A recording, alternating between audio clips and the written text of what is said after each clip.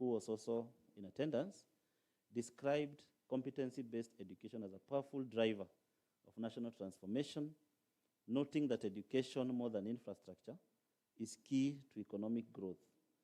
The chairman of the Kenya National Examinations Council, Professor Julius Nyabundi, also reiterated NEC's expanded mandate in research, innovation, and policy dialogue, highlighting the role of Education Assessment Resource Center in capacity building and stakeholder collaboration. There were various presentations, but I will be very brief in describing them. They covered several strategic priorities.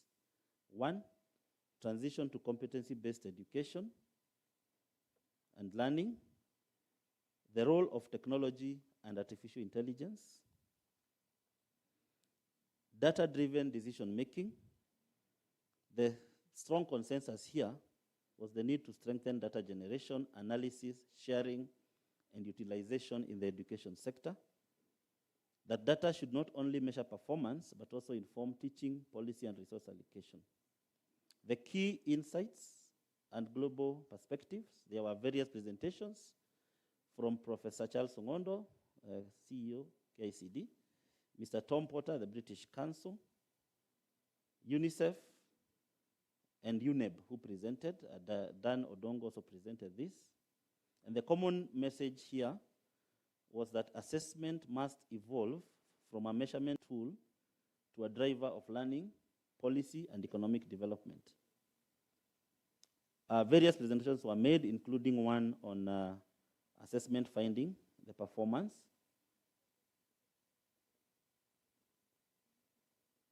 leveraging data for policy and practice. There was also a presentation on digital transformation and innovation in assessment, where we are moving from paper-based to digital technologies in conducting assessment.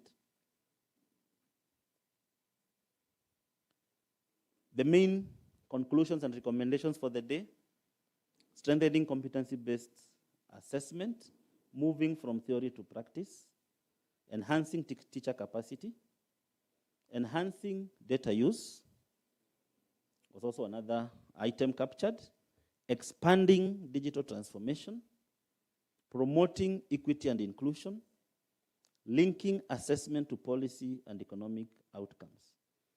The overall conclusion on day one was that data-driven assessment is central to transforming Kenya's education system, and the shift to competency-based education, supported by digital innovation and strong data system, offers a pathway to producing skilled, innovative learners. That was the recap for day one, and I will move to day two, which is, I'll also summarize in the same manner. Day two, the sub-theme was artificial intelligence, enabled assessment for inclusive and personalized learning with focus on special needs. The first session, there was an experimental presentation from SYMPOSIUM titled AI and Inclusive Assessment. Winnie and her team took us through, showcased the SYMPOSIUM, an AI-powered assistive technology promoting inclusion for deaf learners. The keynote address for the day was delivered by Dr. Lynette Ongera from KISE. The title was Bridging the Gap, Honoring Differences, Inclusive, Adaptive, and AI-Driven Assessment. She highlighted the diverse disabilities and special needs, including visual, hearing, physical learning, and autism, cited some data. The way forward on this presentation: invest in research, train teachers, collaborate across sectors, center learners' voice, and scale what works. There was an online presentation from Dr. Rui De Silva on artificial intelligence in education, practice, potential, and challenges, focused mainly on cloud AI in research and education workflows. The key takeaway: AI is a thinking partner, not a decision maker, and human oversight remains essential. The second session, there was a case study presentation from PlayLab titled AI Empowered National CBC Curriculum and Assessment Implementation. Ghana case study. The key lesson here, AI enhances teaching, but cannot replace professional judgment. The other presentation was done by Innocent Karuhunga, that titled ICT Adoption and Quality of Competency-Based Assessment in TVET Institutions. It examined the link between ICT adoption and quality of CBA in TVET institutions. The takeaway, ICT and AI are critical enablers of effective competency-based assessment and graduate employability. Overall reflection generally for the first session, AI must be inclusive, ethical, and context-specific. Teachers remain central to successful AI-enabled assessment. Infrastructure, policy support, and capacity building are key to scale. Focus remains on equity, personalization, and real-world competencies. There was a session on Assessment Hub experiences where all the participants visited the stands for the showcased demonstrations and observed practical demonstration and innovative approaches to assessment and learning. There was also an NFER test case program which was running parallel to the sessions with the title Assessment Policy for Foundational Learning. A team from different examination boards convened on the sidelines of the symposium and were taken through a sample of EARC course on assessment policy choice for foundational learning. Session 3, there were panel discussions. In these panel discussions, they also convened back, and the overall take-home message was as follows. Artificial intelligence is no longer optional in educational assessment, but its success depends on ethical integration, strong policy frameworks, teacher centrality, and deliberate inclusivity. What were some of the items agreed upon? AI should support, not replace teachers. Inclusivity must be intentionally designed. Alignment with the national curriculum is non-negotiable. Ethical, legal, and policy frameworks are critical. Capacity building is a prerequisite for effective AI adoption. Context-sensitive implementation matters. Collaboration across institutions is essential. In conclusion, for the day, AI presents a transformative opportunity for inclusive, fair, and responsive assessment, but its value depends on strong teacher leadership, ethical governance, curriculum alignment, institutional collaboration, and context-appropriate implementation. Thank you so much. Thank you, Paul, for giving us that journey that we have walked so far since the beginning of this workshop. Ladies and gentlemen, this morning we are joined by our CEO. I would like to welcome you, sir. The media team will play a clip that summarizes some of what they picked yesterday, very briefly, after which Joseph Kidinji from the Research and Archives Department will take us through some additional key insights on analysis of national assessments. Joseph Kidinji, if you're here, please. Immediately after the media clip.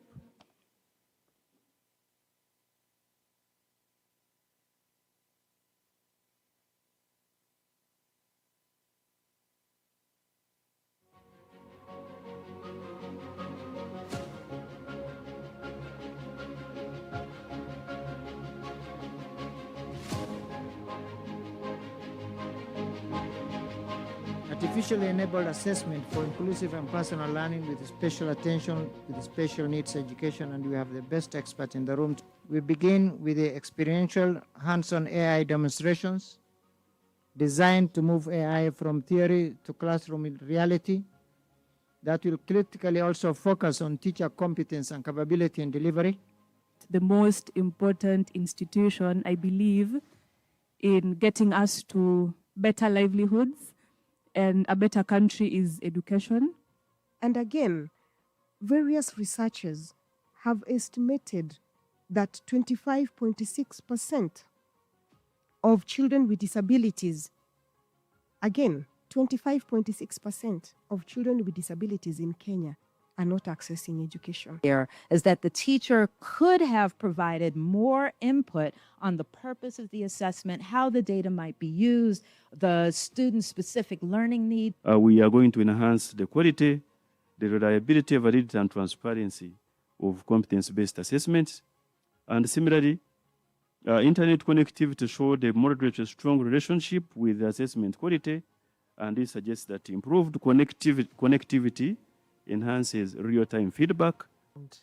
Annual competence-based assessment symposium, which is ongoing from 4th of May to 8th of May, has presented an art gallery as part of showcasing the real, authentic projects and artwork pieces of works that have been done through the Education Assessment Resource Center established hubs as approved by the CEO, Kenya National Examinations Council.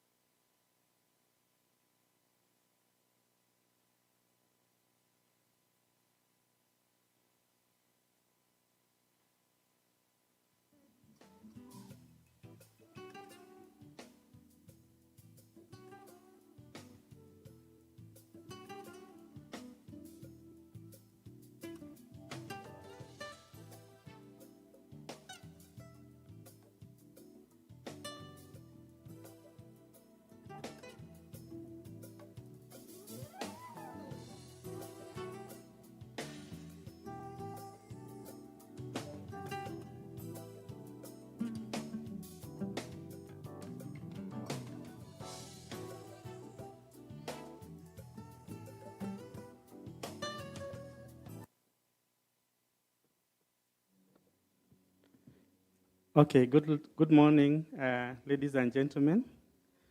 Our CEO, visiting CEOs, distinguished ladies and gentlemen.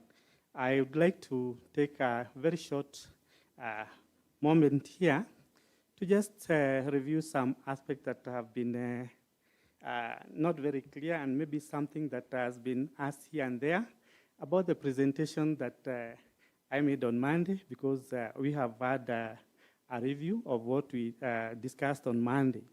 And therefore, I just wanted to have some highlights on what we discussed about the 2025 National Assessment Insights under the competency-based assessment. I don't know whether there's some projection.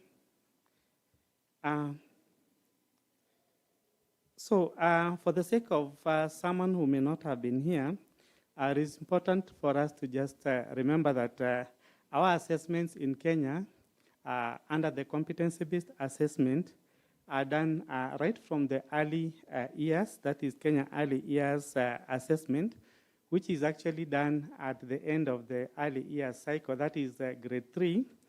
And at that point, we offer an assessment called the Kenya Early Years Assessment. We call it KEA in short. And then for the primary level, we have assessments done at grade 4 and grade 5. These are school-based assessments basically, and which are actually part of what we are going to incorporate as our assessments for the primary cycle, which is done at the end of grade 6. The assessment at grade 6 is the Kenya Primary School Education Assessment called KIPSEA. Again, we also have assessments in grade 7 and 8 for the school-based aspect, that is the school-based assessments, grade 7 and grade 8. And at the end of the junior school cycle, we have the Kenya Junior School Education Assessment. As it were, we also have some assessments, like now this year we're going to have assessments for grade 10. Our cohort for CBE is currently at grade 10, so we are offering assessments at grade 10 and also at grade 11 under the school-based assessments. And ultimately, you're going to have the Kenya Certificate of Basic Education. And we mentioned clearly that at this level, we're also having the aspect of dual certification. So that is the strength to add on to what we are having. Allow me to mention here that in 2019, earlier on, we had mentioned about the number enrolled. But some clarification is that there was some cleaning of data. You know, that was the first time we were doing Kenya Early Years assessment. And therefore, there were some challenges here and there. And therefore, the data that was given from the field had a few issues. So when it was cleaned and then the learners sat for the assessment, we ended up having 1,152,106 learners. So these are the actual learners who sat the Kenya Early Year assessment in 2019. And I'm repeating, 1,152,106. Remember, ours is the assessment issue. And this cohort later on did the grade 4 and 5 assessments, that's the school-based assessments, in the year 2020 and 2021. And in 2022, we were tracking each learner who was at the grade 3. Ours is to track so that we're able to check the competency of this learner. And at grade 6, the number sat at grade 6, because we are tracking them, was 1,141,613. 1,141,613. So in terms of the progression, we had only a decline of 10,493 learners. So those are the ones who were not able to progress. And this was due to several factors, including mobility, maybe movement from out of the country, or movement to, from one, maybe they were not able to progress. Remember, this is the initial cohort.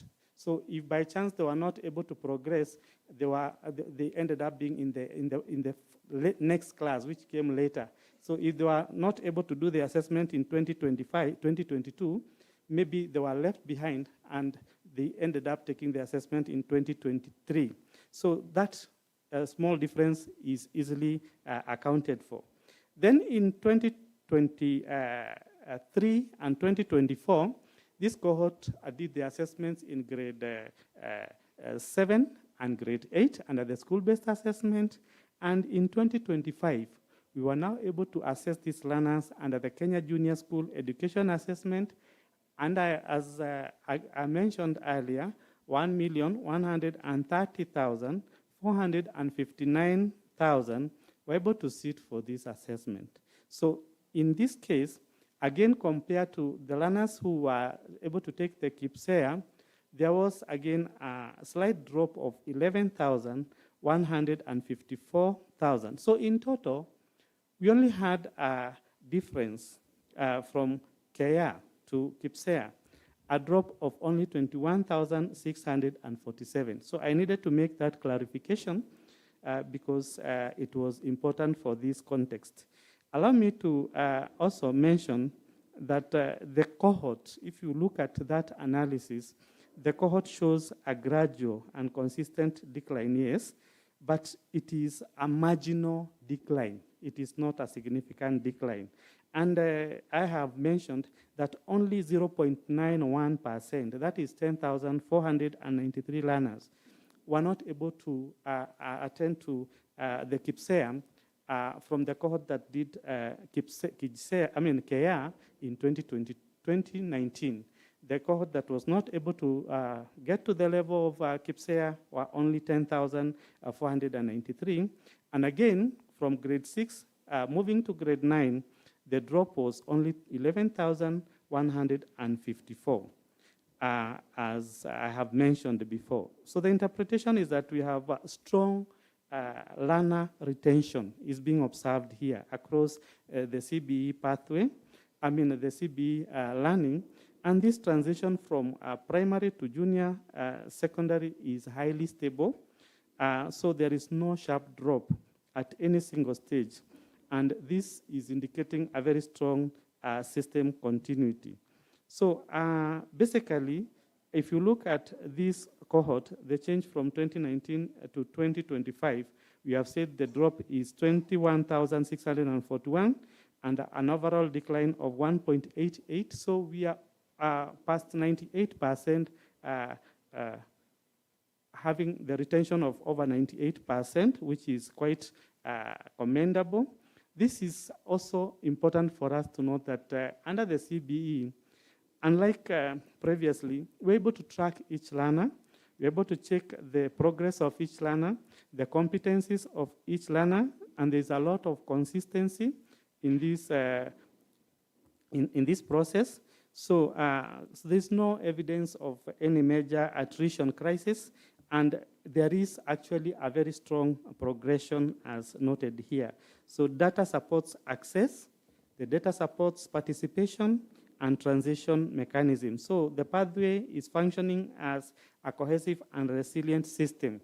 And basically that is what I wanted to bring out from the previous presentation so that it can clarify it is about the learners who start the assessment, because the data of registration sometimes has a challenge where some of the institutions have register a candidate, for example, under the school-based assessment, then this learner moves to another center, registers again, so we end up having data which is not very clean. So I just wanted to clarify that so that the data on registration does not have, does not cause any level of confusion in terms of the numbers. Otherwise, those few remarks, thank you so much, moderator.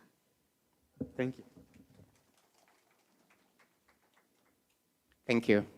So our next presenter is going to be Mumbe Mwangangi, the CEO, the founder and CEO of Nyansapo AI.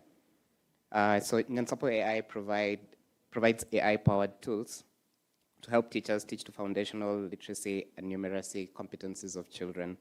It does this by integrating AI into teaching workflows, enabling both learning and assessment. Mumbe Mwangangi, Nyansapo AI, welcome.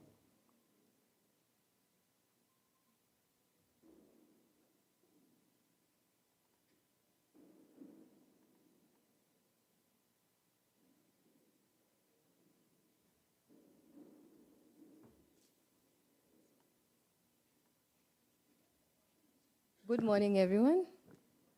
Good morning once more. I can see all of us are excited about today, and we at Nyansapo are very excited about being able to share what we do today, and I would like to request the team to project our slides. So as they do, Wallace, please give me one.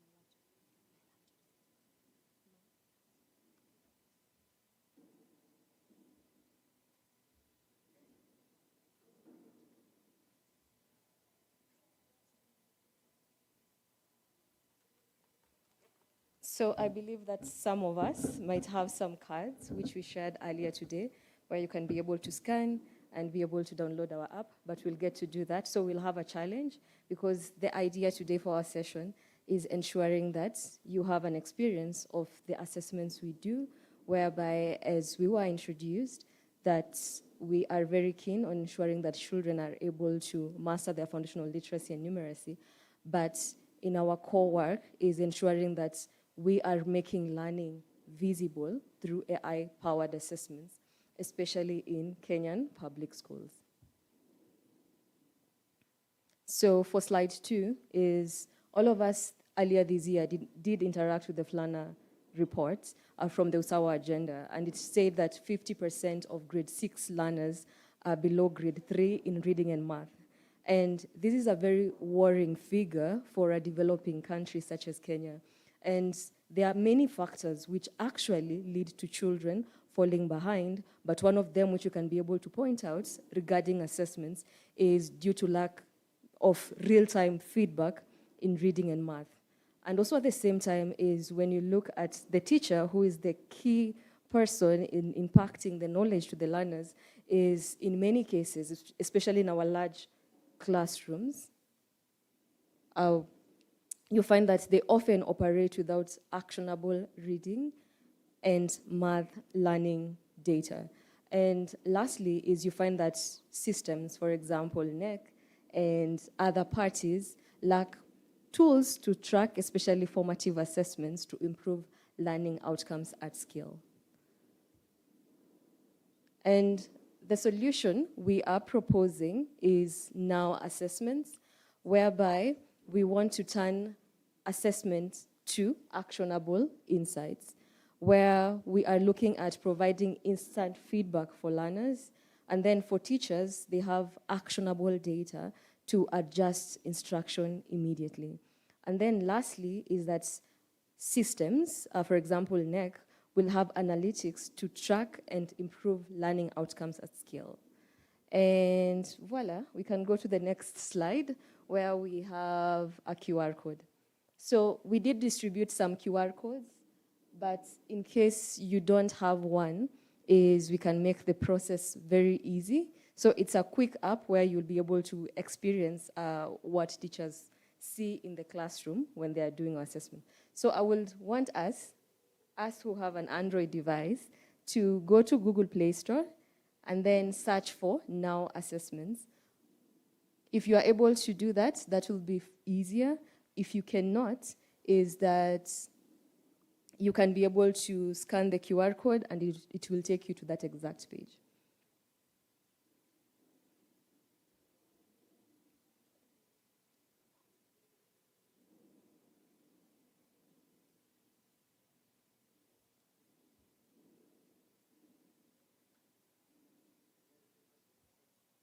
Yeah, so you open Google Play Store and then you search for Now Assessments. Maybe you can take them to the next slide for them to see the word.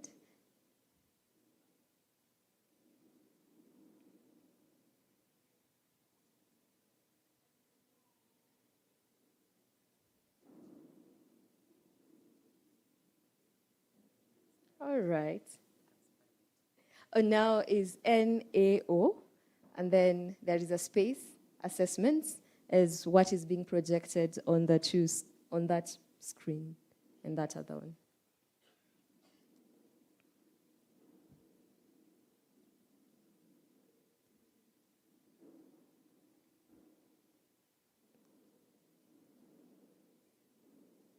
So by show of hands, how many have been able to download already? So we have a couple. So let's do a timer. Let's give ourselves like 3 minutes and see how many will have done that.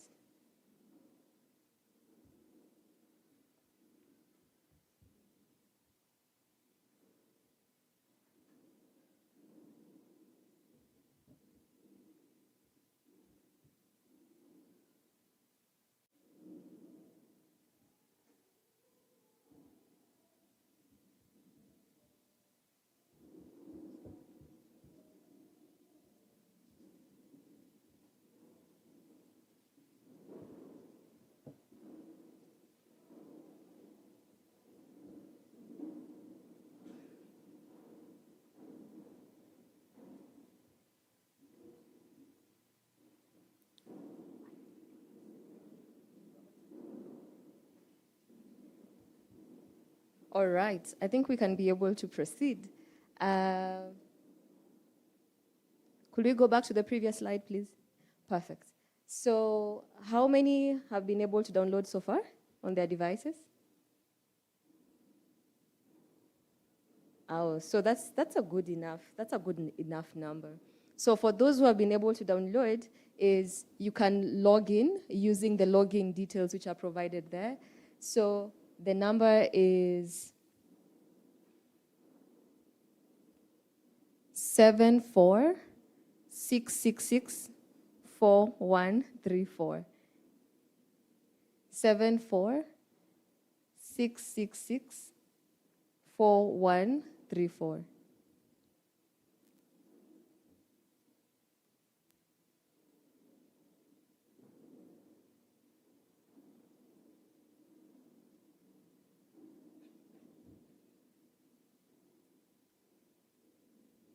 All right. So lastly, 74. Don't start with the two. Yeah, it's 746664134, and the password is 123456.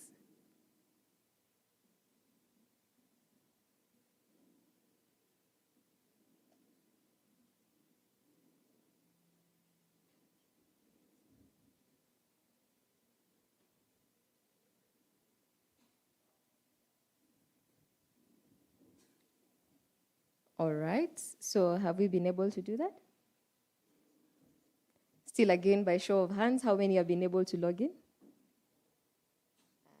So we still have like a good chunk of people who've been able to log in, which is great.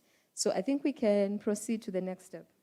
So after you log in, is the first thing you'll be able to see is project.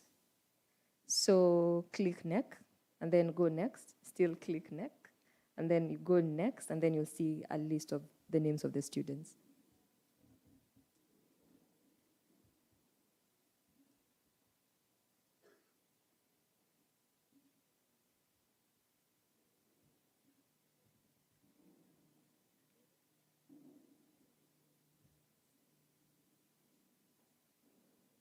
So I can see that there are people who are way ahead who are already practicing for the assessments. All right.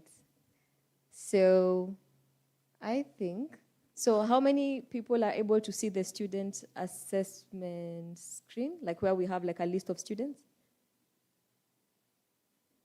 All right, that's perfect. So we got to distribute some cards earlier today in the morning. And if you have a card, you can select the student. So we had like student 1 to student 50. So you can select the student on your card. It's a small number on top of the QR code where you can be able to see your students. Or else, if you don't have it, you can select a random student.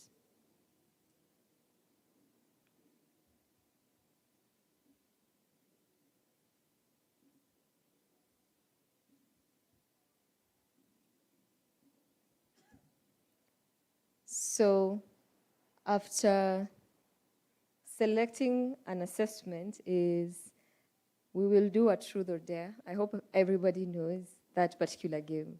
So we do assessments and we do multiple assessments. So what we are going to do for our experiential learning today is a summative assessment. And you find that organizations, for example, we all heard of Uwezo back in the day in 2012, where they were presenting a lot of reports around how children are learning in Kenya.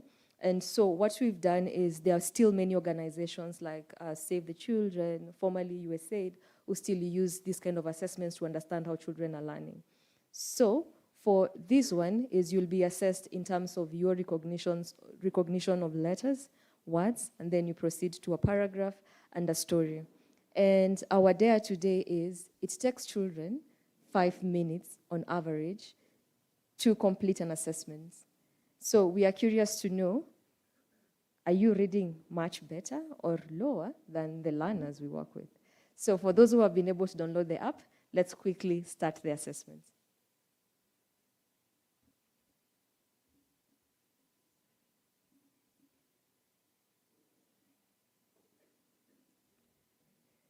So as you're reading through the app, is you click on the speaker button and then you bring the app closer to your mouth, because when it's far, it will not be able to capture what is happening.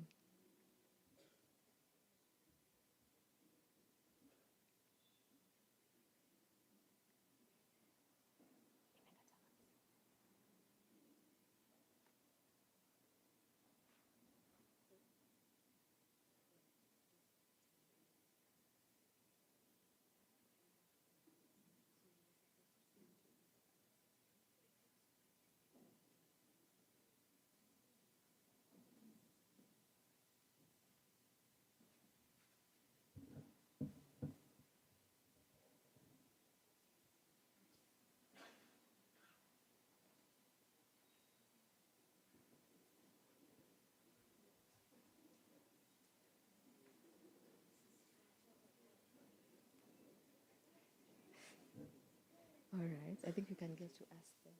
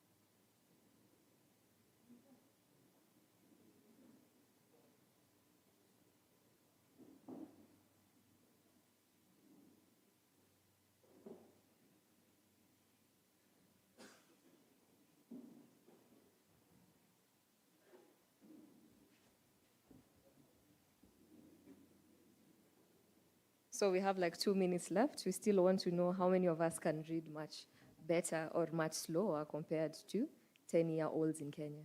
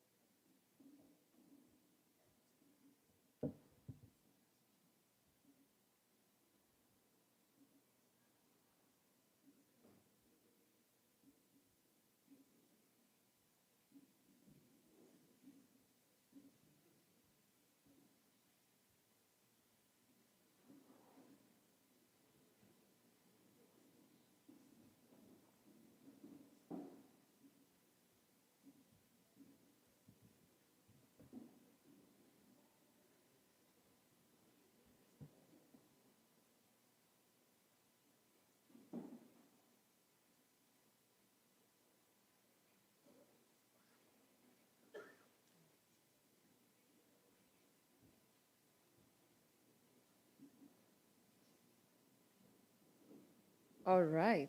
So I can see like some of us have been able to do some assessments. Some of us have not been able to do that. And we also want to note that we're experiencing technical challenges for the people who do not have the app. So we wanted to show you how it works, but we are not able to project that. But in a nutshell, is when you observe the assessments is down. So we have like a box, a letter box where the learner clicks on it and they are able to see like the particular word they're supposed to read.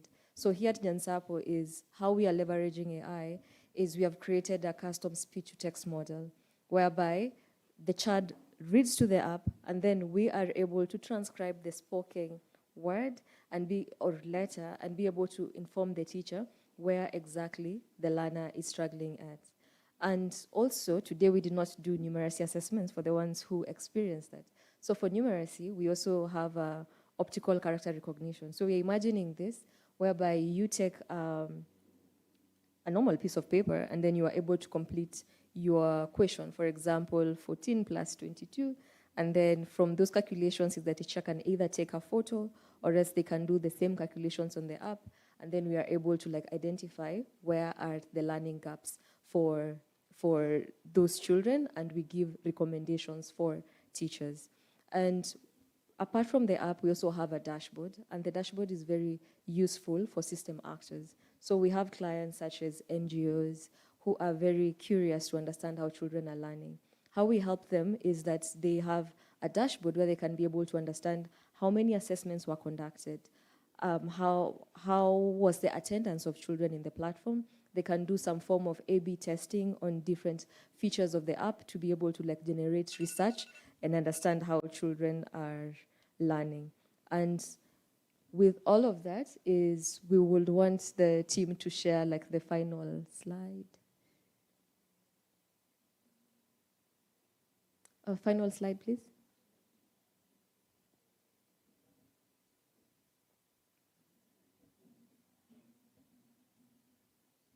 So as we wind up and as the slide comes is We are really grateful for this opportunity to be able to share more of the work we do. As we started, we mentioned that our aim as a Kenyan-led startup is ensuring that we are making learning visible through providing AI-powered assessments, whereby we are providing children with immediate reading and math feedback, teachers with actionable data to be able to intervene at the classroom level, and we're ensuring that systems such as NEC are able to have actionable data to make decisions around resource allocation and any other decisions required within the education sector. So thank you so much, and looking forward to interacting with all of you more. Thank you.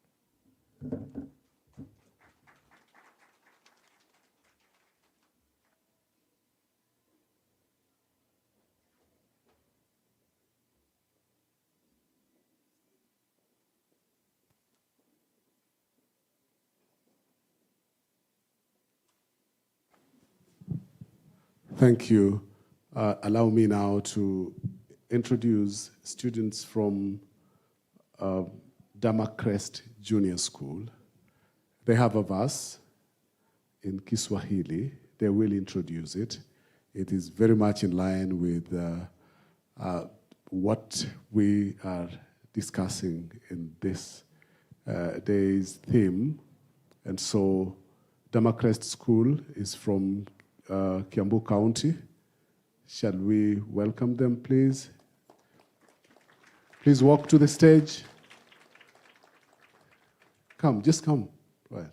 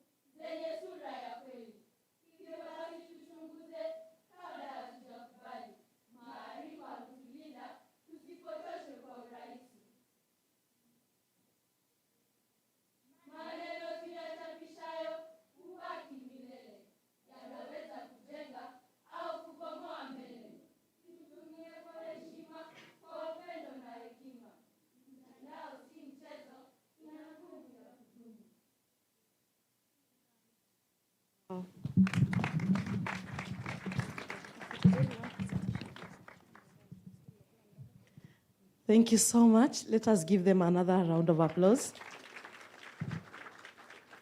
Thank you. So at this juncture, ladies and gentlemen, allow me to introduce Dr. Faith Gishovi. She's our next presenter. She's an accomplished education leader and counseling psychologist with extensive experience in teacher education, student affairs, and institutional leadership. She holds a Doctor of Philosophy in Clinical Psychology from United States International University, Africa, and a Master's of Arts in Counseling Psychology from the same institution. She earned her Bachelor of Education Arts from Kenyatta University. Additionally, she holds a Diploma in Human Resource Management from Kenya Institute of Management and completed the Senior Management course at Kenya School of Government. Dr. Gishovi, foundational education includes studies at Alliance Girls High School and Kiriahi Girls Secondary School. She currently serves as the chief principal at Meru Teachers Training College, a position she has held since 2018. Prior to this, she was the Dean of Students at St. Mark's Kigari Technical Training College, where she also served as head of department and secretary to the Performance Contracting Committee between 2008 and 2018. Earlier in her career, Dr. Gishovi worked as a senior college counselor and deputy principal at St. Anne's Gikuri, demonstrating a strong commitment to student welfare, academic excellence, and institutional development. Ladies and gentlemen, let us clap as we welcome Dr. Gishovi. Karibu sana. Thank you very much. Our CEO, the other CEOs present, international and local guests, students. I know my colleagues are here, colleague principals from teacher training colleges. Good morning. You have already been told about me. I am here to present, kindly project, if you don't mind, the slides.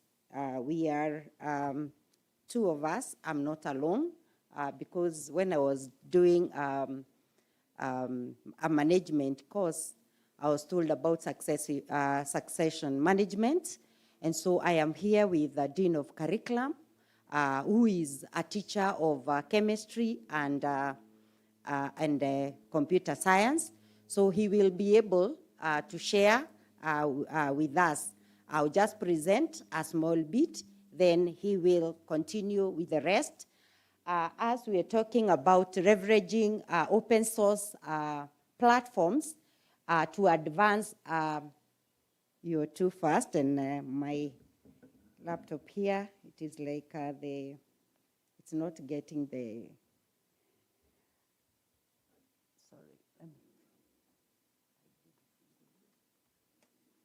sorry for that. So we are saying that we are leveraging the open source platforms to be able to advance secure and ethical digital assessment. And ours is a case born out of trouble. Because when the CEO said that we have gone digital in e-assessment, Meru Teachers College, we thought we had done very well in July when we did the MOOCs, and July 2024. So we were okay with 957 students that time. And then in September, we got another 500 plus. And so that was the time that we were doing the e-assessment. So that 500 plus, the 900, we tried. When we were given the NEC e-assessment, we tried. And our network failed miserably so that by the fourth day, the students carried their laptops, and there were 957. Instead of carrying the twigs, they carried the laptops all open, and they went to the garden. We call it the garden, and they were like, the assessments are failed. Thank you. So it's like, tell us what to do. It is an assessment that was being done by everyone in the country, and Meru and another institution failed. And so I remember we had sat even with the dean of students through to 3 a.m. We would sit and, we even hired somebody to help us. And they're like, now it is okay. So in the morning, we are like 5 a.m. We are trying the network, and it collapses immediately. The students started working, and we were like, what do we do? Until one time we had a meeting, and Madam Imelda Barasa is like, Meru, when you did the MOOCs in July, you are very okay, what is happening here? And so we are like, we do not want to go to that level again. So we are like, after that, of course, we settled things, and things started running. And so we were like, now what we do is, let's have our system that we can try. Before the NEC one comes, we should be able to test the system, see if it is working, and see how it is working. And that is where we are now. Continue. So we are saying that, continue with the slides kindly, before I open mine. Yes, so we are saying that there's a policy requirement where we are supposed to adopt ICT in assessment, and there are policy guidelines for that. And when we look at the NEC one is working, the others, the national one is also in place. And so we decided, let us leverage on that to be able to work as Meru Teachers College and have ours continue. Sorry. Just give me a minute to slide show. I realize that my eyesight is not very good when I'm looking at that slide. Yeah. So there is the National Education Sector Strategy, and then the Ministry of Education. And we tried to look at all that. NEC has already put in their framework. That is why the teacher training colleges are able to sit their assessments. Of course, there are others like the CARE and all others. But for us now, we realized that the programs that we have taken, I am at the slide on status of the assessment implementation. Already with the upgrade, it was done. The upgrade teacher diploma in teacher education, the upgrade in early childhood, those ones were done and they are finished. So we then went to the diploma in primary teacher education, DPTE. That is where we were with the number that was not able in our college to sit because of the network problems. And then now we are at the diploma in teacher education, both P, and P, and then the diploma in secondary teacher education.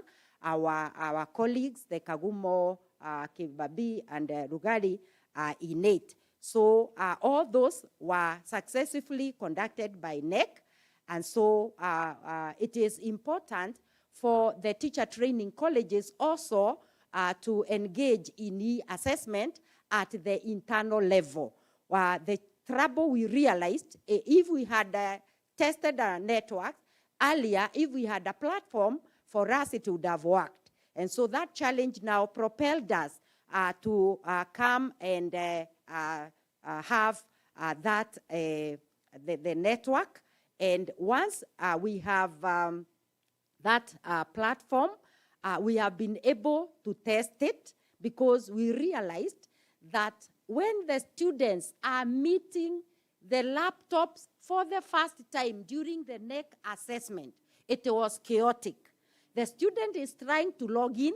The student is trying to, to look for the key because some of them did not have laptops. Of course, it was a requirement, and we told them, these are the NEC requirements. When you're coming to college, come with your laptops. Then what kind of laptops did they come with? Some refurbished. Others, because they did not have that, the previous weekend, they went and hired laptops. The few computers we had were not enough for them. So the students would struggle, where is the key? Where is the login? What do I do? How do I type some characters? It is interesting because in our recently concluded e-assessment internal that we did in March, we realized that they were typing with continuous, some continuous, no spacing. Others were doing capital letters all through. Mathematics was chaotic. Where do I have the plus? Where do I have at? All that. And that is what made us to want to try. We gave it a trial at Meru Teachers College so that we could now bridge the gap.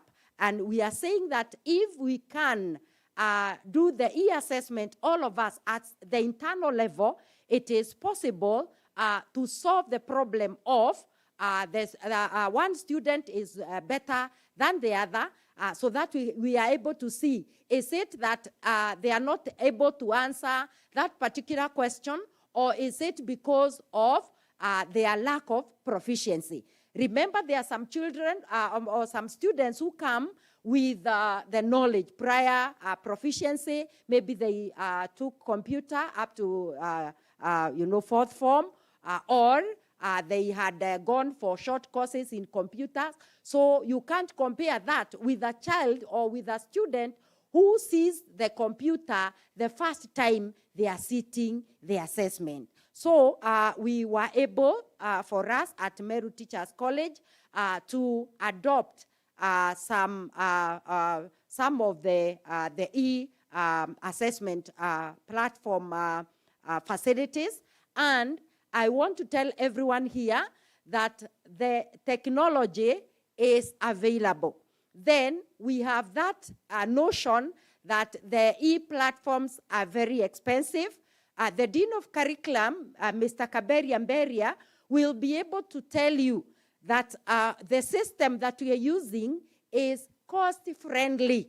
It is so, you just, even if you have just a technical hitch, you may just need an expert partnering with the universities. Like for us, we partner with Meru University of Technology, and we ask them to come. We ask just one expert, come and tell us, we have a hitch here, but most of the work is done by the Dean of Curriculum with his people. So kindly note that the learning, the open source learning management systems are e-assessment tools that are not very, very expensive, and they are able, like when you adopt them, they are flexible, you can change, you can, get your data, you can see what is happening.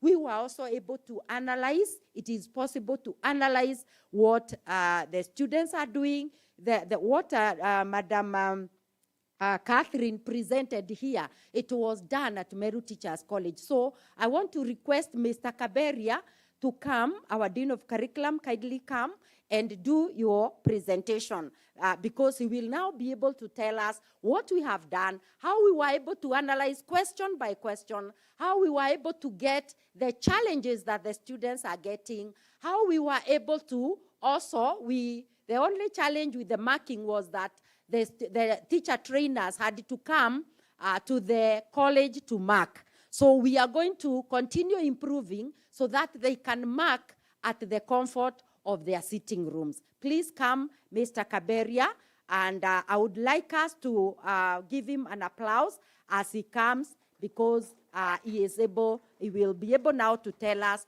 what we are doing at Meru Teachers College to be able to implement an internally adopted open source e-assessment platform. Karibu sana. Thank you, our CEO, distinguished delegates. Good morning. Good morning once more. Okay, as you have heard, I'm Mr. Kaberia Mberia from Meru Teachers College. So what we are doing here, we are just sharing what we have been able to achieve to show other institutions that the nice discussions we are having here, they can be actualized at the institutional level.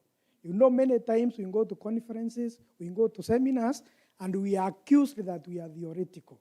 We want to show that whatever we are saying, it is actually possible to do it at the classroom, actually at the school level.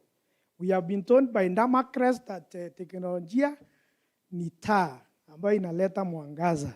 So here we have the mwangaza from Meru Teachers College. So we can move to, so what we did actually, I think we can go back to the slides. So what we did is that first we reviewed the NEC regulations on conduct and management of e-assessment. NEC has done a very comprehensive document on the regulations on the conduct and management of e-assessment. Anybody wishing to implement, it's good you go through that because it gives all what is required. After going through that review or those regulations, next we looked at the commonly used e-assessment systems, and we realized that e-assessment systems are not implemented as standalone systems. They are, the e-assessment part is a core function of a larger learning management system. So we decided to implement a learning management system. We reviewed the commonly available learning management system platforms, and we saw that we have things like Canvas, Talent LMS, Google Classroom, Moodle, Camilo, and the rest. They differ in functionalities. Some of them you need to pay. Others, they have different levels of flexibility. But further research shown that Moodle is the most commonly using learning management system, and that's what we decided to work on. So after settling on Moodle, the next step now is to set up the Moodle server. That's the next step we did. NEC recommends that when you are doing an e-assessment system, you have a dedicated server to support the secure e-assessment. Luckily, in all public teacher training colleges in Kenya, through the program called Kenya Primary Education Equity in Learning, KPIL program, all public teacher training colleges were supplied with 2 powerful server computers, all of them, and we thank the Ministry of Education for that. On top of that, they supplied 14 desktop computers and even laptops for teachers, actually 65 laptops per college. So in terms of infrastructure, there is no reason as to why we shouldn't be able to do this. We have the infrastructure. We also have a fully equipped studio, again, courtesy of the KPIL program. So we use one of the server computers, which is supplied by the Ministry of Education. We configured the computer. You can move to the next slide. Next. Yes. We configured the computer, the server computer, to set up the server. Most of them, they work on the Linux operating system, which is free. The database system, we can use MySQL. Again, is free. The Moodle server is free. The language used for the backend scripting is free. All the technologies are freely available and they can be downloaded from the internet. All what is required is the expertise to set them up. And that's what Madam Principal said, that we partnered with Meru University, because again, we are encouraging collaboration with institutions. Actually, in our country, you find that most of the universities, they have already set up these e-learning systems. And the expertise they have, they can share with other institutions so that they can uplift them, so that we handle the issue of cost. Because many of the institutions say that they are not able to set these systems because of cost. So after we set up the server, the next important thing is staff development. And actually, this is a major concern in the working of the systems. You find that many of the staff, they are not very enthusiastic about using ICT in education. So we trained the staff, and to ensure that, that they are able to do it, first we made the system accessible only at the college level. Because we realized that we train them to set the assessment task in the system. If the system is online, the moment a staff member goes out of the gate, he will just go to the nearest cyber cafe, and then he will do it from there. And also some of us, that's what we do. When you're given a task, we do that. If we have Gen Z children at home, you tell them, can you do it for us? So we want them to avoid that. We made sure that the system is only available within the college network. So we train them on how to set the task, and the system supports various tasks like the select and response tasks, the construct and response tasks, the matching, even the projects, even the rubrics, all of them are supported by the system. So I think, can you go to the next slide, next one? Next, yes, that is a sample. That's a sample of the tasks which we are able to set. The first one is a select and response task. The next one is a construct and response task. After that, the next step now is training and familiarization with the system. We normally assume that our trainees are very good in digital skills. And from our observations, they are only good at TikTok and Instagram. Seriously, that's what they are good at. You'll be surprised that some of them don't know even to open an email, even to use an email. There is actually, when I told them that we will do the exams online, some of them came begging that, please, let's do it on paper because we don't know how to type. I told them, can you practice? They told me some of them don't have computers. I told them, I'll take you to the computer lab. When I took them to computer lab, one student sat down, took the mouse, lifted it up, and then started pointing the screen like a TV remote. Then he told me, teacher, the cursor is not moving. So as Madam Principal said, it's very important we expose our trainees. And even as NEC is contemplating scaling down the e-assessment to other levels, we must think about these skills, and that's why we are advocating that at school level we have these systems so that the students can practice. Forgetting passwords, typing. You find that even typing is a problem, and I think even at the NEC level, when you are marking the e-assessment, you might have noticed there's a big problem about typing, basic system navigation, all those ones. So we really trained them. That's why it was very important to train them. Then after that, the next step is that we did system testing. As Madam has said, there's a time when our system failed us. So the teacher educators set some mock exams, and then the trainees were taken through those mock exams. As they were doing the mock exams, we are also testing the capacity of our system to handle the numbers we have. Currently, we have around 1,000 students in session. So we want to find out if the system can support the 1,000 at once. So after testing, the next step is that we did the assessments. So our March internal assessments, all of them, they were done using the system. And the lecturers were able to mark and grade the learners. Now, the other important thing we must think about as we are doing these systems is some concerns like the next slide, move to the next.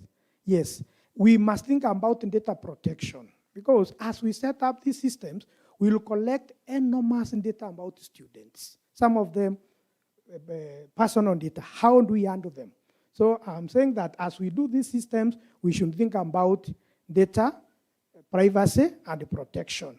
The Kenyan Data Protection Act 2019 really stipulates what we need to do so that we protect students' data. The next thing we need to think about is cybersecurity. You know that we are handling sensitive data and also assessment records, which are also sensitive. We need to think about how we ensure that the system is safe. Things like implementing firewalls, strong passwords, automated backups.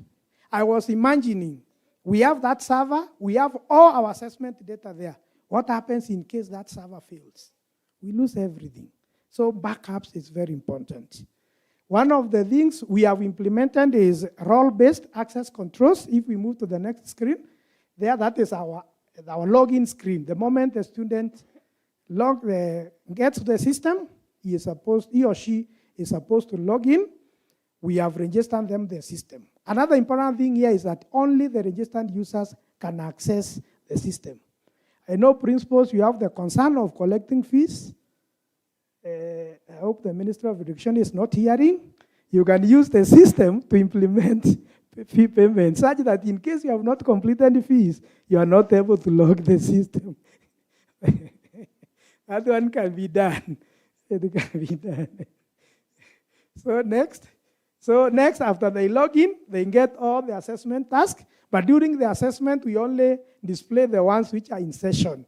And if you are first year, you can only access the first year assessments. If you are second year, only second year. So after that, after marking, you just go to the next one. Next. Yes, when you mark, the system automatically aggregates the grades itself per question. So issues of the errors we make when you are keying in marks, calculating averages, etc., it is automatically done by the system. The objective part or the objective task are graded automatically by the system.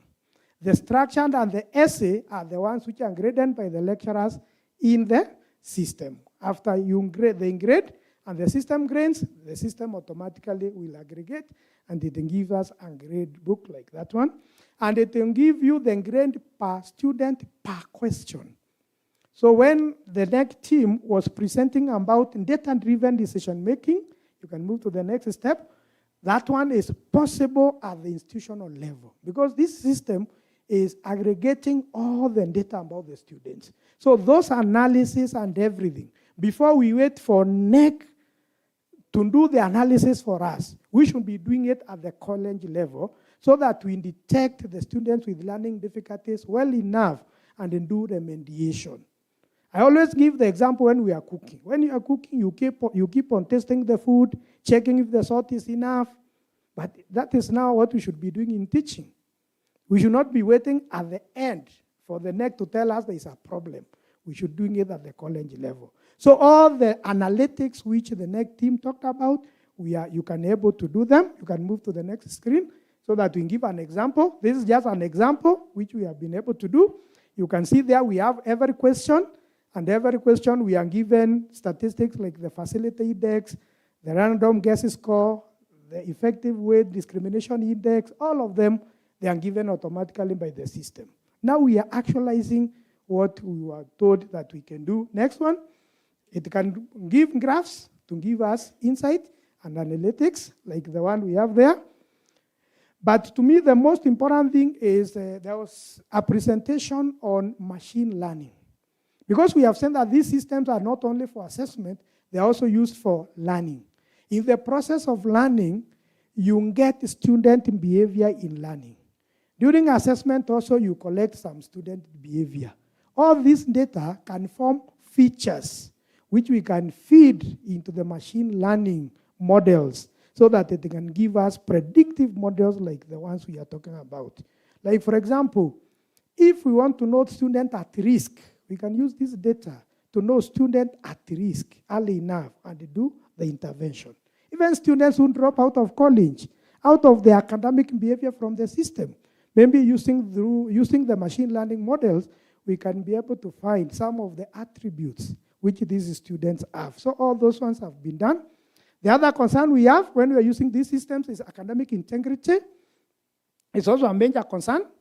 So it's something also we need to think about. We have implemented things like access controls, like the ones which have shown network address, such that the system is only available within the college. Because we realized again, if the system is available over the internet, someone can go in town and then do the system. We can integrate the lockdown browsers like the Safe Exam browser, which is able to lock or other tools like AI platforms and the like. But the most important thing here, it is offline. That is the most important thing. The system does not require internet to operate.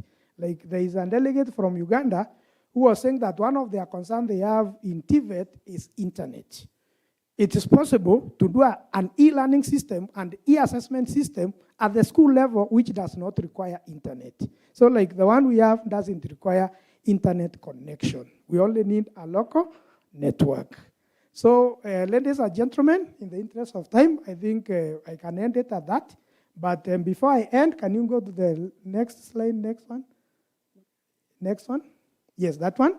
So these ones is some of the guidelines which we can use to implement such systems. I'm now concluding my lesson. You know, a good teacher should always have a conclusion. Yes, so, and actually I should have told you to sit in groups and discuss in the spirit of SYMPOSIUM. So we are saying that the first thing, look at the policy requirements. That is the first thing you should look. Number two, infrastructure setup.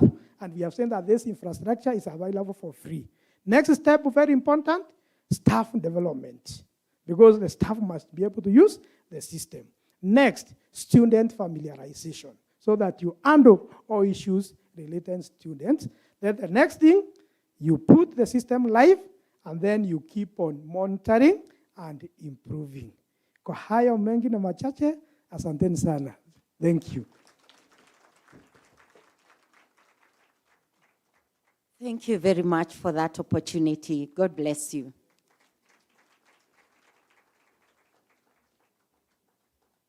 Thank you so much, Dr. Gichovi and Mr. Kaberia, for the really fascinating presentation. And yes, technology can be quite fascinating, and having like this experiential, talking about like our experiences implementing technology can really be great when we're trying to make our implementations. And I think what they walked us through, we had a preview of it when we had our experiential session at the beginning. And for all the support that we have in this ecosystem, we still struggled with CBC content. So really thank you for doing that at scale and for sharing your experiences with us. Our next session is going to be run by will be run by Duncan Arimi. The session is on leveraging on AI in competency-based learning and assessment, still on the same theme. So Duncan Arimi is the CEO of Gravity Resource Center, a leading competency-based curriculum learning and training hub. Under his leadership, the center delivers experiential, skill-based education through innovative facilities and programs that support learners, teachers, and communities. The Gravity CBC Resource Center focuses on practical learning, creativity, and critical thinking, offering spaces such as digital labs, art studios, agricultural learning areas, and mentorship platforms aligned with Kenya's CBC goals. He provides strategic direction in program development, partnerships, and operational management, driving the center's mission to empower individuals through interactive learning and real-world skill development. Give a hand to Duncan Arimi as he joins us.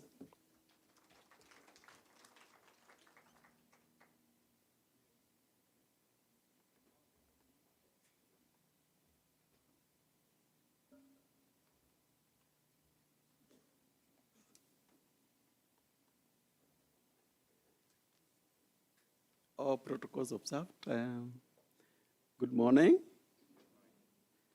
Yeah, my name is Duncan Aremi, Director of Gravity CBC Resource Center.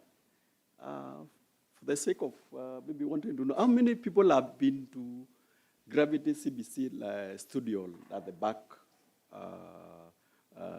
during this session? How many have been? I just would love to know. Wow. Over maybe 50% of the delegates have not been able to say what we have at the Gravity CBC Resource Center. As my crew is setting up, and by the way, for your curiosity, what you're seeing in front of you is a supercomputer.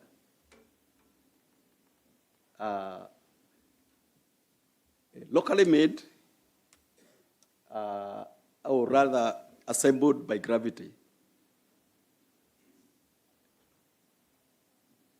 Hello? Yeah, thank you. This is a supercomputer. If you've never seen a supercomputer, this is a supercomputer. A supercomputer is a computer that is built to handle very high volume and speed data. And we have locally assembled this supercomputer, and it does a lot of functions that we're going to maybe showcase this morning. And as they're setting up, maybe I can tell you a story about Gravity, and to encourage you that please make sure you visit our center. Gravity CBC Resource Center is a COVID idea. It's a COVID idea. You know, I was living in Australia with my family, and I was caught up during COVID. As you know, that time we couldn't travel. I couldn't travel back to Australia. And I'm just giving my guys time to set up very quickly. And because for us, we are practical center, so we don't have slides. We are just going to demonstrate. So during that time of COVID, I couldn't travel back to Australia. And of course, Australia, and I want to concur with what the PS said, that actually CBC is such a good curriculum. If we can actualize it and interpret and actualize it in the right way, it is a great, great curriculum. I brought up my children and a similar system in Australia. And that time, I was here in 2019, we are here, you realize that that time there was a push to, to there was a talk of, we'll do away with the CBC. And as you know, in this part of the continent, sometimes there's always a battle between the Goliath of political expediency and the South policy, South realistic policy, and sometimes the slingshot misses most of the time. So I thought, what can I do in a small way to help, the competence-based education? Because I've always believed, and I've seen the benefit of the same in my children. And so we set up a center during the COVID period. It was just small. We encouraged learners to have alternative way of learning, parents around the Roiro to bring their children to come and have some fun because we have a park there, and also just interact with some garden that we had there. And a great idea was born. You ready? A great idea was born. We set up a practical center where we are trying to demystify and showcase that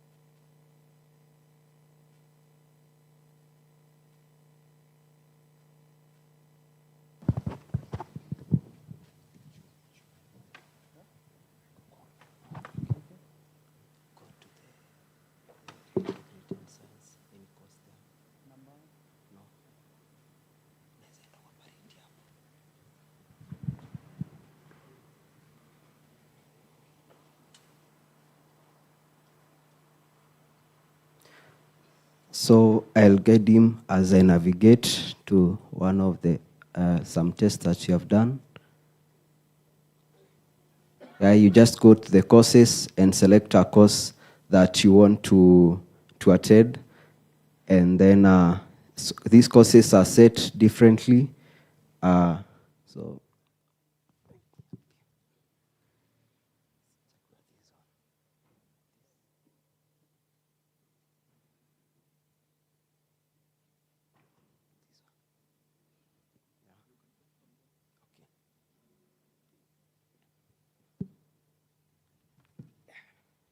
So that's our sample classroom setup, where we have the teacher and we have the whiteboards, and also we have the inputs there for the audio and also for the text, and also we have the output for the audio and the text on your side. So maybe you can play and then we...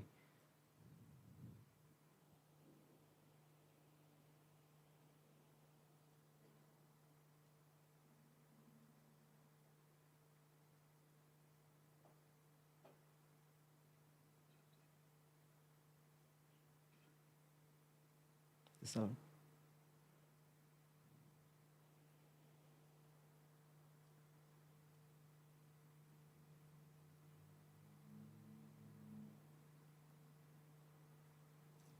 so you can ask any question. Maybe you can say, hello. Welcome to the Kenya Junior School Integrated.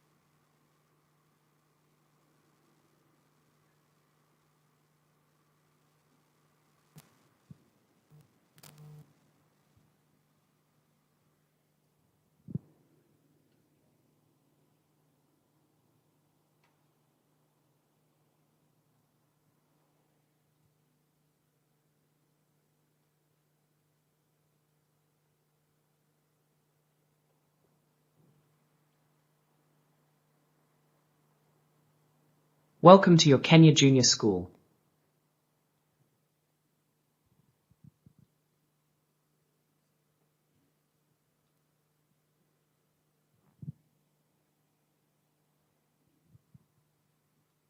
Welcome to the Kenya Junior School Education Assessment. I will ask you 10 multiple choice questions, one at a time. After your answer, I will explain the correct response and why the other options are incorrect. Ready? Here is the first question. A saucier was cooking beef in the kitchen. She left it to cook for a long time in liquid. Which method of cooking was she using? A. Roasting. B. Grilling. C. Stewing. D. Frying. What is your answer? What do you think is the answer? Stewing. A. You can just put the microphone there on. Stewing. A.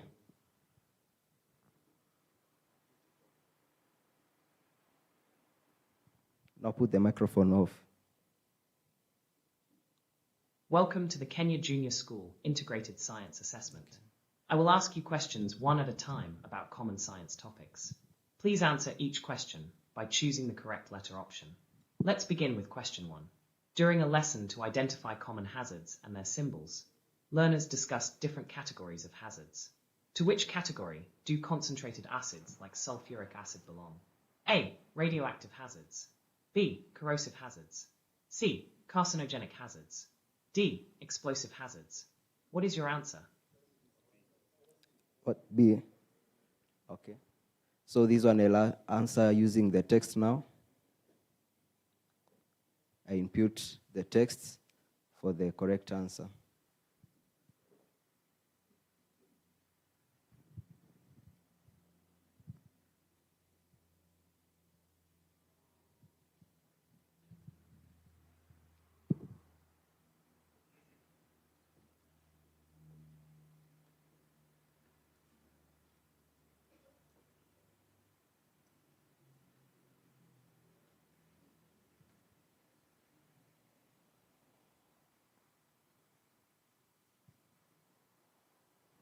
So as you can see, it has output the response, and the response is in 3 different categories, where you have first why the choices were placed there, and Welcome why. to the Kenya Junior School Education Assessment. I will ask you multiple choice questions one at a time. Please answer each question before we move to the next. Ready? Here is question 1. A saucier was cooking beef in the kitchen. She left it to cook for a long time in liquid. Which method of cooking was she using? A. Roasting. B. Grilling. C. Stewing. D. Frying. Please provide your answer. C.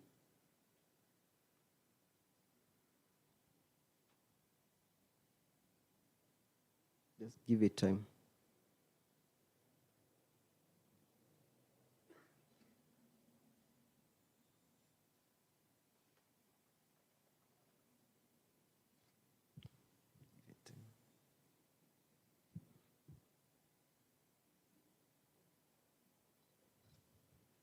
So maybe I can just explain. Welcome to the Kenya Junior School Integrated Science Assessment.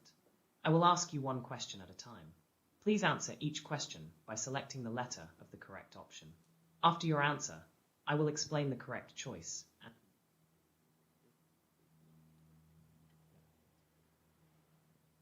So for the responses, it gives you why your answer was not correct or why it was correct and why you didn't choose the other choices.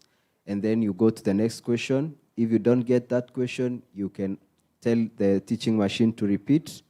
And also you can also ask interpretation in a language that you understand best. Okay?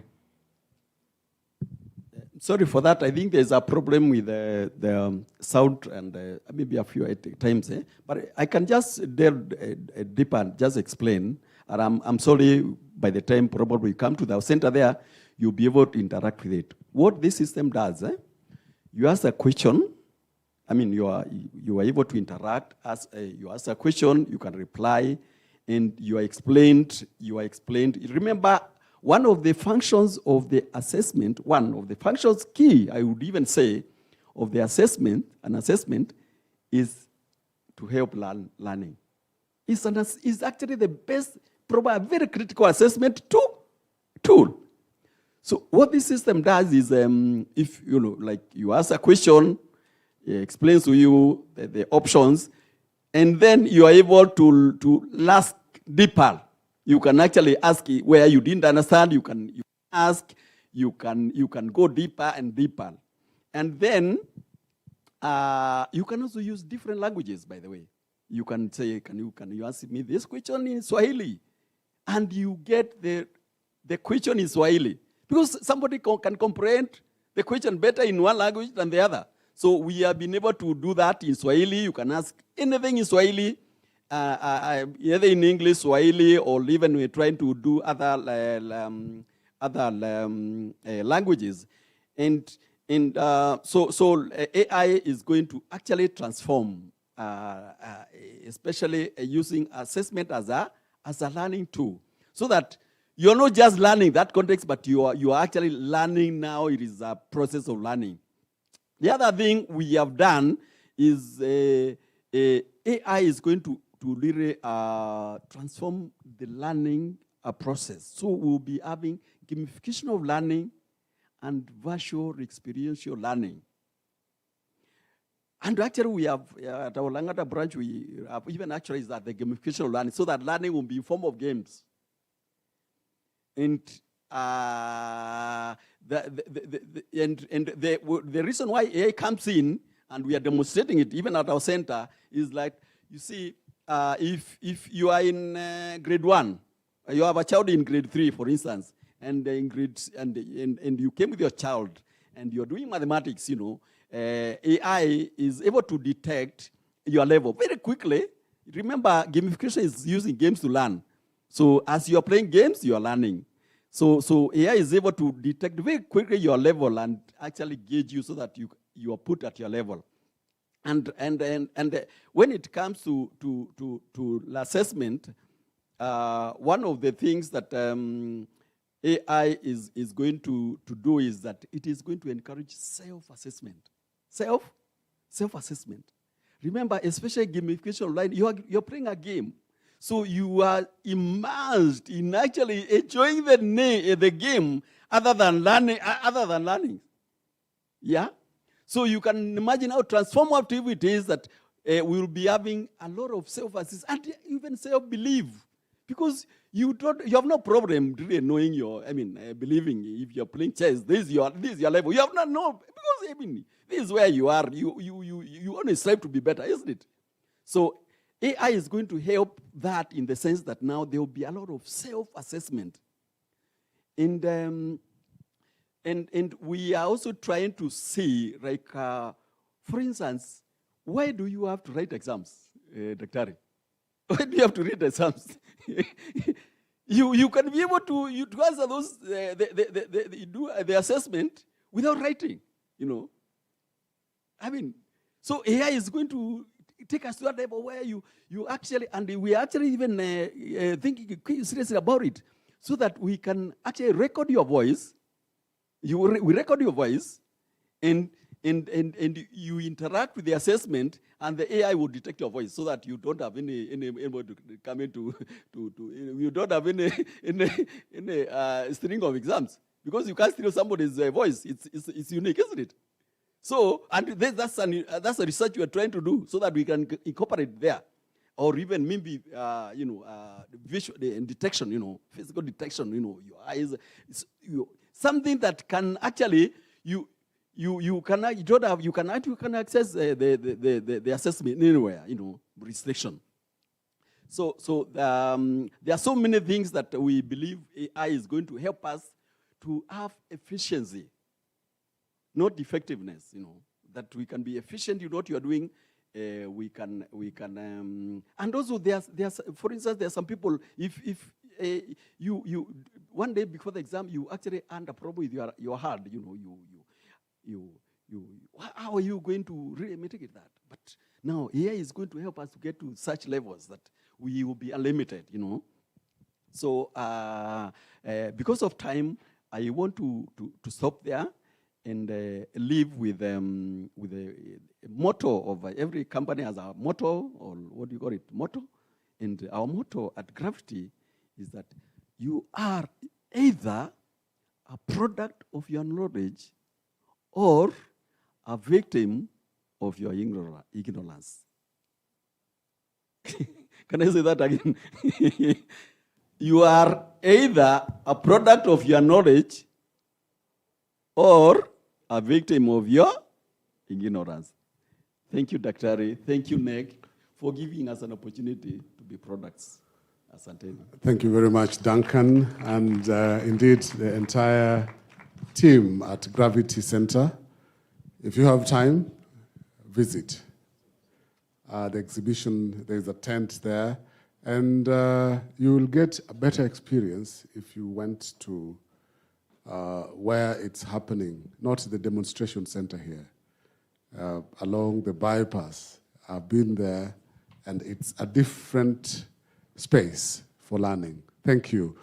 Ladies and gentlemen, allow me to invite the students from Damocles Junior School with a dance. We need some dance break. The CEO, UNEP, did indicate that a symposium must have dancing and drinking.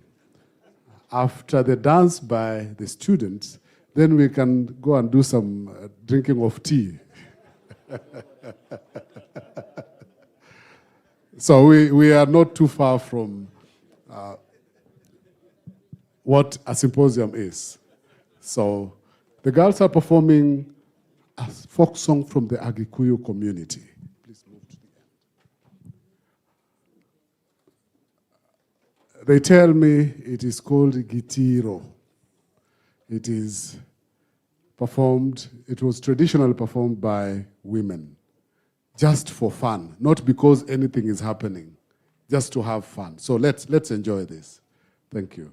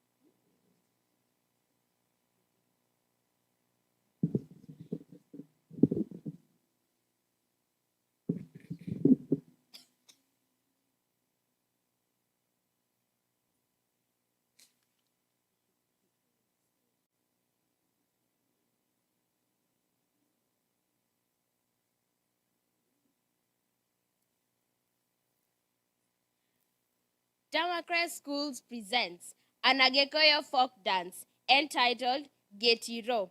It was sung by the old married women during leisure time for self-enjoyment. Enjoy.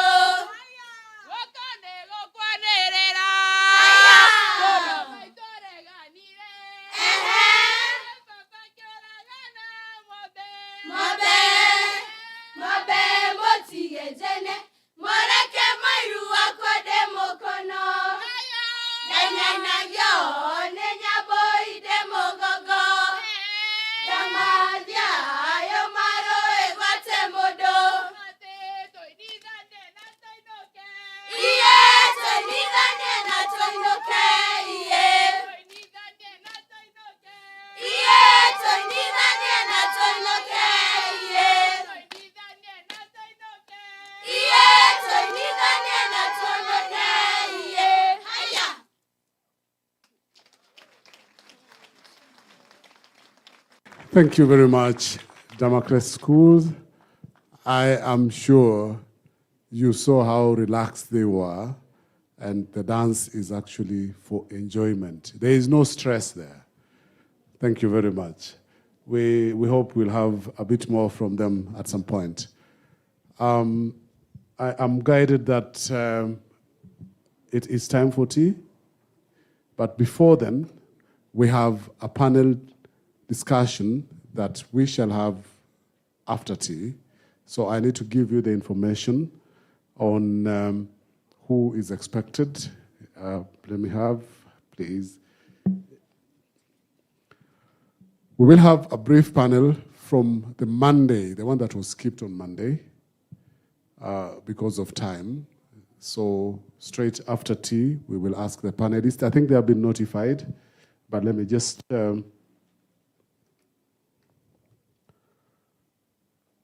The focus is on data-driven assessment for curriculum improvement, pedagogical practice, and evidence-based education policy. And the panelists are as follows. We have Dr. Esther Njiru from the Teacher Service Commission, who will be chairing, Charles Karanja from NEC, Eunice Kashoka from KICD, Halima Shaban from the Aga Khan Foundation, Dr. Charles Gashoki from Mizizi Elimu Africa, and Jen Mwangi, the head of Secretariat International Schools.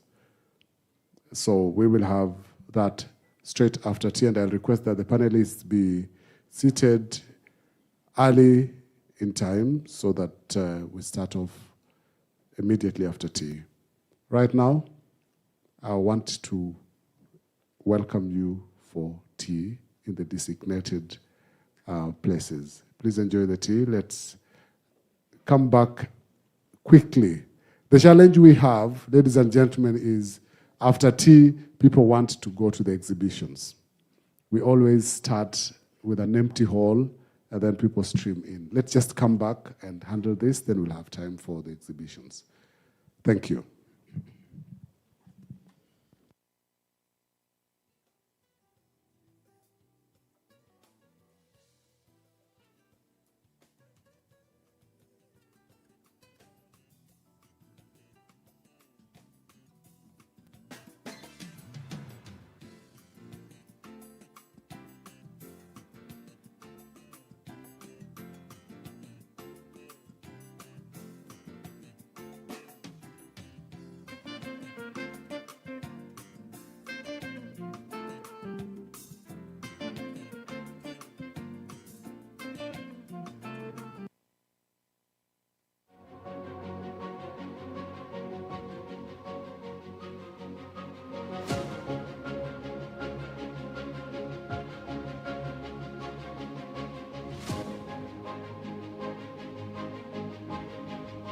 Artificially enabled assessment for inclusive and personal learning with special attention with special needs education, and we have the best expert in the room.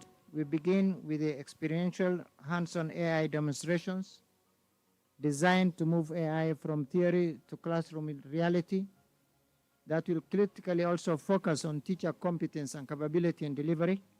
The most important institution, I believe, in getting us to better livelihoods and a better country is education.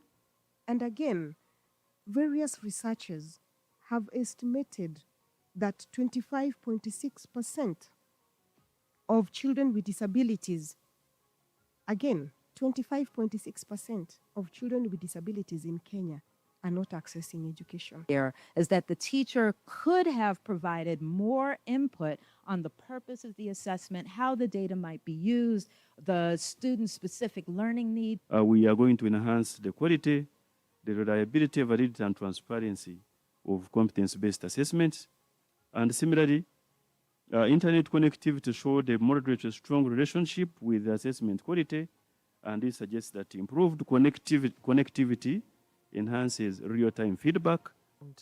Annual competence-based assessment symposium, which is ongoing from 4th of May to 8th of May, has presented an art gallery as part of showcasing the real, authentic projects and artwork pieces of works that have been done through the Education Assessment Resource Center established hubs as approved by the CEO of the National Examinations Council.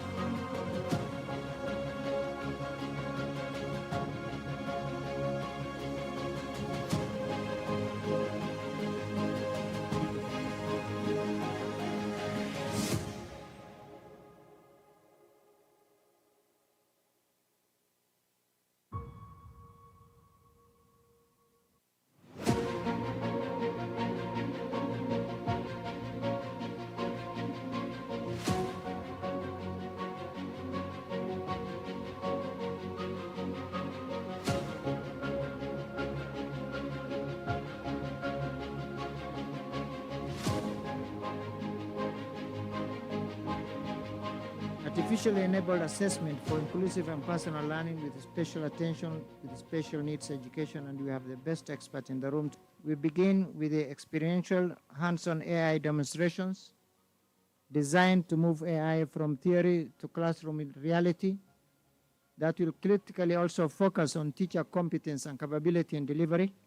The most important institution, I believe, in getting us to better livelihoods and a better country is education.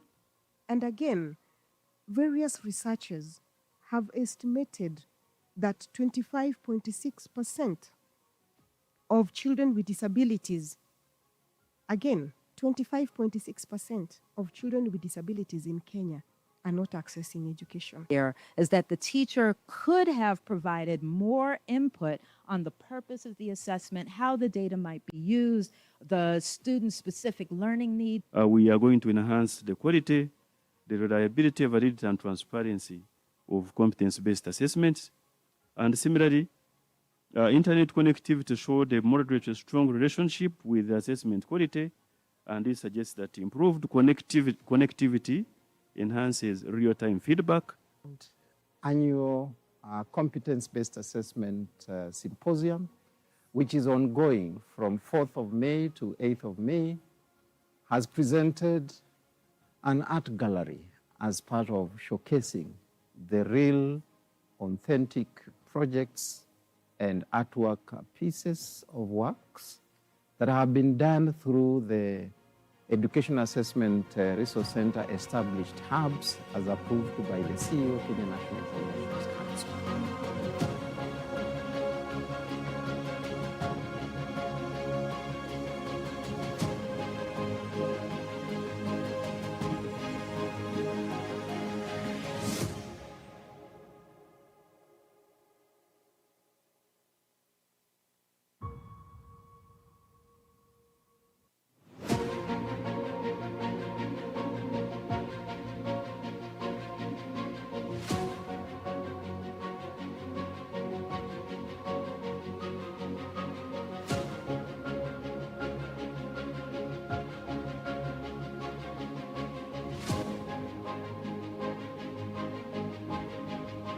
Artificially enabled assessment for inclusive and personal learning with special attention with special needs education, and we have the best expert in the room.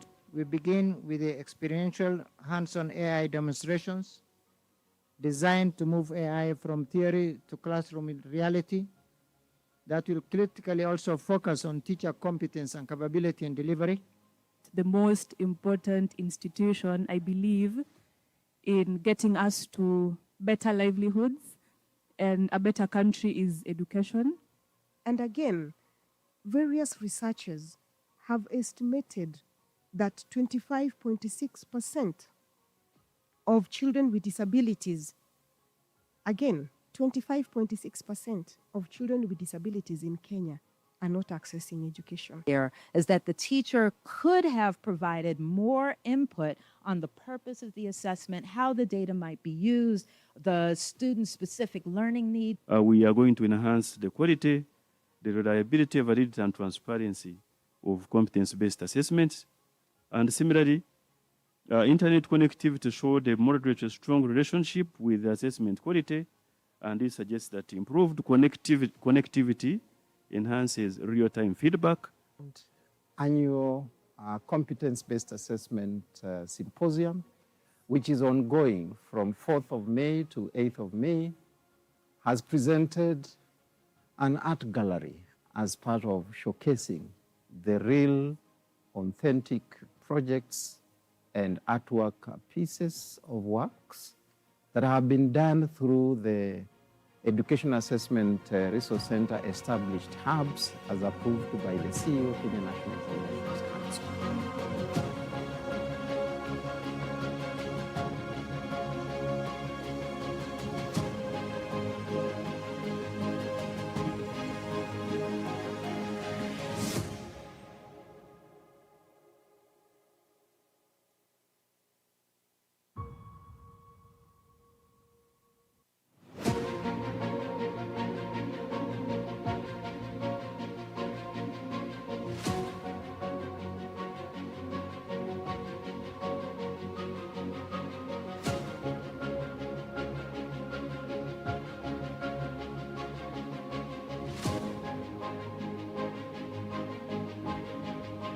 Artificially enabled assessment for inclusive and personal learning with special attention with special needs education, and we have the best expert in the room. We begin with the experiential hands-on AI demonstrations designed to move AI from theory to classroom reality that will critically also focus on teacher competence and capability in delivery. The most important institution, I believe, in getting us to better livelihoods and a better country is education. And again, various researchers have estimated that 25.6% of children with disabilities, again, 25.6% of children with disabilities in Kenya are not accessing education. Here is that the teacher could have provided more input on the purpose of the assessment, how the data might be used, the student-specific learning needs. We are going to enhance the quality, the reliability, validity, and transparency of competence-based assessments. And similarly, internet connectivity showed a moderate strong relationship with the assessment quality, and this suggests that improved connectivity enhances real-time feedback. Annual competence-based assessment symposium, which is ongoing from 4th of May to 8th of May, has presented an art gallery as part of showcasing the real, authentic projects and artwork pieces of works that have been done through the Education Assessment Resource Center established hubs as approved by the CEO of the National Examinations Council.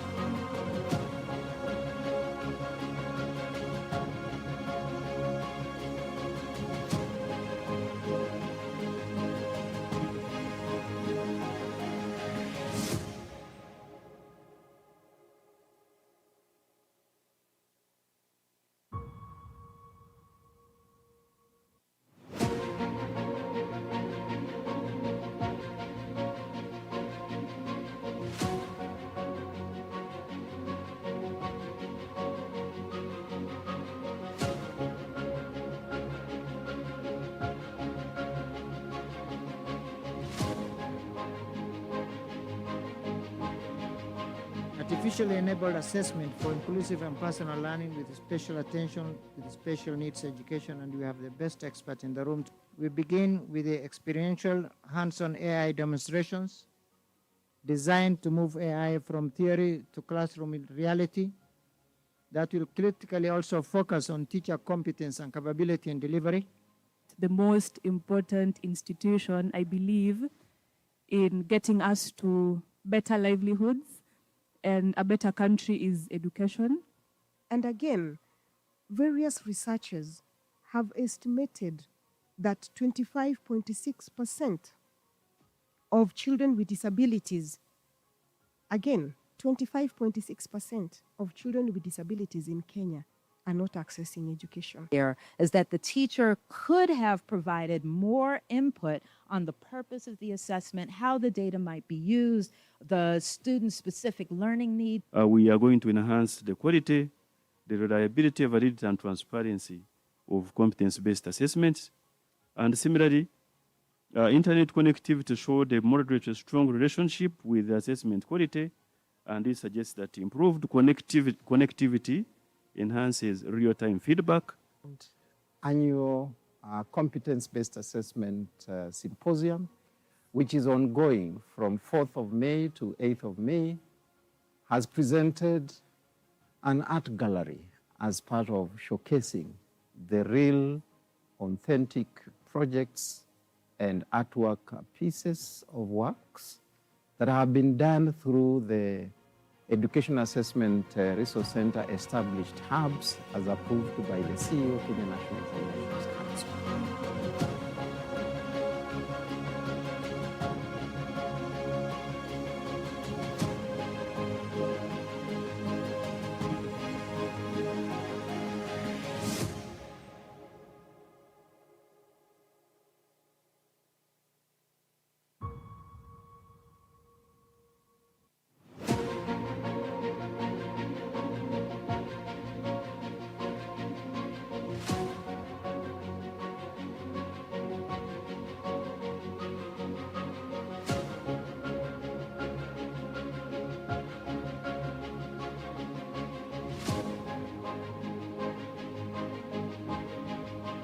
Artificially enabled assessment for inclusive and personal learning with special attention with special needs education and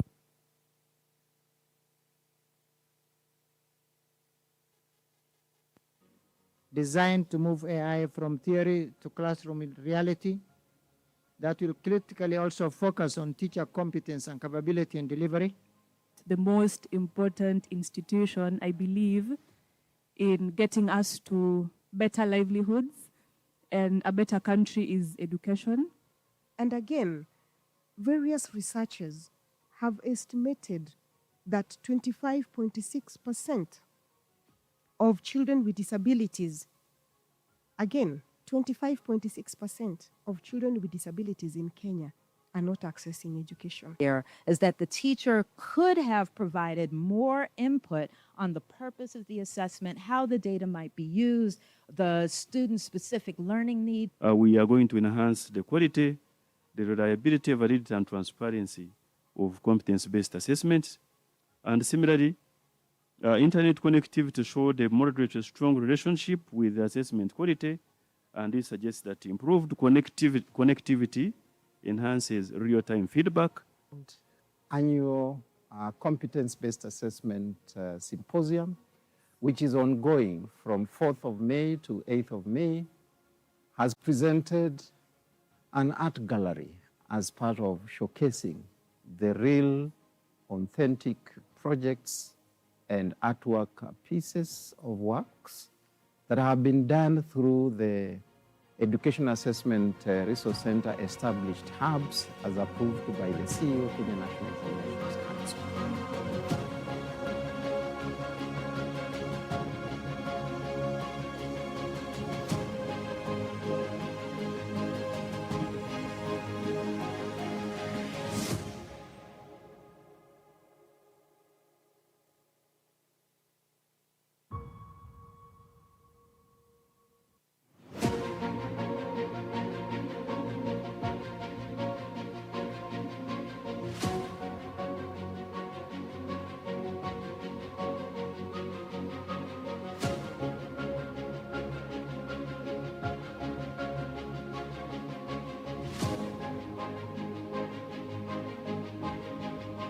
Artificially enabled assessment for inclusive and personal learning with special attention with special needs education, and we have the best expert in the room. We begin with the experiential hands-on AI demonstrations designed to move AI from theory to classroom in reality that will critically also focus on teacher competence and capability in delivery. The most important institution, I believe, in getting us to better livelihoods and a better country is education. And again, various researchers have estimated that 25.6% of children with disabilities, again, 25.6% of children with disabilities in Kenya are not accessing education. Here is that the teacher could have provided more input on the purpose of the assessment, how the data might be used, the student-specific learning need. We are going to enhance the quality, the reliability, validity, and transparency of competence-based assessments. And similarly, internet connectivity showed a moderate to strong relationship with the assessment quality, and this suggests that improved connectivity enhances real-time feedback. Annual competence-based assessment symposium, which is ongoing from 4th of May to 8th of May, has presented an art gallery as part of showcasing the real, authentic projects and artwork pieces of works that have been done through the Education Assessment Resource Center established hubs as approved by the CEO to the National Examinations Council.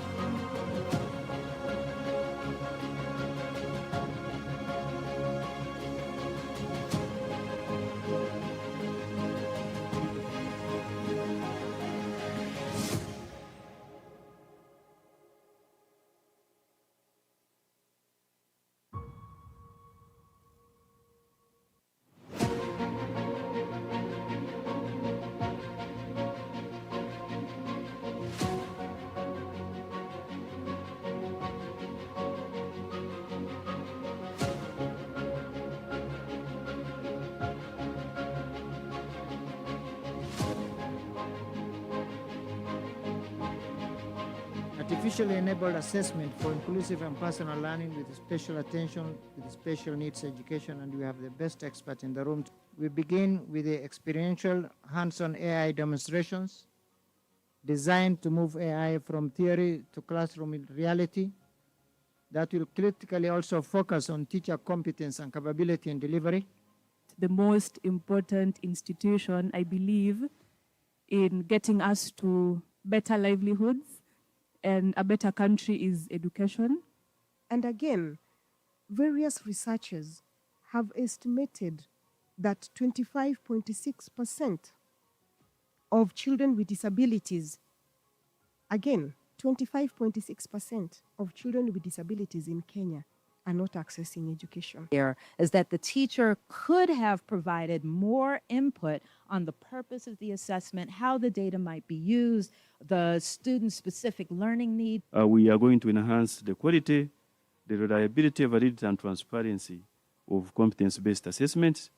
And similarly, internet connectivity showed a moderate to strong relationship with the assessment quality, and this suggests that improved connectivity enhances real-time feedback. Annual competence-based assessment symposium, which is ongoing from 4th of May to 8th of May, has presented an art gallery as part of showcasing the real, authentic projects and artwork pieces of works that have been done through the Education Assessment Resource Center established hubs as approved by the CEO, Kenya National Examinations Council.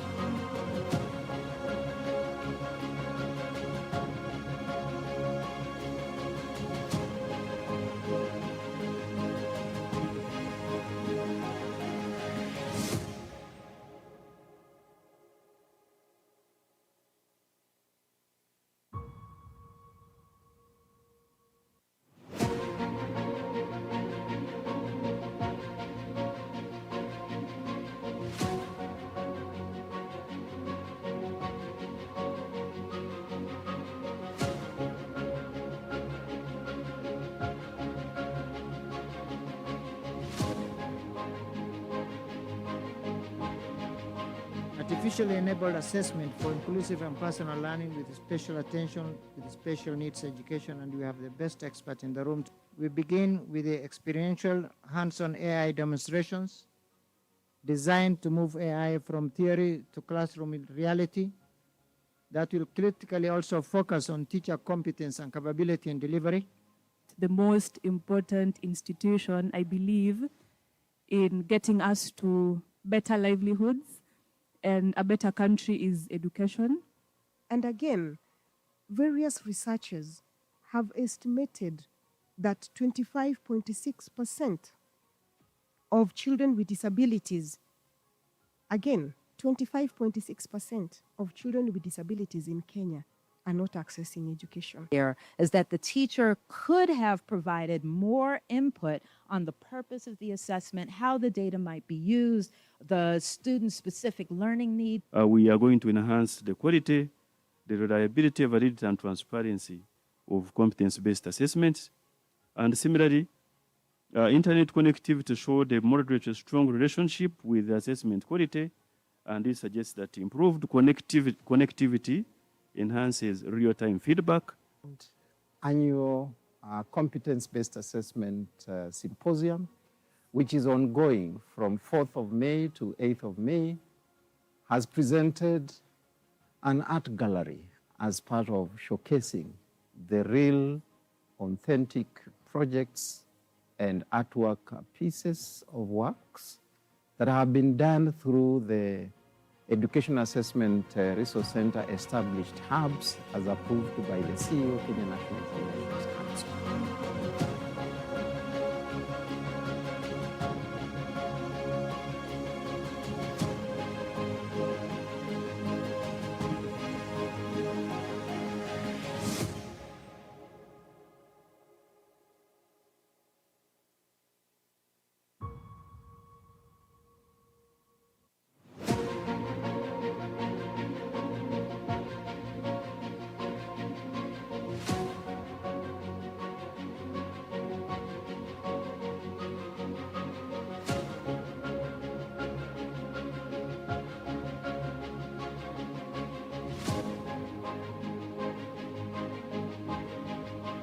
Artificially enabled assessment for inclusive and personal learning with special attention with special needs education, and we have the best expert in the room.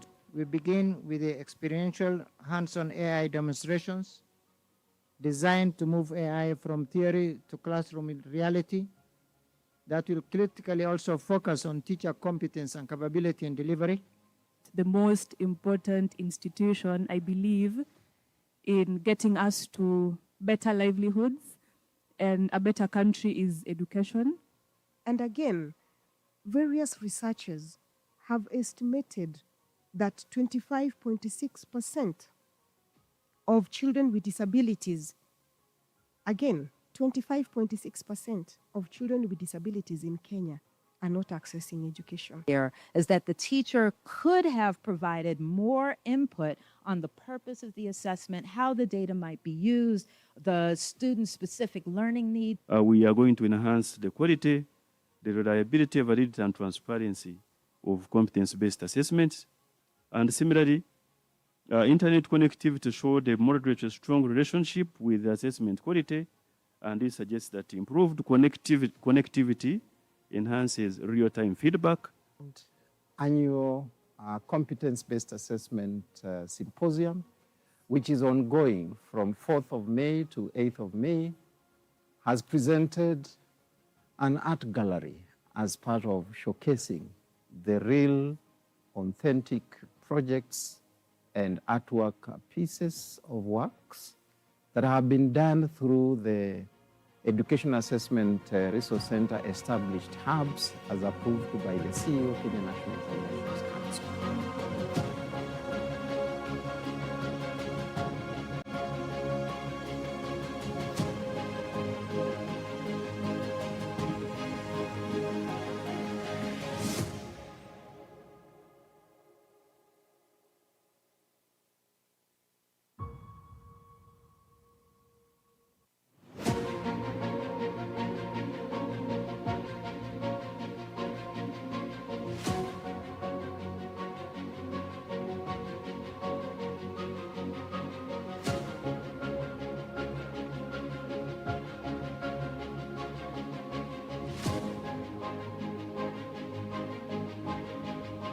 Artificially enabled assessment for inclusive and personal learning with special attention with special needs education, and we have the best expert in the room. We begin with the experiential hands-on AI demonstrations designed to move AI from theory to classroom reality that will critically also focus on teacher competence and capability in delivery. The most important institution, I believe, in getting us to better livelihoods and a better country is education. And again, various researchers have estimated that 25.6% of children with disabilities, again, 25.6% of children with disabilities in Kenya are not accessing education. Here is that the teacher could have provided more input on the purpose of the assessment, how the data might be used, the student-specific learning needs. We are going to enhance the quality, the reliability, validity, and transparency of competence-based assessments. And similarly, internet connectivity showed a moderate strong relationship with assessment quality, and this suggests that improved connectivity enhances real-time feedback. Annual competence-based assessment symposium, which is ongoing from 4th of May to 8th of May, has presented an art gallery as part of showcasing the real, authentic projects and artwork pieces of works that have been done through the Education Assessment Resource Center established hubs as approved by the CEO of Kenya National Examinations Council.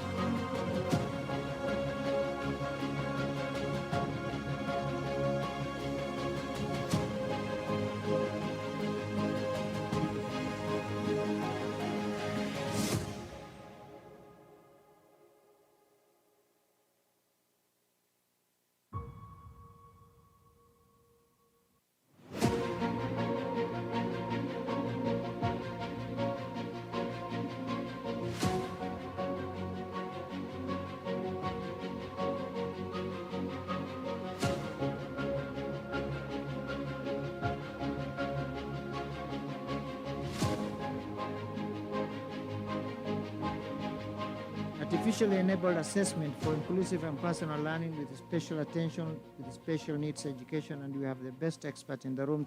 We begin with the experiential hands-on AI demonstrations designed to move AI from theory to classroom reality.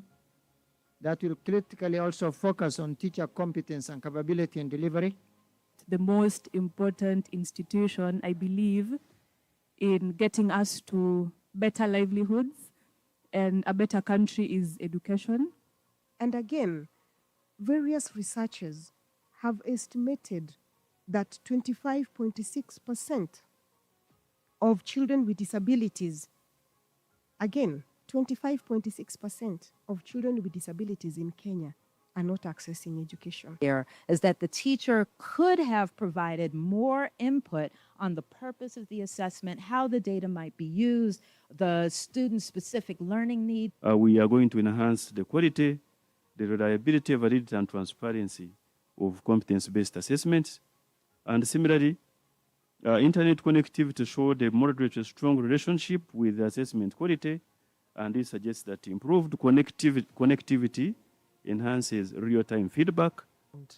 Annual competence-based assessment symposium, which is ongoing from 4th of May to 8th of May, has presented an art gallery as part of showcasing the real, authentic projects and artwork pieces of works that have been done through the Education Assessment Resource Center established hubs as approved by the CEO of Kenya National Examinations Council.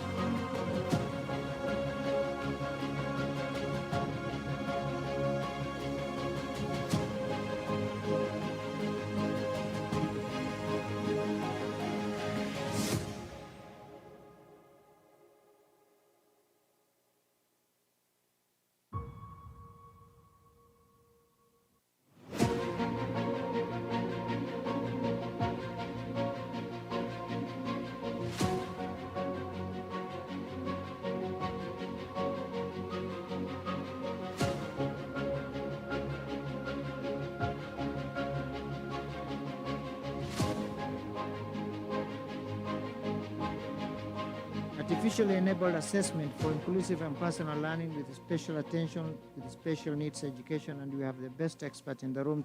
We begin with the experiential hands-on AI demonstrations designed to move AI from theory to classroom reality. That will critically also focus on teacher competence and capability in delivery. The most important institution, I believe, in getting us to better livelihoods and a better country is education. And again, various researchers have estimated that 25.6% of children with disabilities, again, 25.6% of children with disabilities in Kenya are not accessing education. Here is that the teacher could have provided more input on the purpose of the assessment, how the data might be used, the student-specific learning needs. We are going to enhance the quality, the reliability, validity, and transparency of competence-based assessments. And similarly, internet connectivity showed a moderate to strong relationship with assessment quality, and this suggests that improved connectivity enhances real-time feedback. Annual competence-based assessment symposium, which is ongoing from 4th of May to 8th of May, has presented an art gallery as part of showcasing the real, authentic projects and artwork pieces of works that have been done through the Education Assessment Resource Center established hubs as approved by the CEO of Kenya National Examinations Council.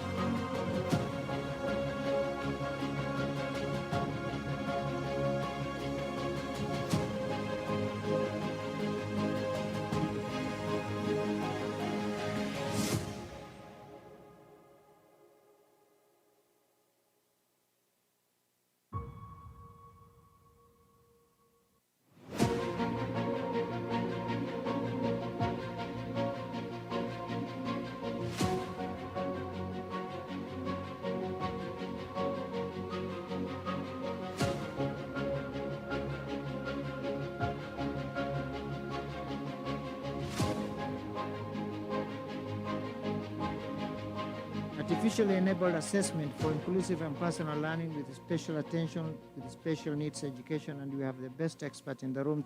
We begin with the experiential hands-on AI demonstrations designed to move AI from theory to classroom reality that will critically also focus on teacher competence and capability in delivery. The most important institution, I believe, in getting us to better livelihoods and a better country is education.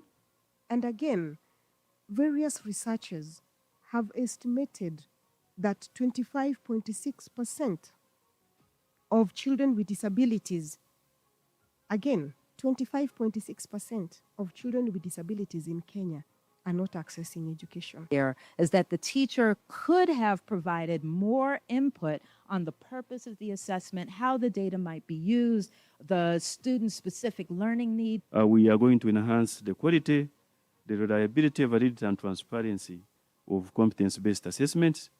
And similarly, internet connectivity showed a moderate strong relationship with the assessment quality, and this suggests that improved connectivity enhances real-time feedback. Annual competence-based assessment symposium, which is ongoing from 4th of May to 8th of May, has presented an art gallery as part of showcasing the real, authentic projects and artwork pieces of works that have been done through the Education Assessment Resource Center established hubs as approved by the CEO, Kenya National Examinations Council.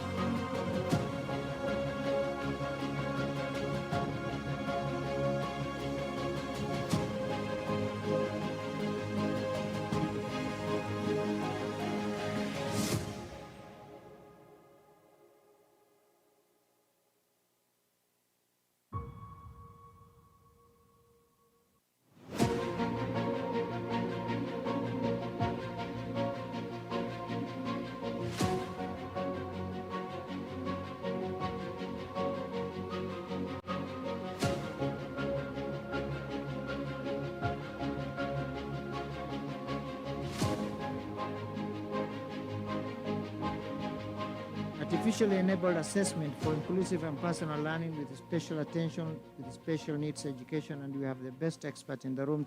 We begin with the experiential hands-on AI demonstrations designed to move AI from theory to classroom reality that will critically also focus on teacher competence and capability in delivery. The most important institution, I believe, in getting us to better livelihoods and a better country is education. And again, various researchers have estimated that 25.6% of children with disabilities, again, 25.6% of children with disabilities in Kenya are not accessing education. Here is that the teacher could have provided more input on the purpose of the assessment, how the data might be used, the student-specific learning need. We are going to enhance the quality, the reliability, validity, and transparency of competence-based assessments. And similarly, internet connectivity showed a moderate strong relationship with the assessment quality, and this suggests that improved connectivity enhances real-time feedback. Annual competence-based assessment symposium, which is ongoing from 4th of May to 8th of May, has presented an art gallery as part of showcasing the real, authentic projects and artwork pieces of works that have been done through the Education Assessment Resource Center established hubs as approved by the CEO, Kenya National Examinations Council.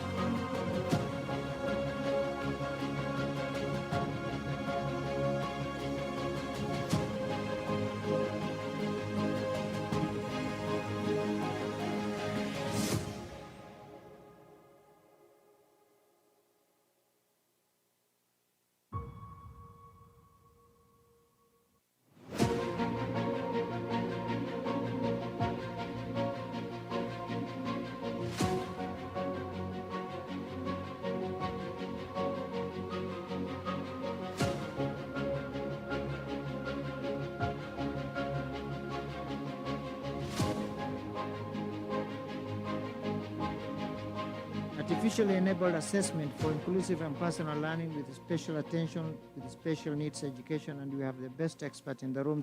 We begin with the experiential hands-on AI demonstrations designed to move AI from theory to classroom reality that will critically also focus on teacher competence and capability in delivery.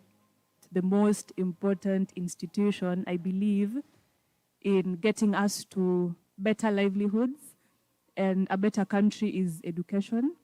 And again, various researchers have estimated that 25.6% of children with disabilities, again, 25.6% of children with disabilities in Kenya are not accessing education. Here is that the teacher could have provided more input on the purpose of the assessment, how the data might be used, the student-specific learning needs. We are going to enhance the quality, the reliability, validity, and transparency of competence-based assessments. And similarly, internet connectivity showed a moderate to strong relationship with assessment quality, and this suggests that improved connectivity enhances real-time feedback. Annual competence-based assessment symposium, which is ongoing from 4th of May to 8th of May, has presented an art gallery as part of showcasing the real, authentic projects and artwork pieces of works that have been done through the Education Assessment Resource Center established hubs as approved by the CEO to the National Examinations Council.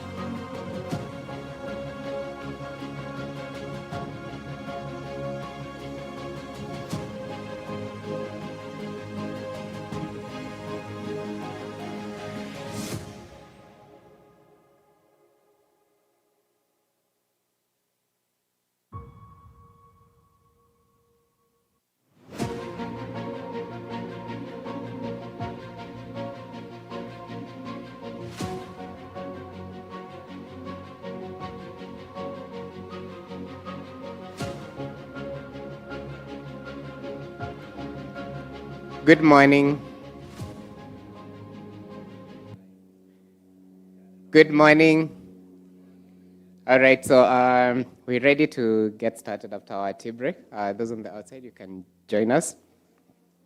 So our theme for today has been on digital platforms for assessment. And we've been going through the key themes of how to have like a secure and valid digital assessment platforms with several sub-themes that have already been explored this morning. So themes around cost, around data protection, security, governance, let's say like practical considerations. And I think this was like the real key value add for the sessions that we had in the morning, seeing that even after lots of preparation, we'll still have gaps that can emerge, both in terms of the experiential sessions that we had, but also drawing from the experience of Meru TTC. So for this panel, we're going to step back a bit into the theme that we had on Monday, which was talking about data.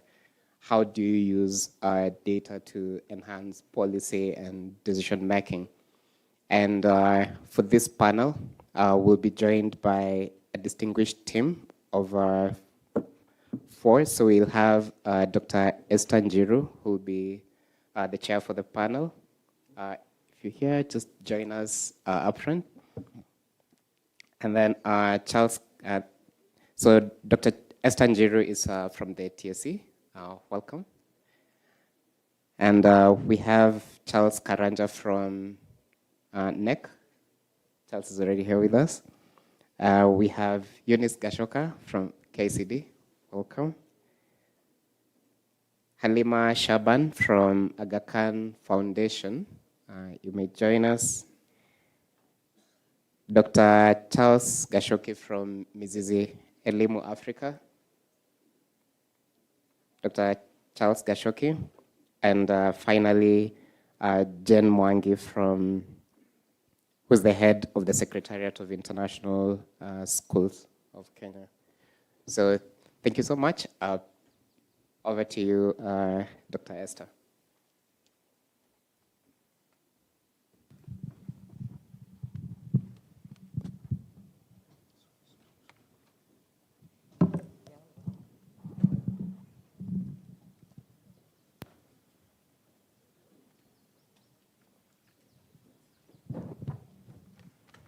Good morning, everyone. Welcome to this panel. We are stepping back, as we have been told. On day one, the main sub-theme was basically about data. And there was a lot of talk about data, a lot of presentation on data. So in this panel, we will be focusing on that sub-theme, data-driven assessment for curriculum improvement, data-driven assessment for pedagogical practice, data-driven assessment for evidence-based education policy. So those are the key things that we will be discussing. And I will also invite you to think through, because at the end of it, you will also have opportunity to ask questions to the panelists. If you have a question, I think you can write it somewhere and somebody will collect. And also will give you an opportunity to say something. And so the key focus will be reporting learner profiles to guide pathways, transition placement, and career progression, strengthening teacher capacity to interpret and use assessment evidence effectively to enhance learning outcomes and competency development. Then we will also focus on leveraging assessment evidence and learning analytics to inform education policy, planning, and system-level decision-making. We will also have a discussion focusing on how to harness the insights that we have gotten from the assessments. There's KEA, KIFLEA, KIPSEA, KIJSEA, KILEA, KIPLEA, and also the school-based assessments to strengthen curriculum implementation and pedagogy. And also we will focus on the use of assessment data and learning analytics to improve curriculum instruction and learner support. Those are the key focus areas. I am with my moderator, Mr. Tobias Owiti. He's one of the staff at NEC. I'd like to hand over to him. He will introduce the panel, the panelists, and take over from there. Karibu. Thank you very much, Dr. Ari, for focusing our discussion today. First of all, I want to recognize all present in their respective capacities, and I appreciate your presence here. So the panelists are ready, and I think we need just to give them seconds maybe to say hi. So I'll start with the first panelist next to me. Yes, thank you. My name is Charles Gashoki. I'm in charge of research at Mizizi Elimu Africa, formerly Zizi Afrique Foundation. And I only talk about data, so I'm in the right panel, and I'm ready to disagree and agree and argue. Those people you don't like, those people who argue a lot, I'm one of them. Just be ready for that. Good morning. Good morning once again. My name is Eunice Gashoka. I'm a Senior Deputy Director at the Kenya Institute of Curriculum Development in one of the directorates, Educational Media, dealing mainly with curriculum support materials. However, we have a fully fledged directorate that deals with curriculum development, including issues, research, and data. But all those are interconnected into one because it is in the process, in the whole curriculum development process. So that's why we are here to link up all the aspects related to curriculum and data. Thank you. Yes, good morning. Yes, my name is Charles Karanja. I work with the Kenya National Examination Council. I'm privileged to work in two departments. I'm in test development. I'm also in research and quality assurance. Research and quality assurance is the one that is a department that deals with data and all the decisions that have to be made about data. So I'm honored to be here. Back to the moderator. It's okay. Thank you very much, Charles, Eunice, Arshban, for those introductions. I'll take the privilege to introduce myself last. My name is Tobias Owiti. I work with Kenya National Examinations Council in test development school exams. I'm privileged to moderate this panel, and I just want us to be engaging. We should have an interactive session so that we don't leave all the questions to the panelists. But of course, we've selected good people in their respective professional areas that will help us unpack certain issues, certain tensions, constraints, and challenges within the CBE and data-driven assessment. I welcome you all, and I want to start straight away. I think I'll request my panelists to reflect on the question I'm going to ask.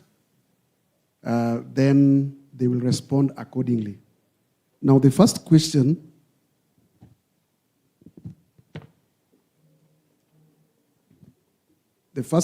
is on the conversation around learner profiles, and it goes as follows. You can refer to your write-ups.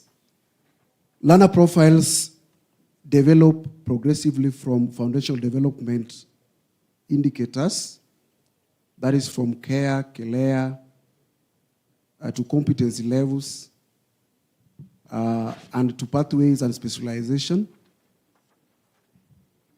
These profiles should clearly inform decisions at transition points. In other words, how can learner assessment reports be designed to clearly show each learner's strength and readiness for transition and placement decisions? To break it down further, how well can we prepare learner assessment reports so that they can help us in making decisions?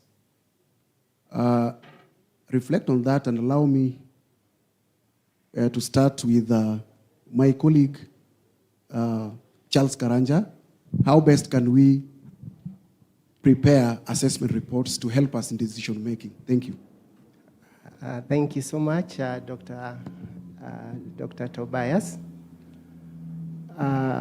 For those who are not very familiar with the Kenyan situation, we have at grade 3, these learners are around 9 years. We have an assessment which we call Kenya Early Years Assessment, CARE.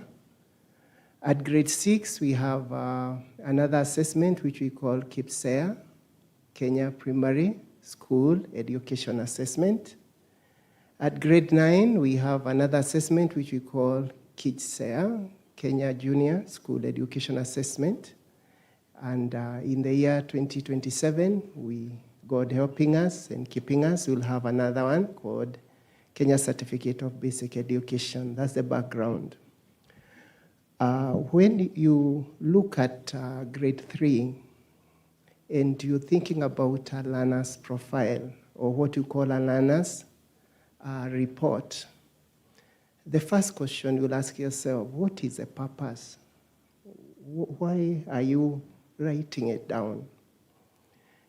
And when you answer that question of what is the purpose, because the purpose there is not transition. This child will transit anyway. And for the Kenyan system, by law, we don't allow repetition. So these learners transit.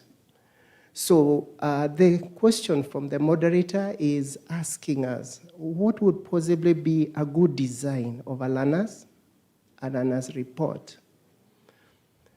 The first thing is, what do I include? I would first of all include what we call the general details in that report, and make sure that the general details, that is the name and the other things, are included. Number two, I'll now come and ask myself a question. Do I want to report on the learner's strength as measured by the assessments, their tools of gathering information? Do I want to capture the fullness of the person or the learner, or do I just want to capture numerical figures? So I would guide there that don't go numerical, where you're saying this learner scored this figure, and then possibly with a comment. I would rather you go for the gather information about the full learner. So I would go for gathering information on the learner's strength as measured by the learner's performance. I'd also report on that strength using a kind of a rating scale. So a rating scale, in this aspect, for our situation in Kenya, we use a 4-level rating scale. I had our Ugandan counterparts also use 4 levels, but the naming is different. So we have the exceeding expectation, the meeting expectation, below expectation, the third one is approaching expectation. The order have changed a bit. So have descriptors for each of those performance levels. It will not add up if you tell somebody you've scored an A and you don't give meaning to that A. We were challenged on Monday about giving meaning to data. It's okay, Charles. We get you.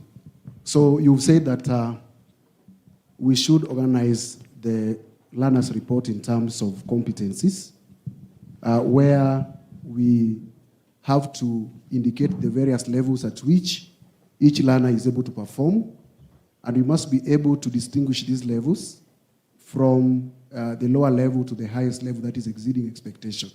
I think that is well articulated. Let me give this chance to Dr. Charles Gachoki, just to say something about how well we can design the learners' reports so that they can communicate to us in terms of the strengths and weaknesses and to help us in decision making. Thank you. Karibu. Thank you very much. I think I'll start from where he has stopped. I think we should ask ourselves that a report card is supposed to communicate and not report. And it is just one of the outputs of the assessment data.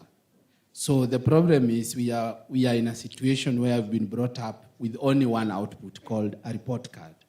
And therefore it's the only one that everybody in this room knows. And it should not report, it should communicate. And therefore that leads me to the next question: who is it prepared for? So if you are meeting parents as a hand teacher or an education officer with the same report card that you gave the learner, with the same report card you are going to give the government officers, with the same report, I mean, there should be different products from the assessment data packaged for each of the various stakeholders so that it can communicate to them. That's how I would look at that. Then tailor it to their needs. And in this case, I don't know whether I'm the only one moderator who asks myself, okay, I got the report card for first term. What am I supposed to do with it? What am I supposed to run from it? my child had exceeding expectation in English. What am I supposed to do with it? When teachers meet and use the same report card in the meeting, then, so what I'm saying in short is it should be packaged based on the various people it's supposed to communicate with. And we can go to details of that in another forum. Thank you, Daktari, for that comprehensive highlight on how best we can package a report. It means that reports should serve different purposes, and the way a report is designed depends on the end user.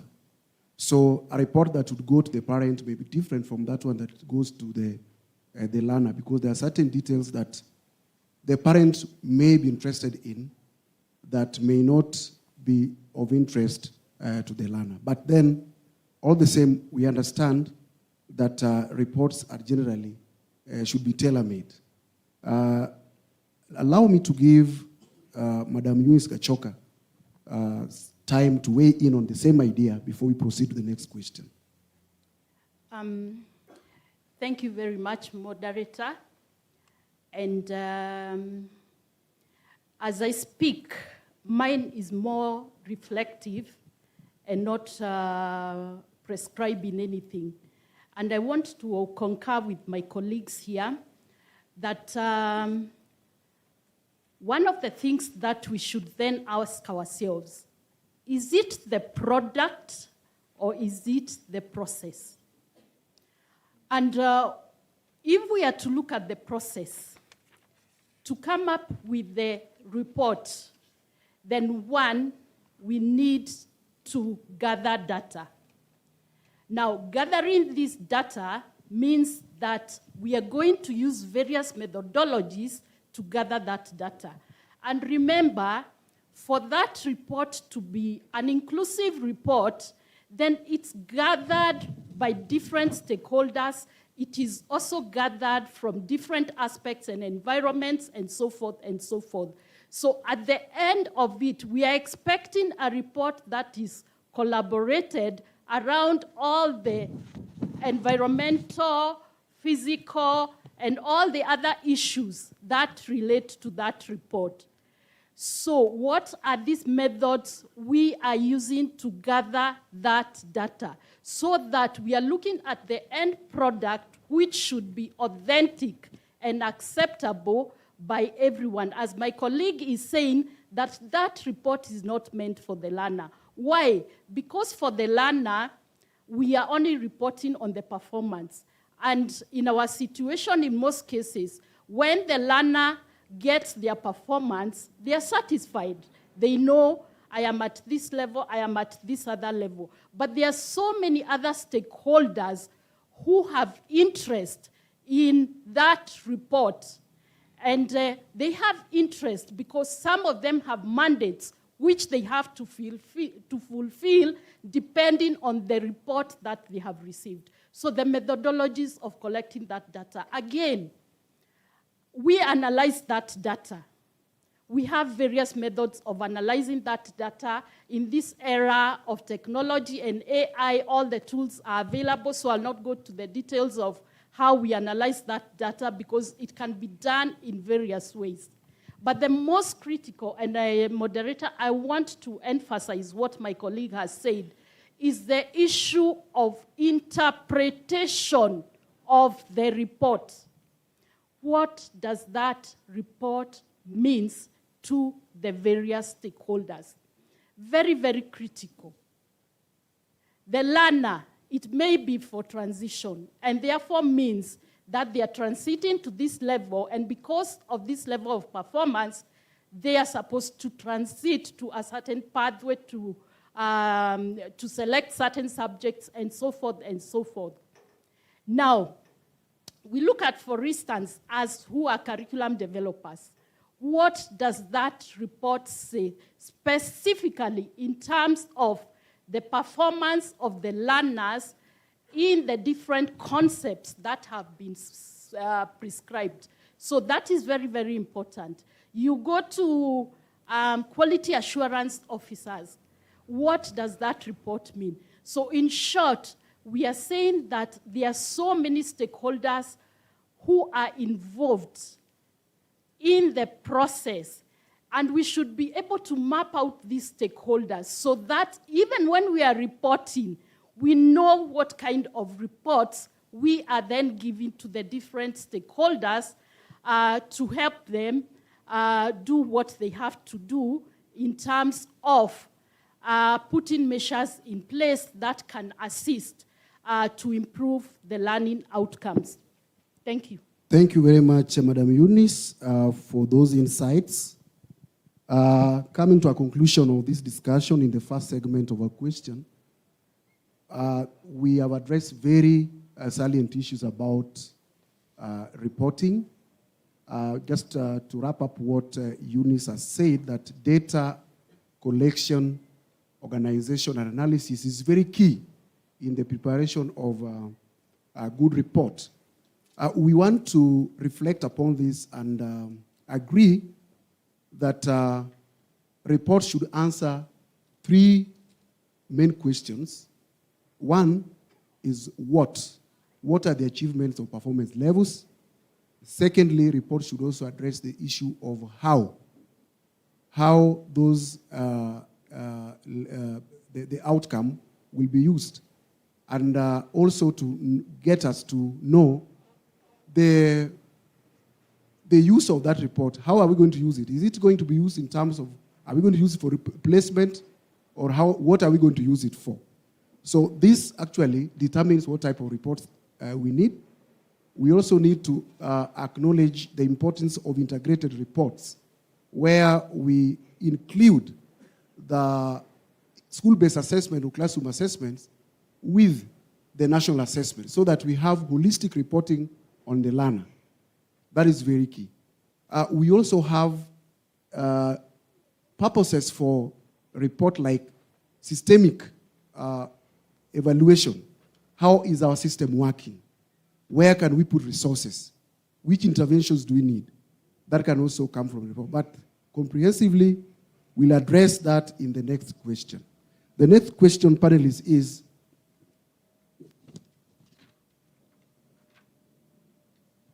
is on national assessment. With this background, national assessment results across all levels reveal trends and patterns that can highlight system-wide strengths and gaps. How can these results be used to identify major gaps and improve overall education system performance? In other words, how useful are these results, national assessment results, in informing decisions about the competency-based education system?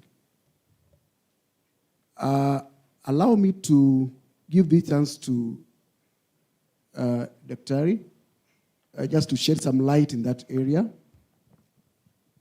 Yeah, thank you. I think one of the things that these resorts can do is system and curriculum diagnosis.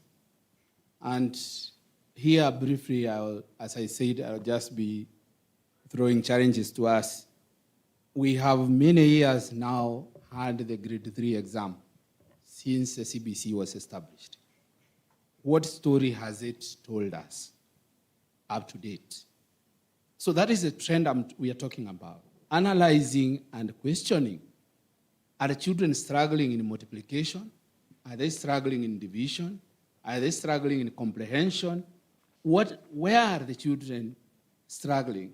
So that would inform the curriculum in the sense that now the system would focus and invest in that. But this, again, as I sum up this is, I said it is for who the exam is. And we have assessments for and assessment of. Assessment for learning, for continuous learning. So we need to analyze those trends and patterns, make sense of them, so that they can allow continuity of learning. And like what we do, assessment of, where are you at this point? And she has said, children know where they are. I mean, my child knows whether they will get 50 in mathematics They are average or they are A. They already know even before they sit for an exam. So ideally, that's what I would look at. Like, can we analyze these trends so that they can tell us the backstory? What is happening? What kind of children do we have? And it's not only the children, the teaching itself, the methodology. The teachers here call it pedagogy. What is the pedagogy telling us? Are we misteaching the children over those years? So a pattern would emerge because that will feed back into teacher education. So I think that's how I look at it. Thank you very much, Dr. Gachoki. Allow me to give this chance to Karanja just to do a highlight. Charles, do you have anything to say?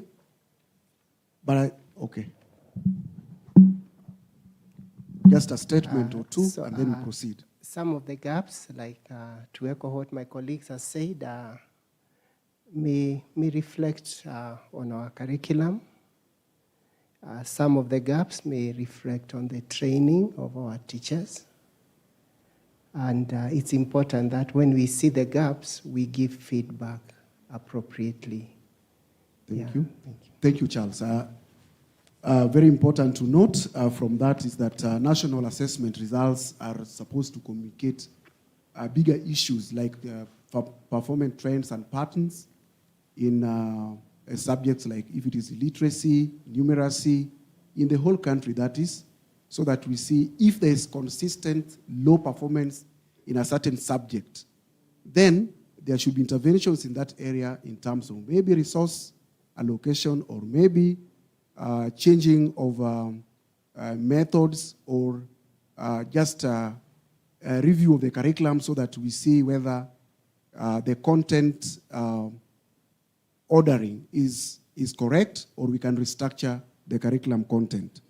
That is well done. So we move on to the next. Okay, Tobias, question. I think I would want us to engage the participants a bit on that particular aspect. I think we have some teachers here and or teachers who have been teachers who are continuing, and the whole issue of using assessments to identify gaps. I would like to invite us to think about that a bit. If you have ever been in a class, can you think about one recent assessment result, whether it was a school-based assessment, whether it was national assessment, just one recent assessment result. And with that in mind, what is one specific learning gap that you identified, and what immediate change did you make in your teaching? Okay, we can have the mic go around. Just one or two people can give us practical, qua ground. How do you use these assessment results to identify gaps?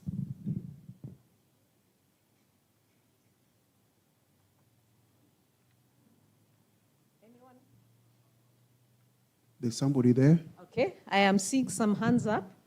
We will take maybe one or two. Yes, just go ahead. Thank you very much. My name is Shadra Kodero. Currently, I'm a principal at Njoro Salvation Army Special School, and our school is offering stage-based pathway. I have not heard of it, as Mr. Karanja was trying to say, the levels that NEC assesses. But I want to thank NEC because they assess the levels at stage-based. The stage-based pathway is that pathway that is not following the cognitive pathway, because these are learners who have cognitive deficits to some level. So as the others go with the grades, grade 1, grade 2, grade 3, up to 9, and so on, they go with levels. The first level is foundation level. Then we have intermediate level, pre-vocational level, and vocational level. Okay, so just that we were keen to be included, because this is an era of inclusion. Okay. On the table we should be included, not because we want power, but it is our right to to be included. Okay, thank you. Thank you. Okay, I wanted to talk about the pre-vocational level that whose results we just received the other year. And we realized that NEC in the assessment is still bringing in the idea or aspects of literacy and numeracy, especially reading and writing. And in the stage-based pathway, these learners are there because they can hardly read and write. So that is a gap that we have seen, and I think it informs our next level. Thank you. Okay, okay, thank you for highlighting that. There was another hand here, yes? Good morning. So my name is Melissa. I worked in the world of assessments for 15 years, so for the purpose of this question, I'm going to focus on formative assessments. So I think the first thing that comes to mind, if we're aiming to use assessments as a tool to inform instructional decision-making, it goes back to the design of the assessment. So if we're building assessments with a keen understanding of the common misconceptions that students encounter in their mastery of concepts, then the incorrect responses should provide us with even more information than the percentage of students that got the answer right. So if we're really thinking intentionally about how we're leveraging this data in ways that are actually supportive of teaching and learning, then we really need to think about how we're leveraging content experts who have an awareness of where student misconceptions lie to build assessments that are designed in that way. And then the second thing I would say is that we have to make sure that if we're using data in that way, that we're actually able to turn the data around quickly enough so that teachers can actually act upon that data in meaningful and relevant ways that doesn't take like 3 months for them to do. So that's my opinion. Thank you, thank you. Ensuring that we leverage on how we correct the areas. I think there is one last one, and then we'll have another round. So let's just listen to this one first. Thank you very much, our session chair. So I was a trained teacher of mathematics and chemistry. So when I entered a new school after the transfer, I was given a topic on structure and body. So when I gave them a topical exam on that topic, students did not do very well. So I later realized that they had a problem with the periodic table. So it gave me that information, and then when I went back now to teach them on the periodic table, on coming back to structure and bonding, the students did very well. So it can give you the knowledge that the basics are normally required. Yes, we move from the known to the unknown. Thank you. Thank you very much. I think that is very practical on chemistry. Let us hold on the other hands. We get a few more discussions from our panelists, then we'll get back to that. Tobias, please. Thank you very much for that session. We want to appreciate everyone who has contributed to that question. Allow me to proceed to the next segment of our discussion. I want the panelists and the participants to reflect on this question. In what ways can assessment results be used to continuously improve and update the curriculum? In what ways can we use assessment results to update or to improve the curriculum? Or which situations can call for this type of intervention? Allow me to invite Eunice to shed some light on that. Thank you, moderator. I begin by saying that curriculum is in 3 aspects. One, we have the prescribed curriculum. And when we talk about the prescribed curriculum, this is the curriculum that is designed. And in our context, it is designed and implemented through either a syllabus or a curriculum design, which then provides the outcomes that need to be achieved and the basis for the assessment. In the prescribed curriculum, we have the outcomes, we have the experiences that the learners need to go through. We have provided with the resources that are suggested, of course, and even suggested assessments to see if the learners will be able to achieve the competencies at the different levels. However, we have the second curriculum, which is the experienced curriculum. And the experienced curriculum is what then goes into the actual pedagogical delivery within the classroom situation. This is where the teacher and the learner are in touch with each other so that the competencies that have been prescribed through learning experiences can be achieved. The last curriculum is what we call the hidden curriculum. Now, this is the curriculum that learners actually learn unconsciously. Nobody has prescribed it for them, and they just, through the experiences that they go through in the process, they can learn. So the question then we ask ourselves, how does assessment data provide feedback towards these three curricula? And we are saying that assessment data is supposed to provide data that can be used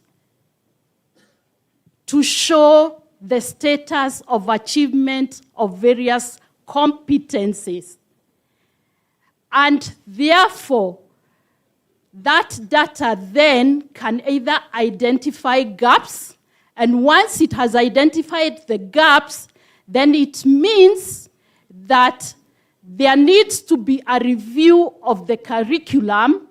If the learning outcomes were not achieved, then an interrogation into the reasons why the learning outcomes were not achieved. And that is why we talked about the various stakeholders being able to interpret the data that has been received. Now, there is one area that is usually left out, and I think somebody highlighted that. What about when we have an overachievement of the learning outcomes? Is it a problem to us? Is it something that we need to interrogate? So that we are saying that these learning outcomes, it seems that all the learners or majority of the learners to a certain extent are actually achieving these learning outcomes. Is that a problem? Does it mean that the learning outcomes may not have met the standards that are required? And what is that needs to be done for them to meet that standard? So I think there are two ways to interrogate the same. When the learning outcomes are not fully achieved, and when the learning outcomes again are overachieved, should we interrogate that data and find out why? Thank you.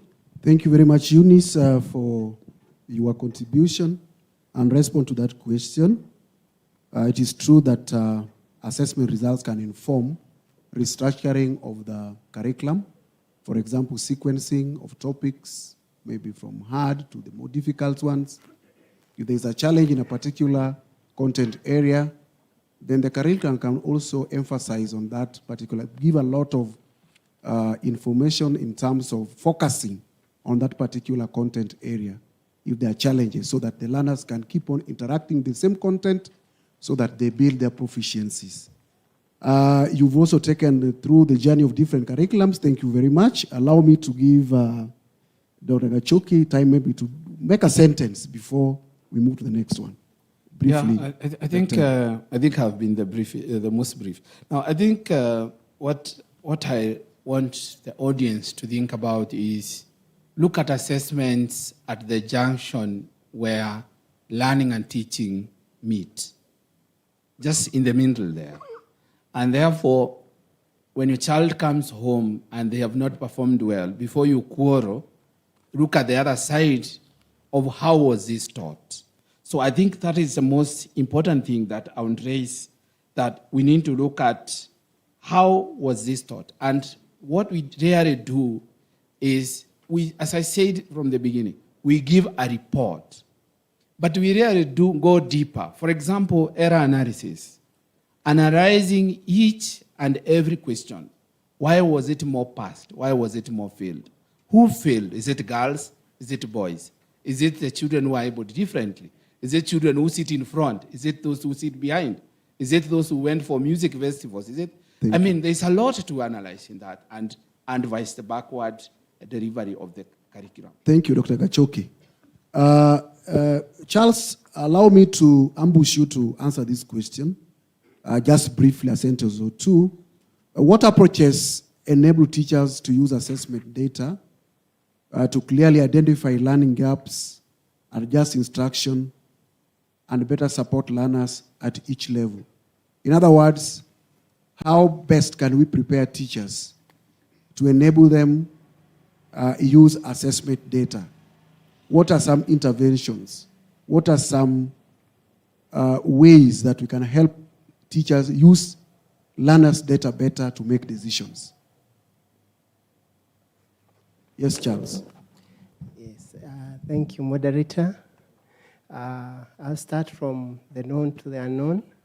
In the Kenya National Examination Council, KIPSEA, we do give what we call school-specific reports. In the school-specific report, because the items are multiple choice, we give a comparison per school of a question, what somebody called facility index, the percentage of learners getting the item correct, nationally, the average, and in your school. So you have that data telling you nationally, 60% got it right. In your school, 40%. So that one we give. We also give the frequency of the keys, if A, how many of our learners chose A, how many chose B, how many chose C, how many chose D. Our visitor from Ghana has highlighted something. Each of these options is the result of a misconception. So if I give an example of a mathematical question, 4 squared, all of us know it's 16. But some learners will say 4 squared is 4 times 2, which is 8. So if you see a particular option there which a learner has chosen, try to dig deep. What is the misconception behind it? So proper interpretation of our feedback reports also, we give feedback reports at the end of each cycle of exams, where if it's not MCQ, we give what we call feedback reports, where our own examiners are able to tell us these and these questions were the most problematic. Then we write a report about them. Thank you, Charles. In the process of interpreting the data, I think you also mentioned about training. They should also be trained on how to interpret that data, because without training, continuous capacity building of teachers to make them be proficient in interpretation of data, then the results may not be so useful. They can also do peer collaboration, where those who don't have the knowledge can also benefit from those who have knowledge. I think that is very important. Thank you very much, panelists, and I think we want to bring this to an end. And I think before the chair, you will finish, but I just want to make a statement, and then you finish and you send us out. That in recap, we've learned that it is not just data production or data analysis, but we are in the age of data analytics, which goes beyond the scores. We must make sure that we interpret the results so that they make sense and they help us in interventions. I think that is very key. Training of teachers is very essential. Continuous capacity building for data use is very key.